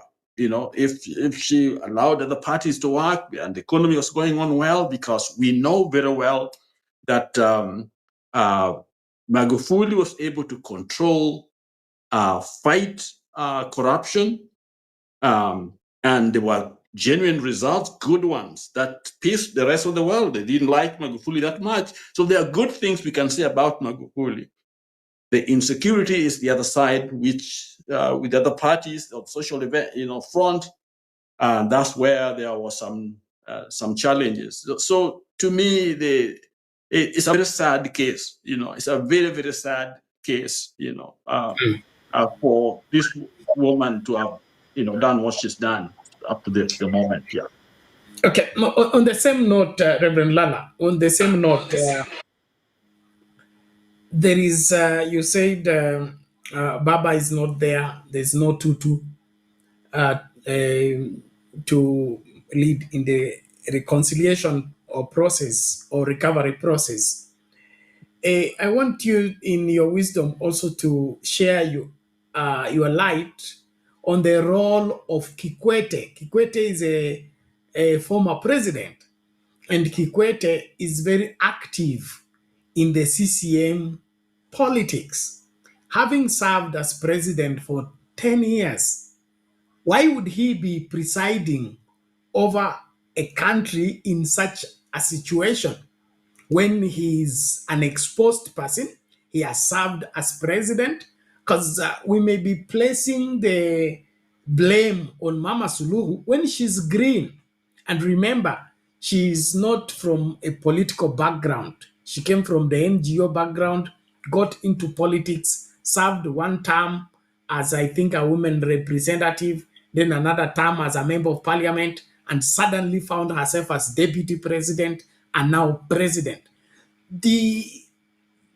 rest of the responsibility of this chaos and the shambolic approach to party politics should rest on Kikwete. What is your take on that?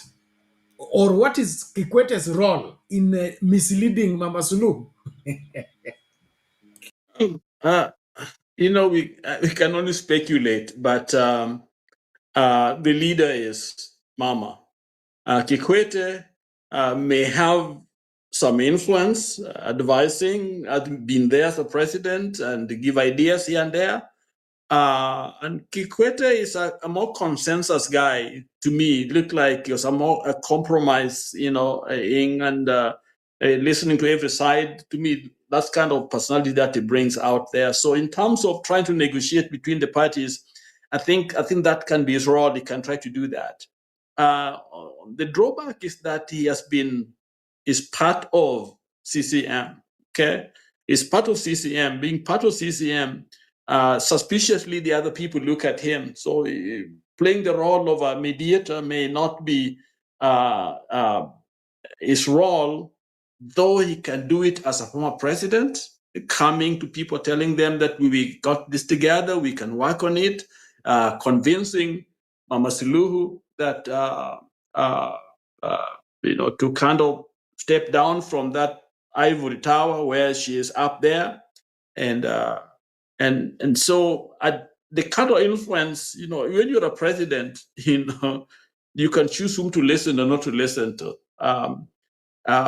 unless there's something that I don't know. But there's something else that I want to bring out here. This was a woman, Now I'm not, using that woman card in a bad way. But there are people that had a hard time accepting a woman as a president. Okay, and so you can see if it's a pupil, a tutelage, it may be a problem trying to help this woman to play into that role if there are people who didn't like the idea of a woman. Secondly, she's from the island. Okay, and the vice president, the president for the island is there, and her now. So there's maybe some jealousy between the island and the mainland, in terms of leadership. So we don't know the dynamic, the fight that we're going on there. I could hear some words here and there, but at the end of the day, the buck stops with the president. You're the one that people look up to, and you can get counsel from other people. One of the mistakes she made, I think that is haunting her, is talking the way she talked about Kenya.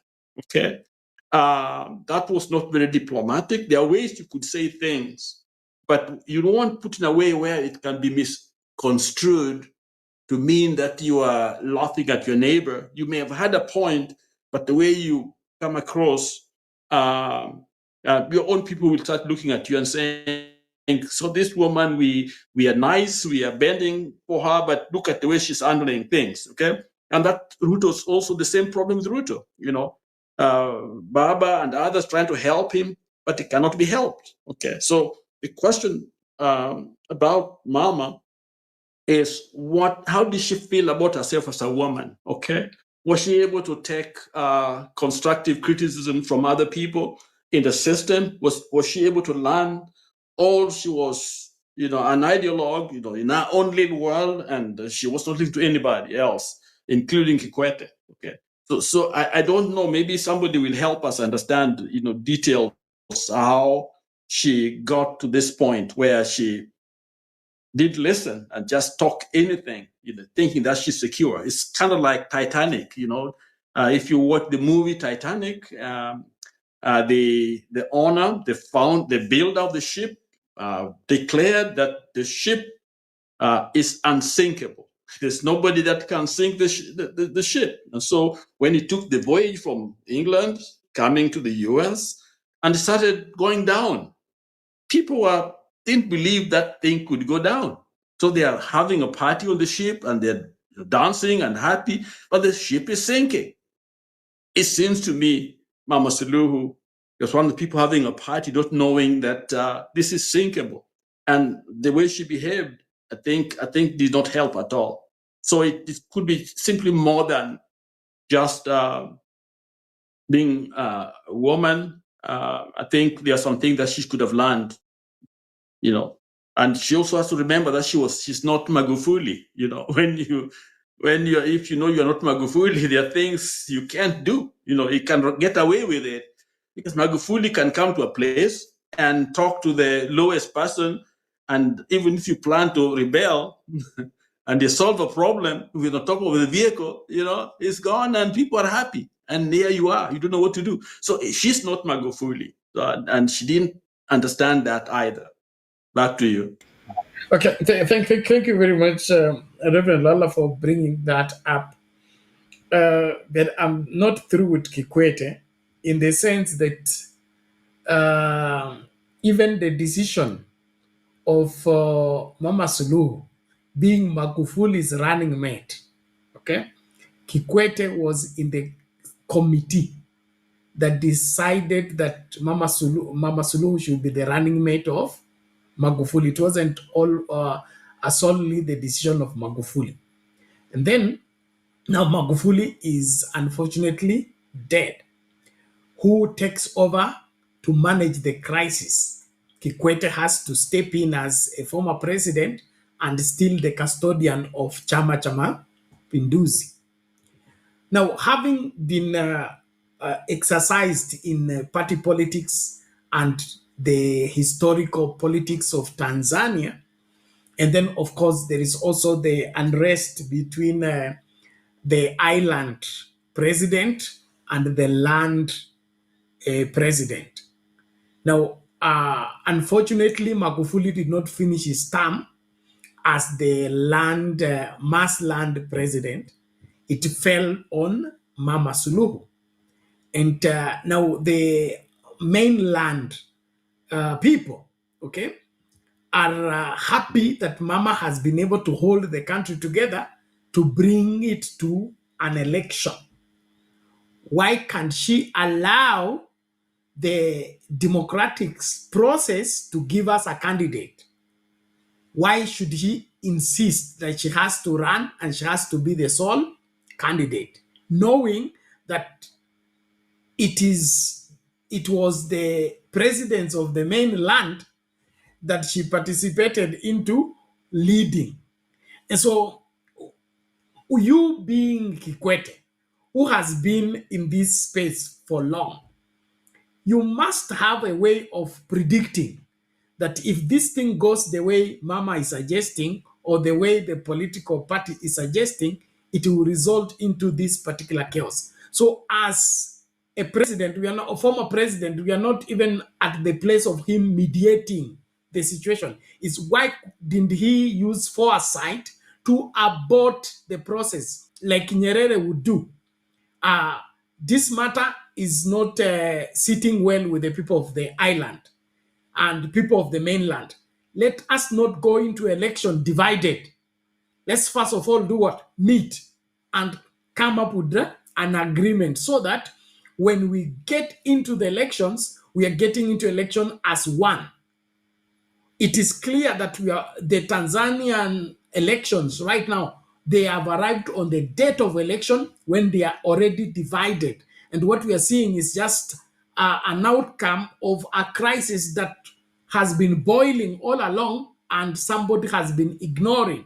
And if there is an eye that would see this in good time and be able to diffuse it, should have been Kikwete. So does Kikwete have a role into allowing things to be the way they are?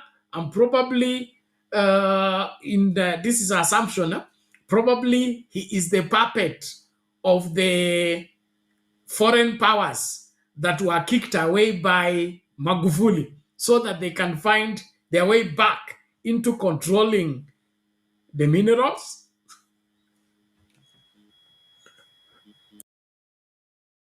Bernard, I really don't know, but it sounds very logical that some role definitely as a former president, he is probably number one advisor to the president. And what we don't know, at the end of the day, the president has to have a brain of our own. And so how much was she, or has she been a student of Magufuli? That's another question. Because if Kikwete, because Kikwete, we know, had a good relationship with people out here, okay? So the question is, what is the role of Kikwete there? So it's almost like a traitor of some kind. I don't know, I can't go that far, but something worth pursuing and looking at what really went on. But on the other hand, at the end of the day, it is Mama Suluhu, because if you start meddling or trying to persuade and all that, they start calling you, meddling in the new administration. In fact, they want to stay away as much as possible from where I am. If an ex-president stays away unless they seek their, input here and there, otherwise they are not supposed to be seen around that office. But as a party, now it's a different thing altogether. Could we throw this in the Kenyan situation? Okay, we already have such a situation in Kenya right now. The Jubilee Party is being led by the former president Uhuru Kenyatta. Okay, it has this week declared Matiang'i to be their candidate. Okay, that. So if Matiang'i becomes president, or rather Matiang'i runs on Jubilee ticket, the supremacy or the influence of Uhuru Kenyatta over the party and over the leadership of Matiang'i cannot be wished away. It cannot be wished away, but if we insert more powers, then you'll say Matiang'i is weak. Not insert more powers. For example, we are looking at Matiang'i as an outsider. He has not been a member of Jubilee. Then he's been brought into Jubilee. So most of the Jubilee operatives are still, the strings are being pulled by who? Uhuru Kenyatta. So how Matiang'i carries himself in Jubilee will be more of Uhuru creating room for him, Uhuru showing him, this is how you say here, this is how you say here. You must be able to operate to win win the backup of the people within the party. But if I have come to your house and you're not giving me orientation, toilet iko huku, bafu iko huku, jikoni iko huku, na hapa ndivyo tunakaa. You are throwing me in your house and leaving me there stranded. How? And then you say, politically, Bernard, politically is very tricky. Here in this country, we had Biden, and the only fight that here.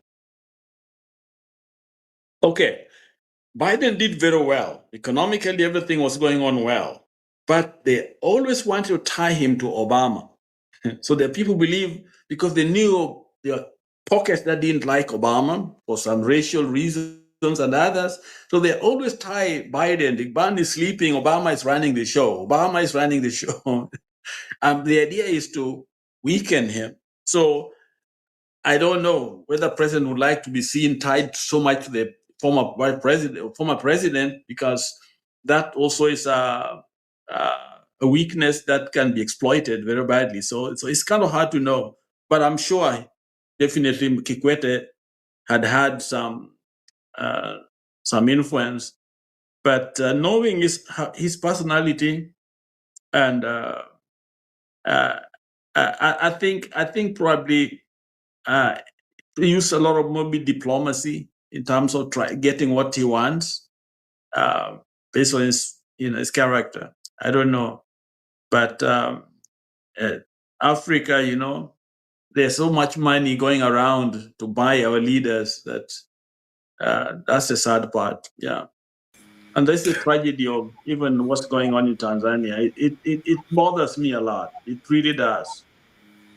It really does. Exactly. Maybe to throw in this aspect also, still dealing with former president. You remember the phone call between Uhuru Kenyatta and Baba about Ruto, okay, in the heat of the Gen Z protest, okay, that Uhuru Kenyatta calls Baba and say, please talk to this man. He seems not to be getting what is happening. If this thing is not arrested now, it can escalate and get out of hand. So as former president, you are able to, of course, by experience, having been a consumer of intelligence and having participated into stealing situations that were getting out of hand during your leadership, you should be able to discern that if we are detaining this detainee and abducting this one, and the population are complaining about this, that is not a proper environment for us to demand that the election should go this direction. And so for us to diffuse this, one, we should either postpone the elections or look for a middle ground where we negotiate so that when we are running, the country does not fall apart. We don't seem to be seeing that in this situation. It's like somebody making decisions about the Tanzania election was a naive, somebody who has not been in that space. And of course, this person who has not been in that space is Mama Suluhu. Okay. It was Mama Suluhu solely making these decisions. And when these decisions were being made, Muzee, to now Mkapa is not there, Nyerere is not there, the other key leaders are not there, Magufuli is not there. The only mzee hapa ambaye ni wa boma, ambaye anaweza kushikilia nchi pamoja na kushikilia boma pamoja ni Kikwete. Mbona Kikwete haonekani akihusika katika haya maswala? Ni yeye ambaye alifikiria haya akayapanga.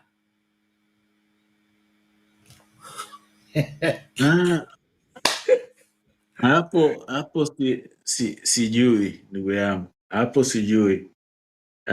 Somebody will have to ask him those questions one of these days as part of the discussion, because even when that Tundu, whatever his name is, the opposition leader, has been languishing in prison, I'd not heard Kikwete say something about that. Did he say anything about him? Trying to fight for for that space as an ex? Not much. Yeah, And so, even that bishop who's was it 200 churches that were closed? we don't hear Kikwete, man. Kikwete is in the background. And I think if there is anybody to bear the greatest responsibility for what has gone wrong with Tanzania, beside Mama Suluhu, I think the hammer should fall on Kikwete. That may be so, but sitting where I sit, sometimes if you look at other systems, the system sometimes is too huge even for Kikwete to penetrate. It's unbelievable how rearrangements happen when somebody become a president. It's crazy. It's crazy. Even the proximity. Let me disclose something here. I knew the President Obama, okay? I knew him, okay? And I thought being a president, we were going to be very close, okay? And the people capitalized on that. One time I traveled to Washington, D.C., believing that he had invited me, but these are his friends who paid for, even dining close to the White House and next to the White House, a restaurant there. But he had no knowledge that I was even in town. So these are things that happen. So especially when somebody is secured like this woman, because and she listened to different voices. So the people who could help her are kept miles apart, and others who are close to her are people who may not, who are best exploiting that experience. Okay, I think that played a big role here, because the way she's acted is terrible. You know, when a country has a history of different presidents, you know, in other words, there's so much capital that you have, and just following the script would actually lead you somewhere, you know, very good. And she does the opposite. It's like that king of Israel that had advisors with his own friends and kicked out the other group.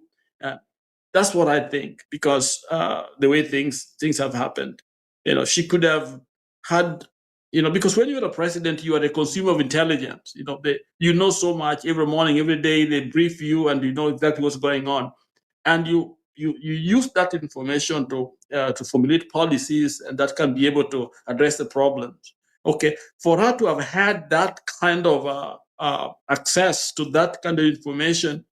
But then what you're hearing coming from her is you wonder if this person is really, you know, in charge of anything, you know, because you see, Magufuli may have had some issues to do with trusting people because of the genuine threat that Tanzania had as a nation. People did not want. Some people did not want Tanzania to follow that path. Okay, that's understandable. Okay, so he may have had his own concerns and feeling, you know, didn't travel much because of other fears. But those are the things that Mama Suluhu should have actually understood, and not to be captured by somebody's own personality. She should have had her own. But for you to simply feel that insecure when nobody is really after you, when you think about it, I mean, I don't understand it, because I defended this woman for a long, long time. Okay, I think even sometimes we have kind of, you know, you and I have to share maneno kidogo, you know, giving a benefit of doubt that in some things, but then instead of learning, she was not learning. So that's my concern with her type of leadership. Yeah, back to you. Okay, thank you so much, Reverend Lala. We appreciate that, and I think from there we begin to land. Probably you will give your general overview and, of course, your wisdom going forward. But it is said that drastic, desperate measures are required in a desperate situation. I think for now, it is not the time to apportion blame, but take responsibility. And from the look of things, the mentality of trying to arrest the situation without addressing the cause of the situation is not going to bear much fruit in terms of quelling the chaos. If indeed the elections are the trigger of the chaos in the country, the matter election need to be addressed conclusively. But this aspect of assuming that the security officers are going to arrest the situation and bring order back in the country without doing anything about the elections, I think that is a pipe dream that may not materialize. And so I don't know what will be your counsel on it, even as we begin to close. Thank you, sir. Okay, Bernard, I think the escalation of the violence is needed, and they may not solve everything today, but watching that man, the opposition leader, Mama Suluhu, in front of a camera telling Tanzania that we are negotiating, we are talking, this election must be put aside, okay? For the sake of Tanzania, we are together, and we love this country much. We don't want it destroyed. And all of you the police, put your arms down, and the wananchi, please don't give up, on your nation. Let's protect what we have. This is our Tanzania. Two people in the same space. I believe that will have a significant impact on the nation and even those young people, because young people, all they need is an assurance that this is what you're going to do because they have demanded it. It's the right thing to do. And I think that can be a beginning point. And from there can be committees to be able to look at where the country is, what is really going on, and then come up with some proposal that can guide them towards having a steering committee or a transitional government to help them, save the nation. I think it can be done, it's doable, but Mama has to come down, and those in prison gotta come out, okay? And address has to be made. Instead of the military way, we do it in a loving way, a caring way, for the sake of Tanzania. Our prayers are with you, Tanzania. We are concerned about that beautiful country going to the smoke because of bad leadership.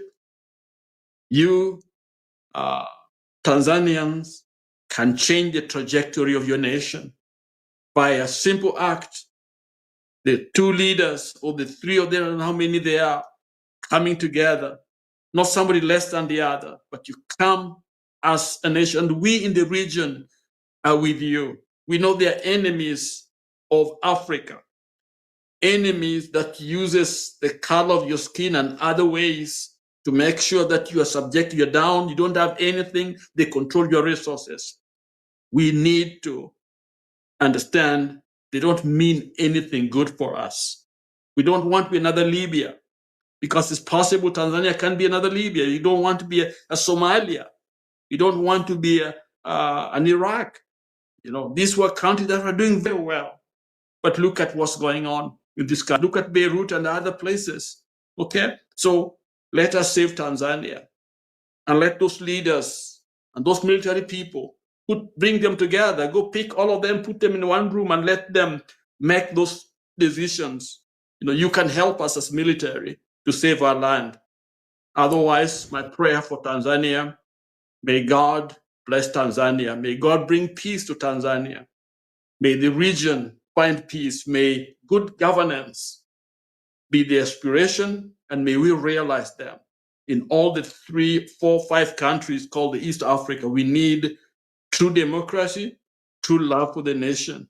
As Baba stated, what he did was not for himself, but for the future.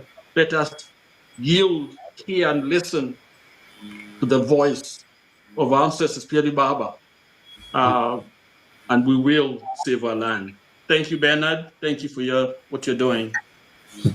Thank you, sir. We appreciate that. Ladies and gentlemen, as we bring the curtain down on the show, the conversation continues. We urge you to continue sharing the video, liking the video, and then, of course, inviting more people to participate on the comment section, even as you leave your views to be shared with the rest of the world.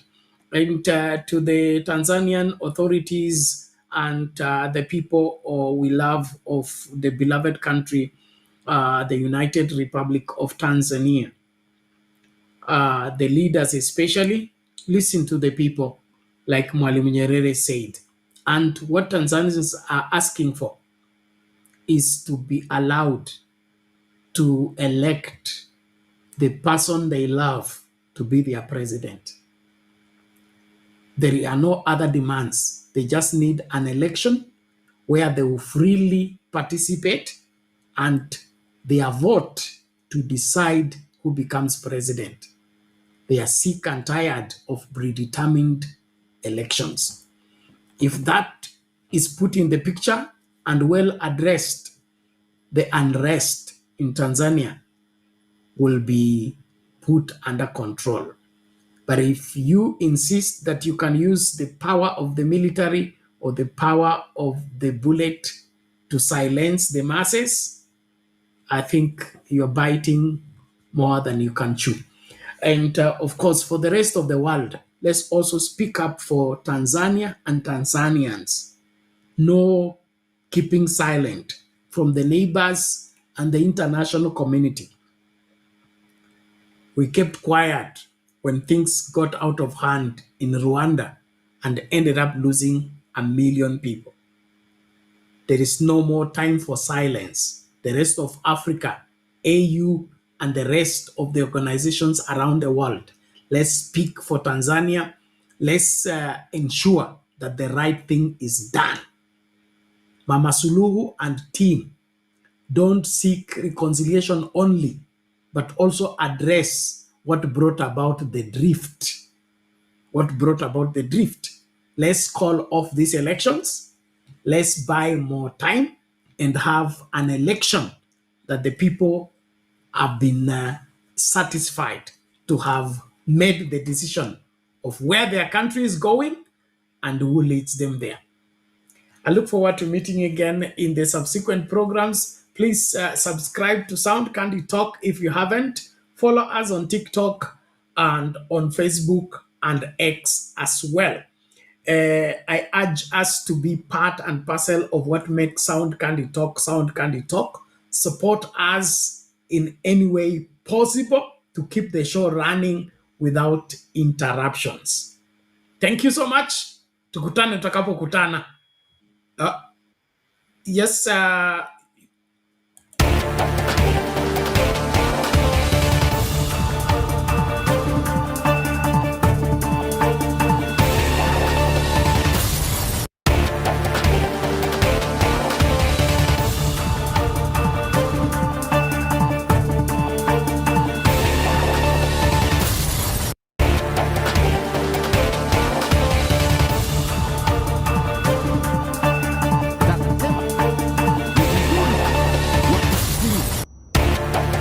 wananchi wanasemaje?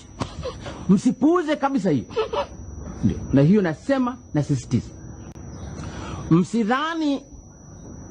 Msidhani mnaweza mkapata ushindi mkipuuza maoni ya wananchi. Mkasema hili ni letu tu. Ni letu tu. Mnatoka kwenye kikao cha halmashauri kuu, alafu wenyewe mnakwenda kwenye pale mnakwenda kwenye kikao cha wateuzi, wanateua mmoja, mnasema kiulizwa kwa nini mnasema si letu tu. Lenu hamteui katibu wa chama. Mnateua mtu awe rais wa Jamhuri ya Muungano ya Tanzania. Kwa hiyo ni vizuri msikilize wananchi wanasema nini juu ya watu wenu hao. Msipuuze maoni ya wananchi hata kidogo. Chama kitakachopuuza maoni ya wananchi kinaweza kikalia kilio, asipatikane mtu wa kusaidia kupanguza machozi. Na ninachowaambia CCM nawaambia vile vile na vyama vingine vile vile. Lazima msikilize wananchi wanasema nini. Kwa sababu kama wote ni sawa na wananchi wanampenda mmoja katika hao kuliko wengine, basi huyo ndiye anayefaa. Chama kitakachopuuza maoni ya wananchi kinaweza kikalia kilio, asipate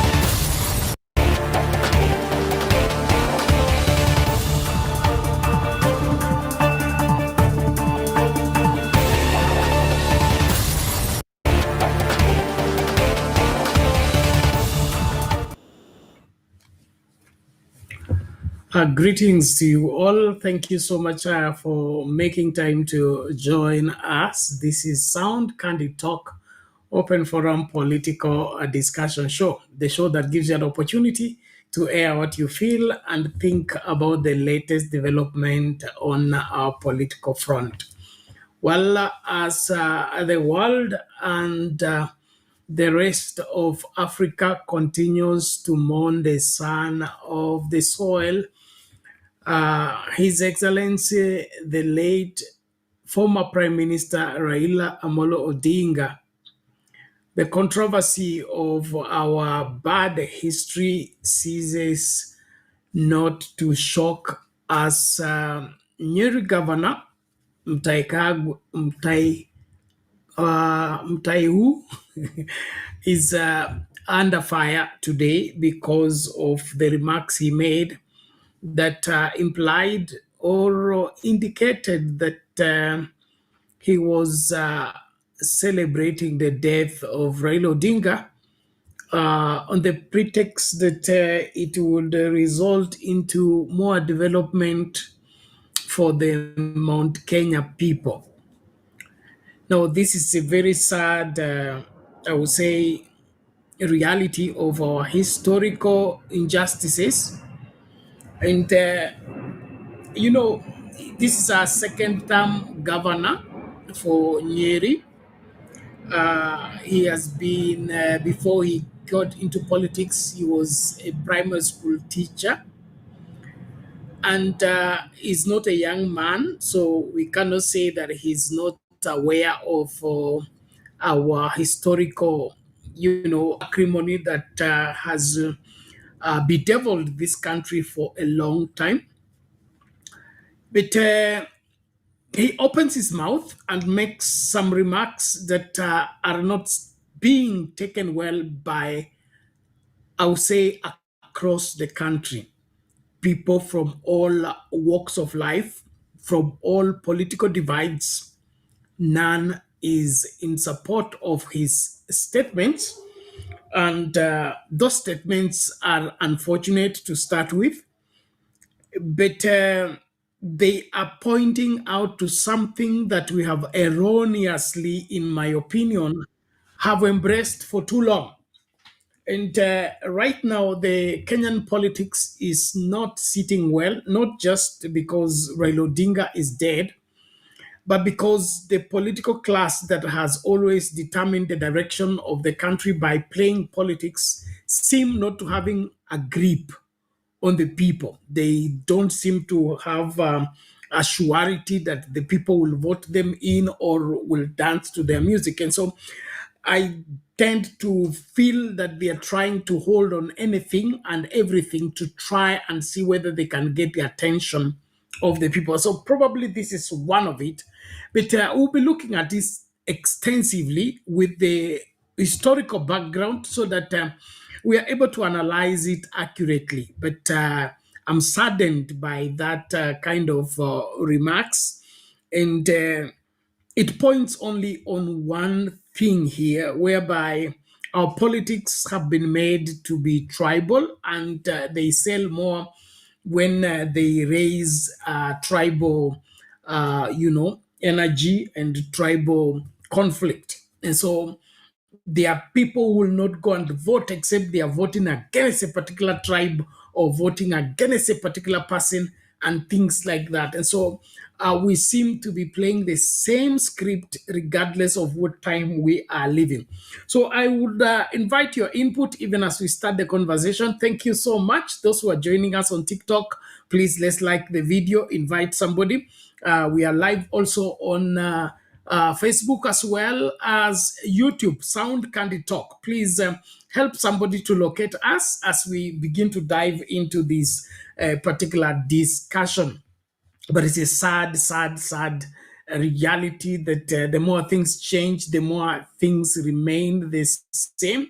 And I don't know what will happen to this country, that we will outgrow this madness that keeps us into a particular mode that is not healthy for the country, it's not healthy for our progress, and not healthy for our, being the right example for others to follow. And so we'll be looking at what was the really power behind this kind of a statement and what was it aimed at, because one of the things that is shocking about that particular statement is the response of the people. I'm not so much of what the governor said.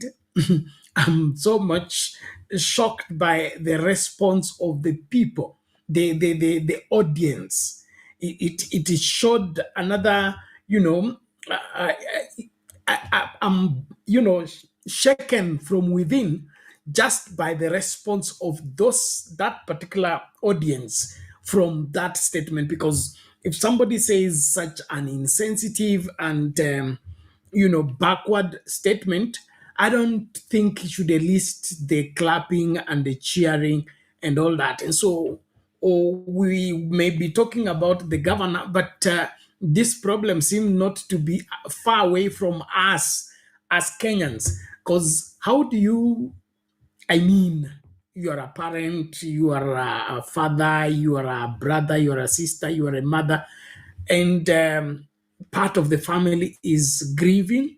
They have lost a very major member of their family, and you are happy about it, that he is dead, and because he is dead, you're now going to get development. So I will we'll be looking at why how Raila Odinga has been a stumbling block to the development of Mount Kenya.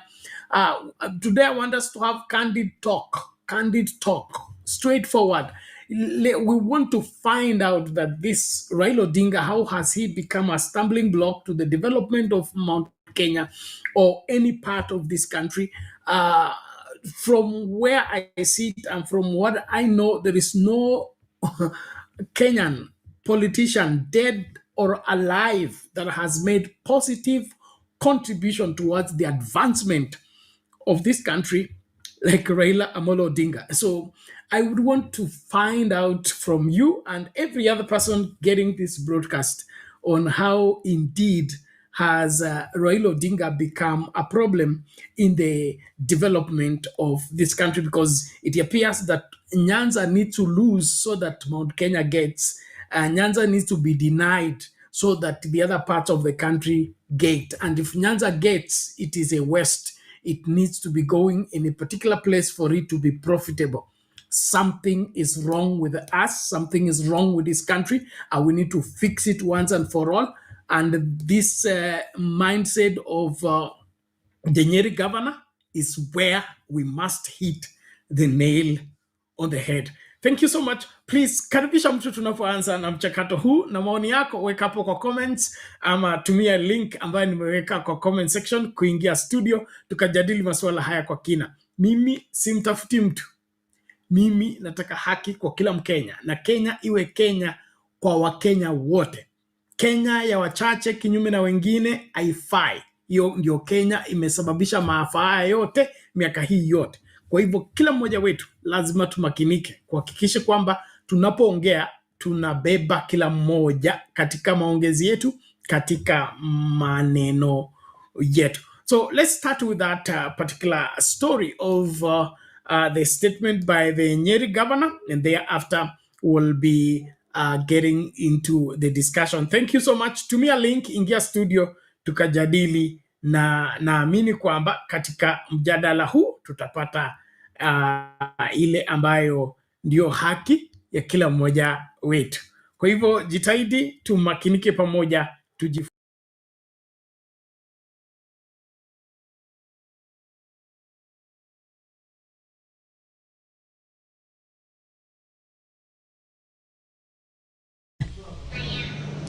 And the governor of Nyeri County, Mutahi Kahiga, is once again in the eye of a public storm. His recent remarks appearing to celebrate the death of former Prime Minister Raila Odinga have drawn widespread condemnation from across political divide. Despite issuing an apology and stepping down as the vice chair of the Council of Governors, pressure continues to mount for his resignation as the Nyeri governor. Just who is this man, Mutahi Kahiga?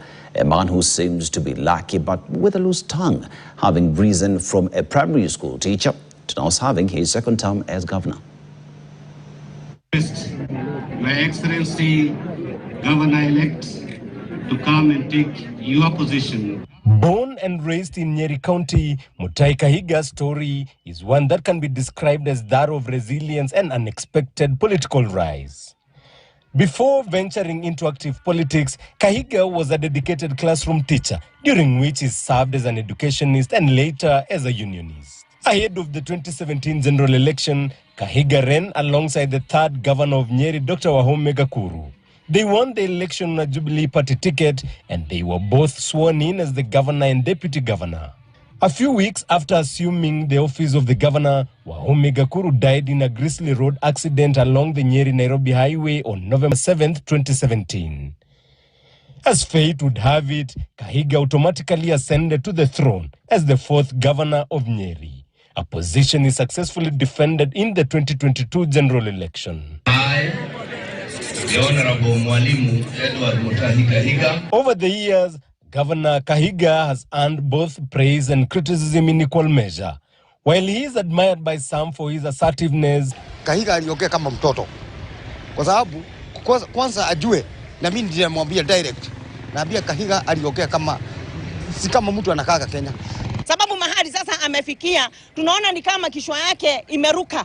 Ile mambo huyo governor anaongea ni ya kuhaibisha watu wa Nyeri. Na sisi kama watu wa Nyeri ama wafanyabiashara tunasema hatumuungi mkono. Hiyo maneno aliongea ni ya kutuharibia jina country mzima. Kwa hivyo tunaomba mandugu zetu wale wametoka huko Bondo, on behalf of Mutahi Kahiga, watusamehe. Early this year, Kahiga found himself on the receiving end after making disparaging remarks against the Maasai community, comparing the political rift between the Agikuyu and President William Ruto to the Maasai people and the wearing of underwear, a statement condemned as insulting and demeaning. He was later forced to issue a public apology. He had to undergo a cleansing exercise over the same. Fahamisho kwamba yale maneno yamekuwa ya kuwakera watu wa kutoka jamii ya Maa. Ningetaka siku ya leo mwanzo ni waambie pole kama pengine kuna mtu yeyote ambaye mambo yale alimuudhi. In another incident, the governor was captured telling his colleague from Murang'a Irungu Kangata that even if he worked so tirelessly for his people, but failed to align himself with the former Deputy President Rigathi Gachagua, he would not be re-elected in 2027. A statement that also caused a public outrage and forced yet another apology from the Nyeri governor. A section of leaders, both allies and critics from Nyeri County, have come out to condemn yesterday's comments on Raila's death, saying he is not fit to hold public office. We heard him say that you do not have to do anything, but you just have to follow a particular person for you to be re-elected. That was, again, very, very unfortunate. But the height of hypocrisy, recklessness, is what he said about Raila Amolo Odinga. He has done that so that those sentiments cannot be termed as of governance. So, as the people of Nyeri, we are also asking the MCAs to fasten that motion. And if the governor is willing, he can resign fast, as he has done, from being the governor of Nyeri, because he has embarrassed us now thrice, as the leaders have said. This is the third time he is apologizing. Please go the whole hog. Resign as the governor of Nyeri so that your sentiments are not associated with the leadership and the good people of this county who did you a favor and gave you the opportunity to ascend to the governorship of Nyeri. Mutahi Kahiga's political journey has been marked by both fortune and friction, rising from a classroom teacher to a county chief and now to a man under siege from his own words. To many, he appears to be a lucky man with a loose tongue. Thank you, Jeff, for that report. And yes, indeed, we continue to follow up on this developing story. Please show. Okay, there you go, ladies and gentlemen. Hayo ndiyo madai ya gavana wa Nyeri, na watu wote wa tabaka tofauti wanatofautiana naye, na kile ambacho sielewi ni kipi ambacho kina msumbua, kwa sababu nchi hii ni yetu sote, na kama tutaishi kama Wakenya itabidi tuvumiliane, tubebane, tuhakikishe kwamba tunakuwa our brothers keepers. Lakini kama dhana na nia ni aina hii ambayo inalenga kubagua jamii fulani ama sehemu fulani kutokana na serikali. So inaonekana kwamba hii serikali hata tukiita ya Kenya, kuna Wakenya ambao ni Wakenya sana kuliko Wakenya wengine. Kuna Wakenya ambao wanastahili kuletewa kufanyiwa maendeleo na wengine wanyimwe. No, hii ndio ningependa tuanzie hapo katika mazungumzo haya. Nashukuru Dadi Jakindube ashafika, sijui kama ako ready. Hiyo kamera tena imeteremka kiasi, lakini uko sawa Dadi? Hali vipi? Niko sawa Bernard. Niko sawa, sijambo, sijui wewe. Mzima, nashukuru. Karibu. Haya, mambo kama hayo. Jana nilijaribu siku kuona. Jana ilishindikana. Kuna sijui kipi kinaendelea na stima yetu hapa. Huwa inapatia tu. Yeah. Sasa unaona Bernard, unajua kuna siku moja niliwaambia, kama unakumbuka mwaka jana, nafikiri kama si mwaka jana ni wakati mwingine, niliwaambia ni vizuri tutumie ukabila kutibu ukabila, na watu wengi hawakunielewa kwa nini nilikuwa nasema hivyo. Unajua, tukitibu ukabila inatakiwa tutibu ukabila na ukabila. Hizi sheria zote huwa zinawekwa kwa sababu watu wanavunja sheria. Kama mtu hajavunja sheria, huwa watu hizo sheria haiwekwi. Lakini sheria huwekwa kwa sababu ya watu kuvunja sheria. So ili kutibu maneno kama haya ambayo huyu anasema, inatakikana tutibu ukabila na ukabila. Na maana ya kusema, unisikizi?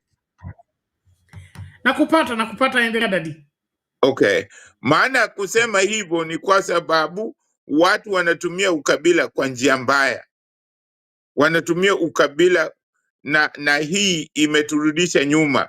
Na hii ni kitu ambayo watu hata wakijaribu kusema ati hakuna, ipo. Kwa sababu, hebu niambie, kwa nini mpaka leo tunasema tangu tupate uhuru mwaka wa miaka 60, unawezaje kusema kwamba Mjaluo hawezi kuwa Minister for Finance mpaka wakati huu? Ni kwa sababu kabila imetumika vibaya. So inatakiwa hizo vyeo watu wote wanaweza kutumika. Huwezi kusema ati kabila fulani hawajakuwa kwa hichi kiti. Kwa nini? So ndio maana mimi nilikuwa nasema Bernard, kama inafaa tunatakiwa tuweke kwa constitution yetu kwamba hii presidency, ndio maana watu wanazungumza vile wanazungumza, kwa sababu ni makosa. Wanafanya haya makosa. Hii mambo ya presidency inatakiwa tufanye kwamba ukiwa president, kama sasa mtu wa Kalenjin amekuwa president, hatuwezi kuchagua president mwingine kutoka hiyo region. Lazima sehemu zingine zitoe president, zitoe, kwa sababu sehemu zingine zote hizi ziko na nini, na viongozi.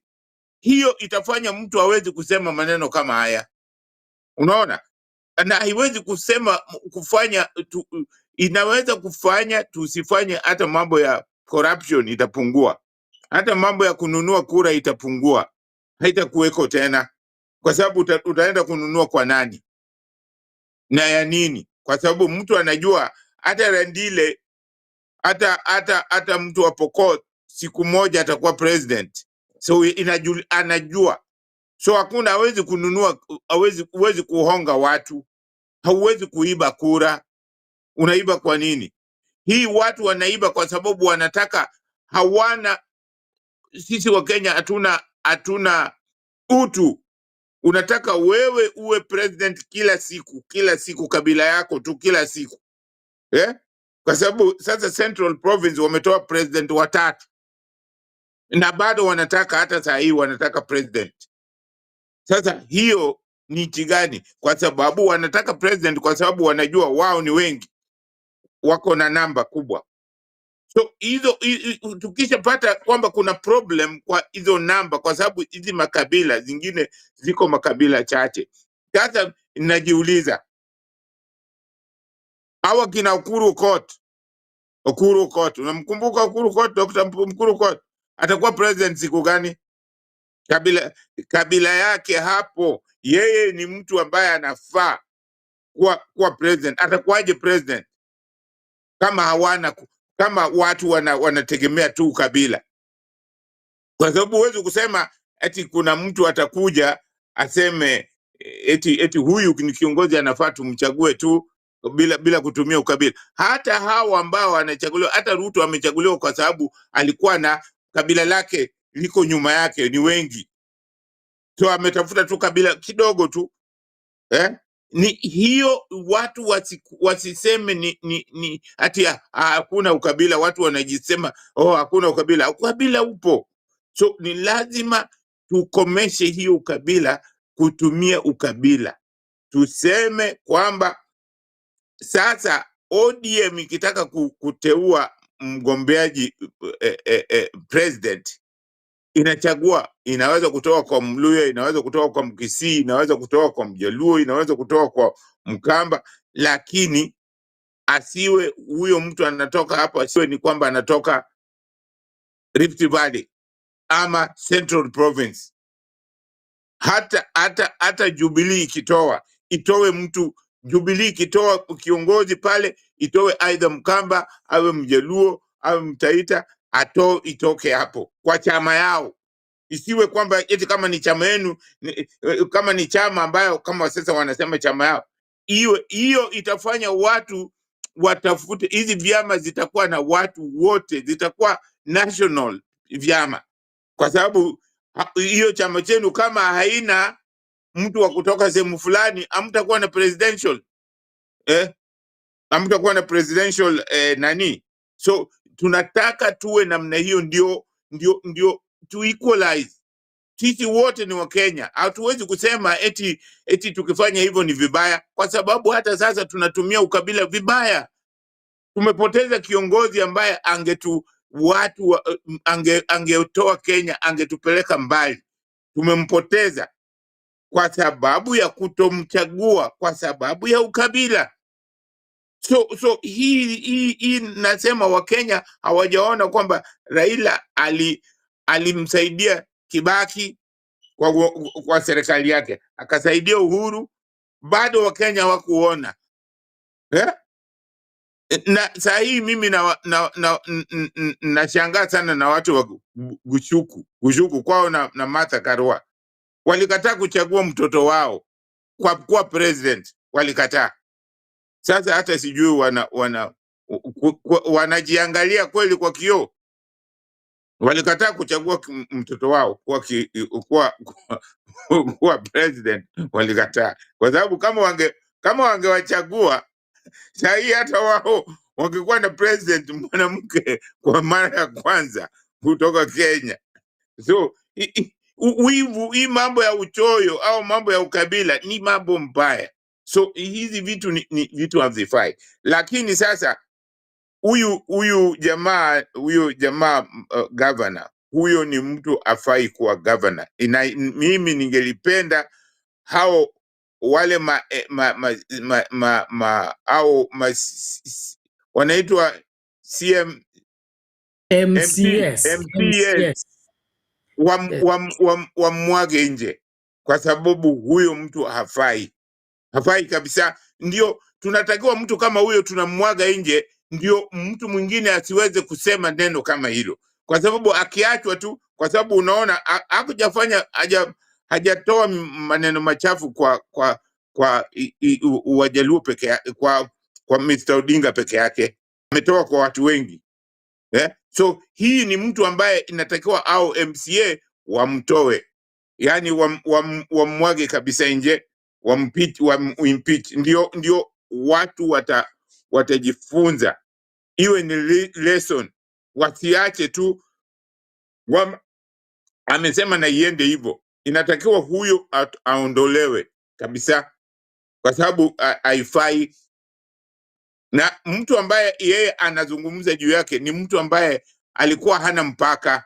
Raila hakuwa na mpaka, alikuwa anaenda popote, hata kama ninyi mpendi, lakini kama mtu akifa pale ambaye ni Mkenya, Raila ataenda. Alikuwa hana ubaguzi ambao naona kina Gachagua wako na ubaguzi wa kusema anaogopa. Unaogopa namna gani? Unaogopa na hii ni nchi yenu? Kwani unaogopa Kasarani hapo? Anaogopa nini Kasarani? Watu wengi walikuwa hapo. Nyayo, watu wengi walikuweko. Kuna watu wengi walienda pale hata kama hawakuzungumza. Na wewe kama ni kiongozi kweli wa Mkenya, unaogopa nini? Kama hawa ni watu ambao wanasemaga ni watoto wa Mau Mau, na si watoto wa Mau Mau. Anaogopa kufa, atakufa. Hakuna njia nyingine. Bernard, hiki watu wanasema eti unaogopa kufa. Kufa utakufa. Hakuna njia nyingine. There is no way unasema ati sasa unaogopa kifo. Kifo kinakuja. Hata ukijificha ndani ya chupa, hata ukijificha wapi, kifo kitakuja. Na kwa hiyo haingewezekana kwamba anaogopa kuja Nyayo Stadium au anaogopa kuja Kasarani. Hakuna mtu anaweza kumpiga. Nothing. Hakuna mtu angemnani. Hakuna hata kidogo. Raila ameenda sehemu ngapi? Hao watu mbona hawakumpiga? Mbona alikuwa anaenda huko sehemu za Nyeri, wapi huko Murang'a? Walikuwa hawampendi, lakini alikuwa anaenda. Mbona hawakumpiga? Wale walikuwa wanampiga walikuwa wanatoka wapi? Hizo ni upuzi mtupu. Hawa ni watu ambao hawana nidhamu, wala hawana wasemi eti wao wanasema wao ni wanaume. Mwanaume gani unaogopa kwenda kwa mahali wanaume wenzako wako? What is that? So mimi nasema hawa ni watu ambao ni wabaguzi tu, ni watu waoga. Mahali inatakikana saa hii wanafurahia ile ushujaa, ile nguvu Raila alitumia. Wanafurahia sasa. Hata huyo governor amepata hiyo governor kwa sababu Raila alisema tunataka ukatuzi. Ndio maana amepata huo governor. Sasa hii amesahau yule mtu amempatia hiyo governor. Anaona tu hiyo governor, hakumbuki imetoka wapi. Na wakati ilikuwa inatakikana wao ndio walikuwa wanapinga. Bernard, mimi nashangaa sana na sisi wa Kenya. Nakwambia ndio maana nasema tusipofuata mila zetu tutabaki tukihangaika hivi kwa sababu tumefuata mila za watu. Kiongozi tunamuita eti mtu wa siasa. Kiongozi tunamuita mtu wa siasa, tunaiga kama Waingereza wanasema politician. Kiongozi hatakiwi kuwa muongo. Na ukiitwa politician, ukisemekana mwanasiasa, unakubaliwa kusema uongo. Wanataka kusema uongo. Hebu angalieni Raila, hata kama watu walikuwa wanamuita ni mwanasiasa, Raila hakuwa akisema uongo. Raila akisema kitu utaona anakuja anasema, anafanya. Mimi nasema hivyo Bernard kwa sababu mimi nisha witness Raila wakati wa ile kura ya 20 either 20 nafikiri 207 Raila alikuja na nikamwambia inatakiwa aje sehemu ile Northwest mahali tunaishi. Raila akaniambia ni sawa, atakuja kuzungumza na Wakenya na anaenda nyumbani. Saa hiyo alikuwa London, anaenda nyumbani na akirudi ataenda Amerika, lakini akirudi atapitia. To the letter, Raila alikuja mpaka akaja akazungumza na Wakenya. Alikuja. So ni mtu ambaye hasemi uongo. Kama angekuwa tu ni hao watu wengine angesema tu hivyo na akasahau. But jamaa hasemi uongo. Siku nyingine baada kama miaka 3, 4, 5 hivi, nafikiri tukakutana tena Brussels airport. alinitambua akasema, chairman, habari yako? Yaani bila mimi nilikuwa nafikiria amenisahau. Chairman, habari? Nikamwambia nzuri. Tukapiga gumzo mpaka tukaje nyumbani. Kwa sababu wote tulikuwa tunakuja nyumbani. Ni mtu ambaye alikuwa na heshima, na ni mtu ambaye mkikaa na yeye atakuzungumza na wewe kama Mkenya mwenzake, kama hana madharau hata kidogo. Tena ni mtu anapenda udadisi, anataka kujua mambo mengi hata kwa maisha yako, hata kwa vile mambo yanaendelea. So ni mtu ambaye hasemi uongo, lakini wanasiasa hao ambao wanaitwa wanasiasa wengi wamekuwa wakisema uongo wengi sana. Mimi sijaona Raila amekuja madanganya watu. Ukiona kitu haijafanywa ni kwa sababu serikali imekataa, lakini yeye mwenyewe utamuona atafanya bidii hiyo kitu ifanyike. Asante sana Bernard.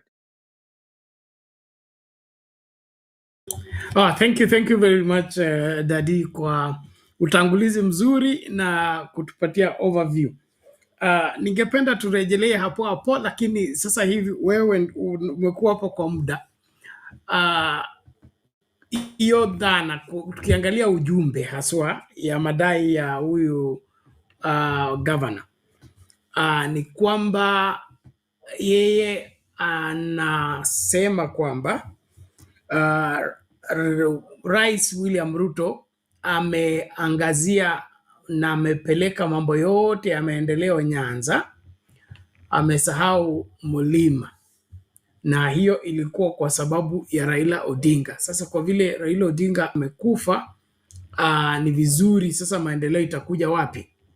Mount Kenya. Ningependa utupatie historia ambayo inatengeneza hii mindset, kwa sababu ni kipi hiki ambacho kinasababisha mtu wa kiwango cha governor kufikiria kwamba jamii fulani mpaka inyimwe ndio jamii nyingine ipate, ama serikali inapaswa kufanya kazi sehemu hizi lakini hizi sehemu zingine haifai? Inatokana na nini na kwa nini? Hiyo Bernard, inatokana na ujinga wa mtu. Ni mtu mjinga na ukabila, na inatokana na ile mbegu ambayo ilipandwa na Kenyatta. Kenyatta mwenyewe ndiye alipanda hii mbegu ambayo tunaiona mpaka sasa.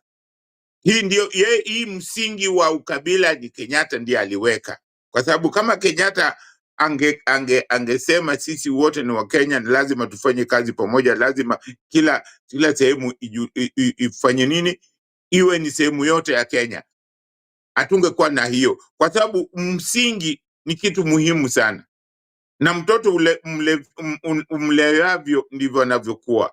Ni ngumu sana mtoto akishakuwa mkubwa na wewe ulimlea kwa namna nyingine kubadilisha. Ni wachache sana wanaweza kubadilika, lakini hii inatokana na ukosefu wa nidhamu na kuwa na wivu na uchoyo, kwa sababu kusema kweli watu wa Central Province hawatakiwi kulalamika. Kwanza wako karibu na soko, wako karibu na mji mkuu. Ya pili, walikuwa na nafasi nzuri sana, wametengenezewa mabarabara, walikuwa na mabarabara, wao wako na mabarabara mengi na wako na viwanda. Ukiangalia mji wa Thika, viwanda vingi zilikuwa zinakuja zinapelekwa Thika kuliko sehemu zote zingine za Kenya. Hakuna, ukiangalia hata Kakamega kukuwa na kiwanda chochote, Kisumu kukuwa na kiwanda chochote, mpaka tu wakati Moi alikuja ndio kulianza kuwekwa sijui breweries na hizo ma textile hiyo tu, lakini hata hizo zilikuja zikaanguka. Unaona, so wao Central Province wamekuwa na bahati sana, kwa sababu ndio mahali wazungu walikuwa settlers wengi walikuwa wanaishi hapo. Kwa hiyo kulikuwa na maendeleo mengi sana ambayo yako Central Province, ambapo ni mambo ya kipumbavu sana ukimsikia huyu anasema eti vitu zinapelekwa nani. Hata Gachagua alisema hivyo wakati wa Uhuru. Unakumbuka wakati ule Gachagua alisema kitu kama hiyo, kwamba Uhuru amewasahau, anapeleka vitu zingine, vitu Kisumu. Sasa akipeleka Kisumu. Kisumu sio sehemu ya Kenya. Je, Wajir na huko Pokot, hizo sio sehemu za Kenya? Zikipelekwa maendeleo huko sio Kenya? Hii ndio maana hii nani inafaa sana, hii ugatuzi inafaa sana kwa sababu tunaongozwa na watu ambao hawajui uongozi. Tunaongozwa na watu ambao wamejaa na ukabila kwa vichwa vyao. Huyo jamaa amekosa sana, kwa sababu wao wako karibu na soko, kwa sababu mji wa Nairobi ndio mji mkuu na uko si mbali na kwao, kwa sababu ukitoka Nyeri kuja Nairobi ni sehemu karibu, na walitengenezewa mabarabara, walikuwa na mabarabara, na sehemu hizo zilikuwa na maendeleo kwa sababu wazungu wao masetla waliishi sehemu hizo. Kwa hiyo zilikuwa na mabarabara na zimekuwa na maendeleo kuliko sehemu zingine Kenya. Na hata kama wakianzisha biashara walikuwa na mawaziri ambao wengi walikuwa wanatoka katika Central Province. Kwa hiyo biashara zao zilikuwa zinakuwa kwa sababu walikuwa wanaweza kufanya kazi na serikali, kwa sababu ukifanya kazi na, kama wewe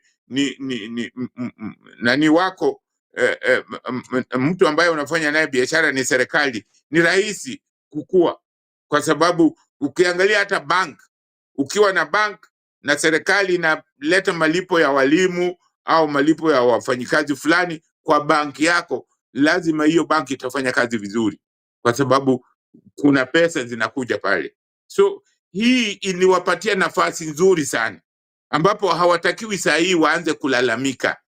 Wanatakiwa hata wao wawe na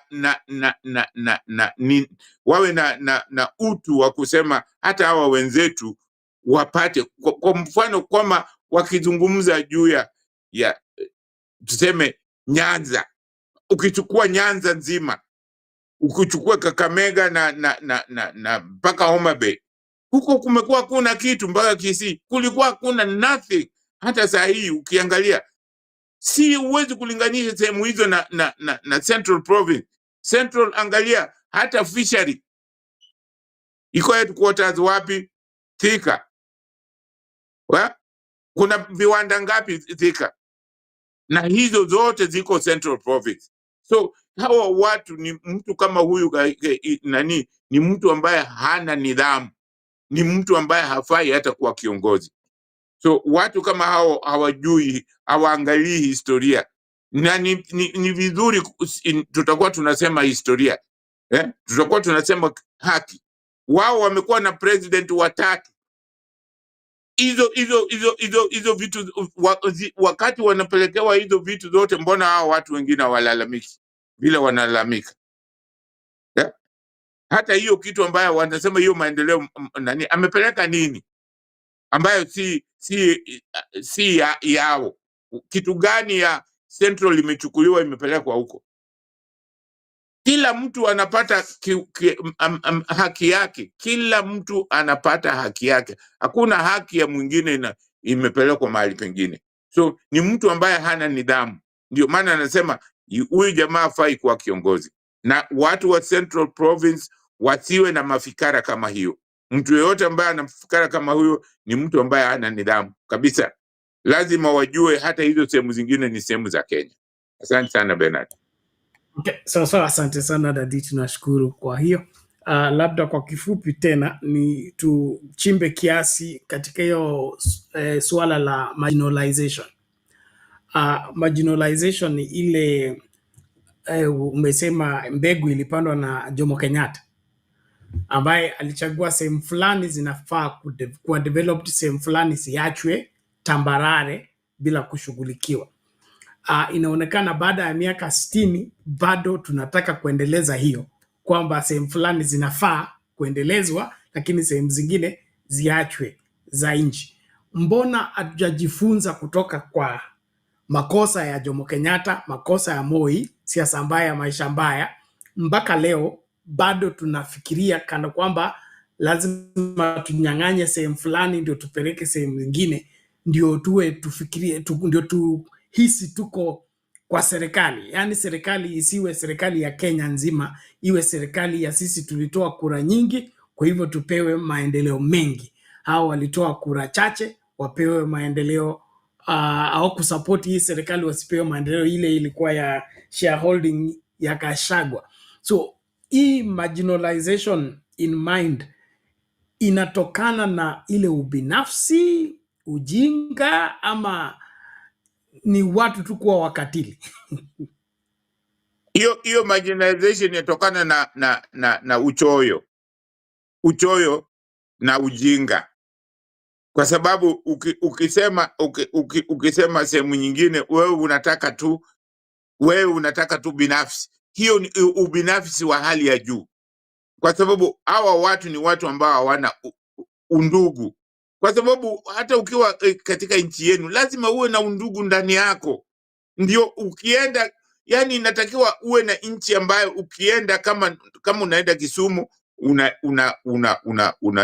unaenda vizuri, kama ni kuendesha gari unaendesha kwa barabara nzuri, kama ukifika huko uwe na facilities nzuri, ukienda Nyeri the same, yani hivyo ndivyo vizuri. Hauwezi kuwa na nchi ambayo sasa ukienda Kisumu sasa hakuna kitu huko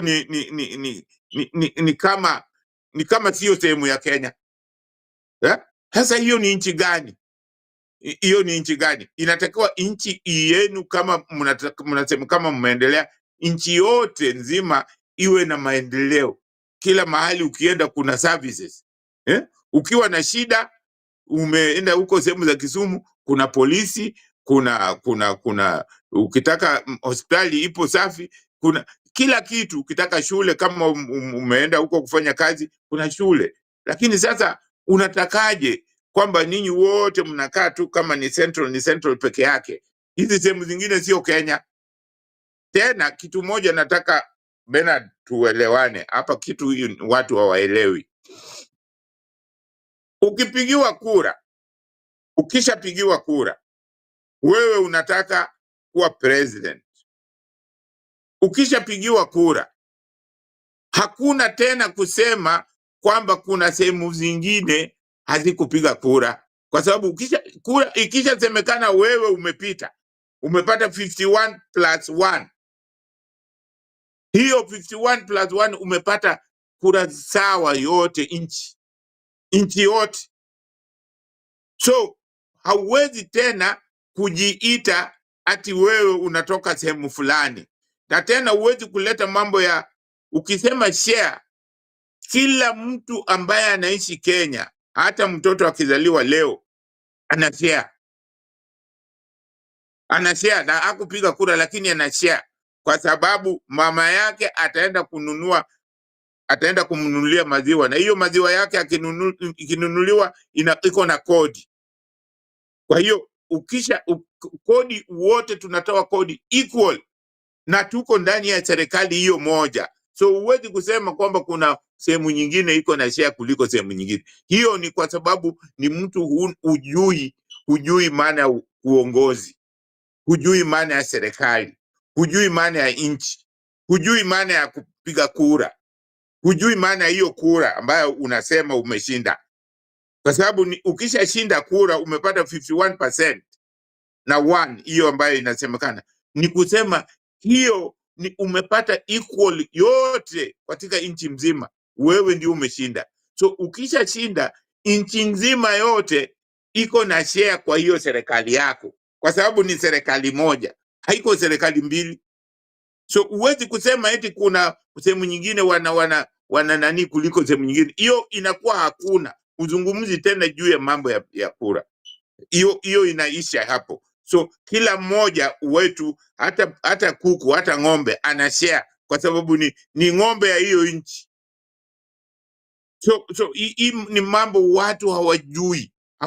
Mimi nasema hawa watu wanatakiwa wapelekwe shule. Hii mambo ya serikali, Bernard, mambo ya uongozi, watu wengi wanaenda kwa uongozi na hawajui wanaongoza nini, kwa sababu hata ukiwa wewe ni MP, ndio kuna kijiji yenu unatoka, lakini ukishachaguliwa wewe ni MP wa sehemu fulani, hauwezi kusema eti wewe ni mtu wewe ni MP wa Omuhaya, ama wewe ni MP wa kutoka Nairobi, wewe ni MP wa Machakos. Huwezi kusema eti wewe ni MP sijui wa kijiji fulani. Hakuna kitu kama hiyo. Hata ukiwa minister, wewe ni minister ya Kenya. Huwezi kuwa minister ya kijiji yenu eti kwa sababu mimi Mjaluo sasa mtu amechaguliwa kwa minister. Sasa ni minister no, ni minister wa Kenya. Nchi inaitwa Kenya. Hii kitu watu wanatakiwa wajue, jifunze. Asante sana Bernard. Okay, asante Dadi, tunashukuru. Ladies and gentlemen, tunaendelea na mchakato. Tunakuomba kuwa mstari wa mbele kukaribisha mtu, like video, alafu maoni yako weka hapo kwa comments, tutaweza kusoma zile tutakazoweza kusoma. Lakini cha muhimu hapa ni sisi kujitambua na kuelewa kipi ambacho tunapaswa kukifanya kuhakikisha kwamba nchi hii inasalia kuwa kitu kimoja na kila mmoja katika nchi hii anapata sehemu yake. Tunakwenda madukani kwa kifupi, tukirejea tutakuwa tunazamia hilo swala kwa kina. Ni kipi hiki ambacho hatujapata dawa ya ukabila, kubaguana na kuchukiana kwa masuala ambayo hata hayana msingi. Keep it right here. This is Sound Candy Talk. Je, umemaliza kidato cha 4? Una wasiwasi utaanzia wapi hatua ya pili? Hujui ni ufanye aje ili kuhitimu katika tajriba yako? YMCA National Training Institute inakukaribisha kujiunga kwenye diploma courses, certificate na short courses. Wana day na evening classes, wana courses kama plumbing, electrical engineering, building and construction, motor vehicle mechanics, fashion and design, hairdressing and beauty therapy, ICT and computer applications, hotel management and catering. Kwa maelezo zaidi wasiliana na mwalimu mkuu David Simiyu kwenye +254724784150 ama +254736219864. Vilevile unaweza wasiliana na mkuu wa mawazo kwenye +254726939256. YMCA Kenya, training for today's industry. Welcome back, ladies and gentlemen. Thank you so much for keeping at Sound Candy Talk. We trust you are getting us loud and clear. Please let us know you are watching from where, and are you following the program and learning something, or what is cooking from your end? Now, Dadi, tukirejelea hilo swala kabla tu switch kwa masuala ya koti na sheria mpya za Ruto. Tukichimba kwa ndani haya madai ya kusema kwamba makabila fulani hayafai, kabila fulani linafaa. Umelenga sana ukisema ukishachaguliwa kuwa rais, wewe ni rais wa Kenya. Wewe sio rais tena wa Rift Valley, wewe sio rais tena wa Mount Kenya. Wewe ni rais wa nchi inaitwa Kenya. Na hii Ukenya, mbona hatuna Ukenya? Inaonekana licha ya kuwa tuko na ID, tuko na national anthem, tuko na bendera, lakini Ukenya on an individual level ni kama haipo. You don't feel it. Kila mara tukiwa na little threat here, unaenda kuita kama tuseme tutakuwa tunazungumza kuhusu Sifuna maybe in the course of the discussion, lakini unaonanga katika masuala ya wabunge, sema mbunge fulani ametuhumiwa kwa masuala, then utaona amechagua Waluya. Kama yeye ni Mluya amechagua Waluya, ndio anaenda kwa press conference, wamesimama na yeye. Na akiwa Mjaluo na yeye amechagua Wajaluo, ndio wamesimama kinyume nyuma yake akiongea na press. Hakuna wakati ambapo watu watabaka tofauti watakuja kusimama na mtu kwa sababu ametuhumiwa kimakosa mpaka aende kutafuta ndugu zake, na huu ndugu unatokana tu na jamii au utokani na nchi. Ni kipi kilikwenda mrama na nchi?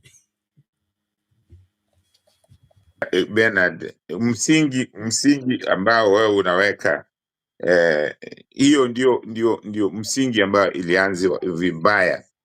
Jomo Kenyatta alianza msingi mbaya, manake umesikia kwamba kulikuwa na oath ambayo ilifanyika. Sasa vitu kama hizo unapofanya kama nchi, hii inatoa Ukenya inakuwa hakuna. Ndio maana nilikwambia kwamba nchi ni vizuri kujenga taifa. Kuna taifa na kuna nchi, na hii kitu hata ukiuliza, inatakiwa uulize wa Kenya wakuambie taifa ni nini na nchi ni nini.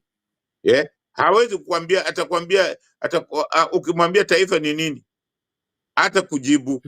Hebu ujaribu kuuliza mtu kwamba taifa ni nini na nchi ni nini. Taifa ni watu. Taifa ni watu. Inatakiwa kujenga taifa. Kujenga taifa ni kuleta watu wawe wamoja, kuwajenga, kuwatoa katika ile hali ya ukabila. Na vile vile kama Kenyatta angekuwa amejenga kwamba wakati alikuwa president, baada ya yeye kutoka president angesema wacha nifanye president 10 years, mwingine afanye 10 years, lakini iwe ni sehemu mbalimbali. Hata tungetafuta hata hizi vyama vingi, hatungetafuta. Mimi nakwambia hatungetafuta hizi vyama vingi, kwa sababu kama tungekuwa tunaongozana kwa njia ya Kiafrika, kwa ukweli na undugu, hatungetafuta hata hizi vyama vingi, kwa sababu tungekuwa tumetosheka na hiyo chama kimoja. Tuko na uhuru wa kutoa maoni, unaona, na kushauriana.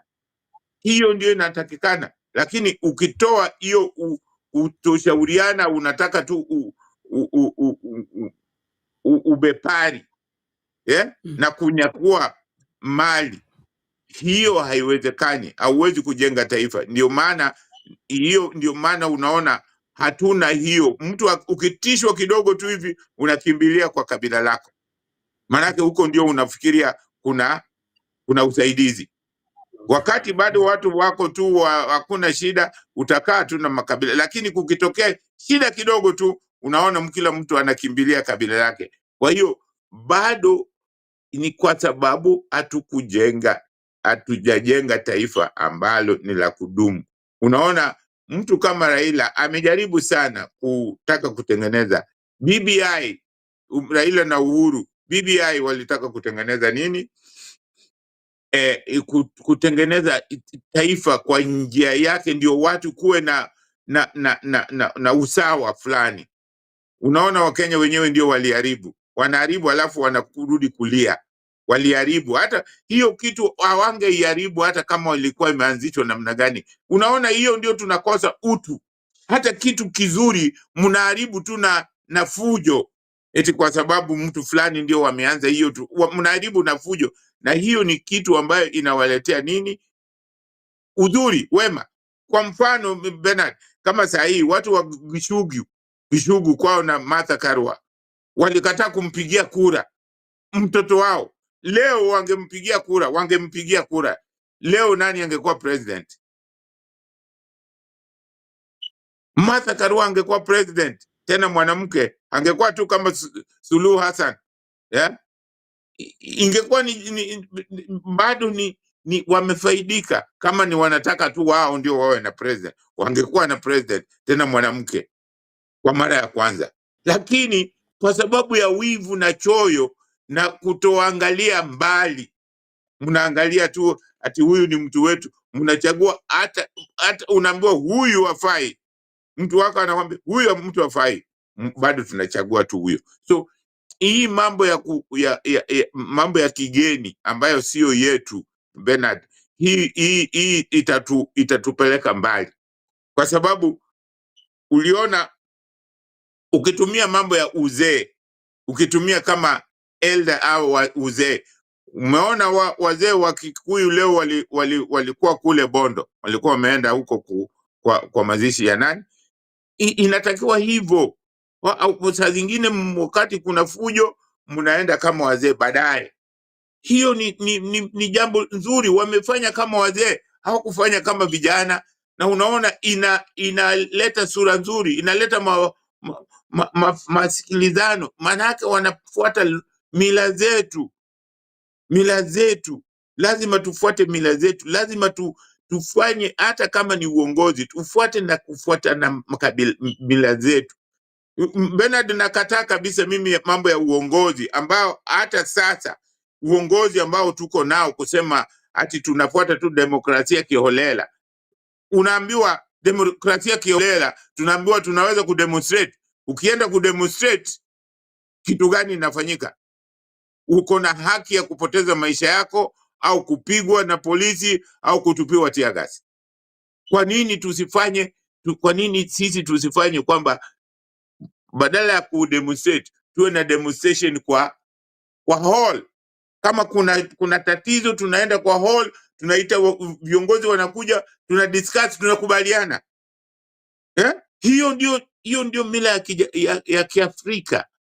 Hiyo ndio mila ya Kiafrika, na tukifuata namna hiyo tutakuwa hatuwezi kununua tear gas, hatuwezi kununua yale maji, hakuna mtu atauawa na polisi, na hakuna mtu atapigwa na polisi. Hizo vitu zote zitaisha. Itakuwa ni kwamba sio ndio mila yetu. Hatupigi watoto au watu mnawapiga au Wakenya unawapiga, au ndio wanajenga nchi. Sasa unawapiga namna gani?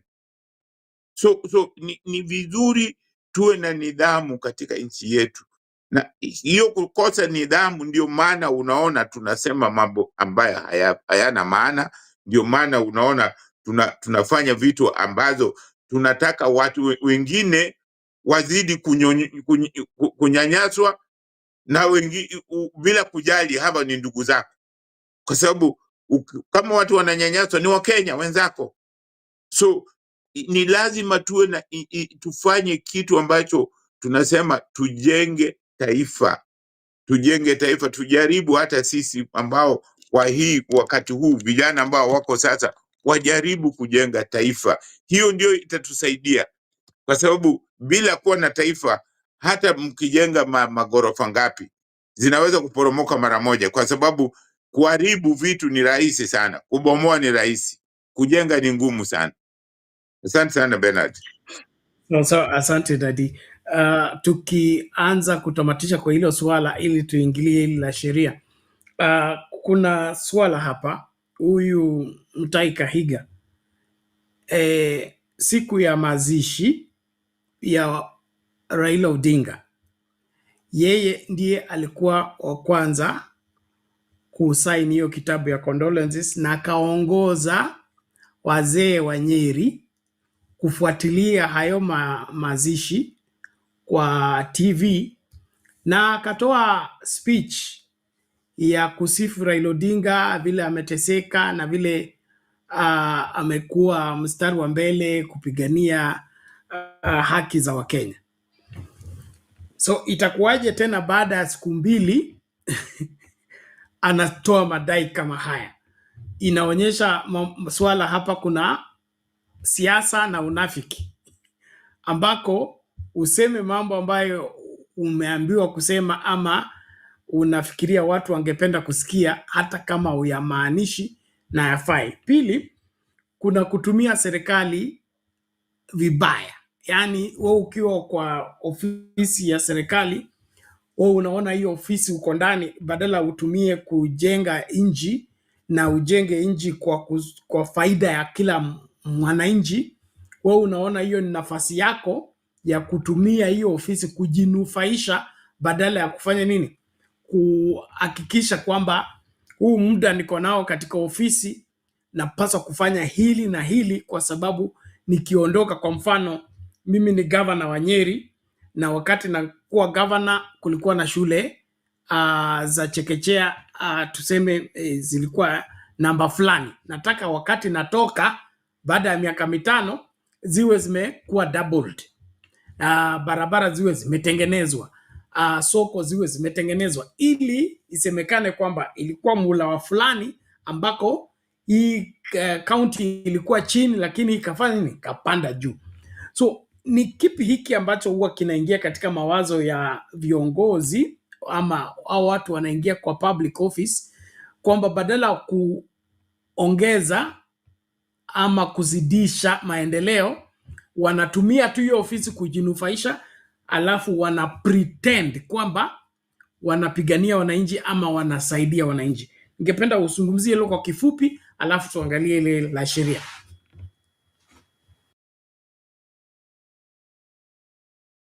Unajua viongozi hao, watu viongozi kiongozi ambaye unamuona ambaye anasema hayo mambo kama huyo, hivyo ndivyo alivyo. Hakuna kitu mtu anaweza kubadilisha. Uongozi ukipewa ofisi ya governor haikubadilishi. Hivyo ndivyo anafikiria, hivyo ndivyo alivyo. Hata akiwa peke yake, ambapo hakuna mtu, hawezi kumsaidia mtu ambaye sio kabila lake au mtu ambaye si jamii yake, hawezi. So huyo ni hata ukimpeleka ofisini, hivyo ndivyo, hiyo ndio tabia yake. Huyo ni mtu ambaye huwezi kusema kwamba sasa amekuwa kiongozi, sasa ana tabia tofauti. Uongozi haubadilishi mtu. Mtu tabia yako, hata ukipewa Bernard sahi, hata ukipewa ukuwa president, utakuwa na tabia yako ile ile uliyokuwa nayo. Hauwezi kuongeza tabia nyingine. Hiyo tabia yako ambayo unayo itaonekana. Hata ukificha, siku moja itaonekana. So hawa watu, mtu kama huyu Mutahi, hivyo ndivyo alivyo. Ni mtu ambaye hana nidhamu, ni mtu ambaye ajali makabila zingine. Hizo ni maneno tu anasema tu, ni kwa sababu ya TV. Lakini kama TV haipo, yale maneno ambaye hata kama ungekaa na yeye karibu mahali hakuna microphone ile mnazungumza tu, utakuta ni mtu labda hapendi makabila zingine kabisa. Labda huyu Raila hakuwa anampenda kabisa. Kwa hiyo alijaribu kujizuia, lakini angeweza kufanya nini? Alifikiria kwamba anapozungumza kule kwao pale, hakuna mtu alikuwa anasikia, na alikuwa anafikiri hao wote walifurahia vile anavyosema, which is kawaida ya Wakenya.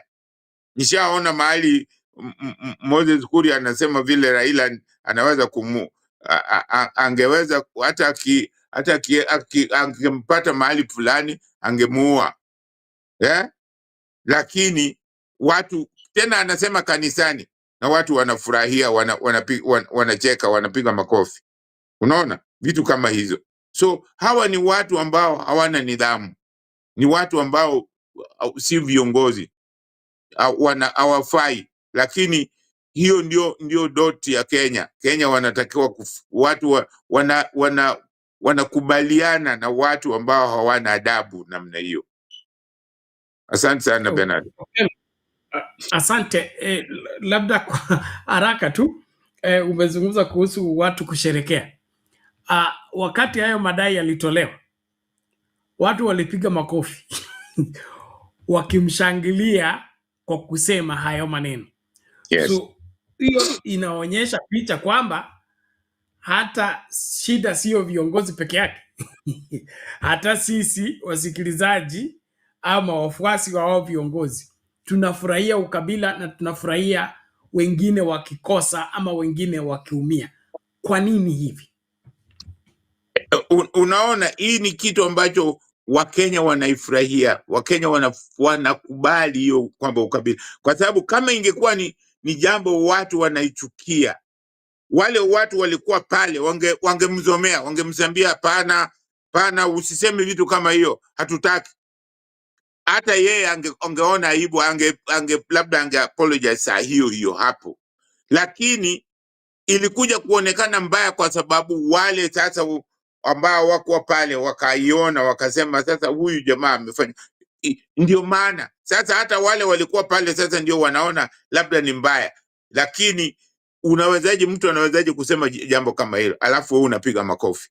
Hii ni kitu Wakenya wanakubaliana na hii mambo. Hata kama angesema mahali fulani, ungekuta tu Wakenya wanapiga makofi.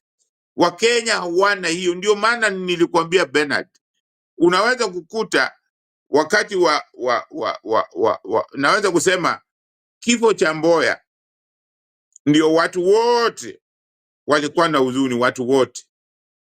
Lakini wakati JM, wakati wa Kungo Karuma alipopotea, hakukuwa, yani Pinto alipouawa, nothing. Alafu wakati kulikuwa na huzuni, lakini hakukuwa na commotion. Wakati JM alikufa, aliuawa, hakukuwa na nothing. Yani hakukuwa na huzuni, ni jamii yake tu. Wengine wanasema huyu ni JM, ni Mkikuyu. Unaona, wameoa Mkikuyu mwenzao. Wakati huko alikufa, wewe huko uliona hakukuwa na commotion. Watoto wa university tu ndio walijaribu ku demonstrate, lakini watu wengine wote hakujali. So ni kusema wa Kenya, kama we si kabila yao ama we si ndugu yao, hawajali, kwa sababu uliona vile watoto waliuawa.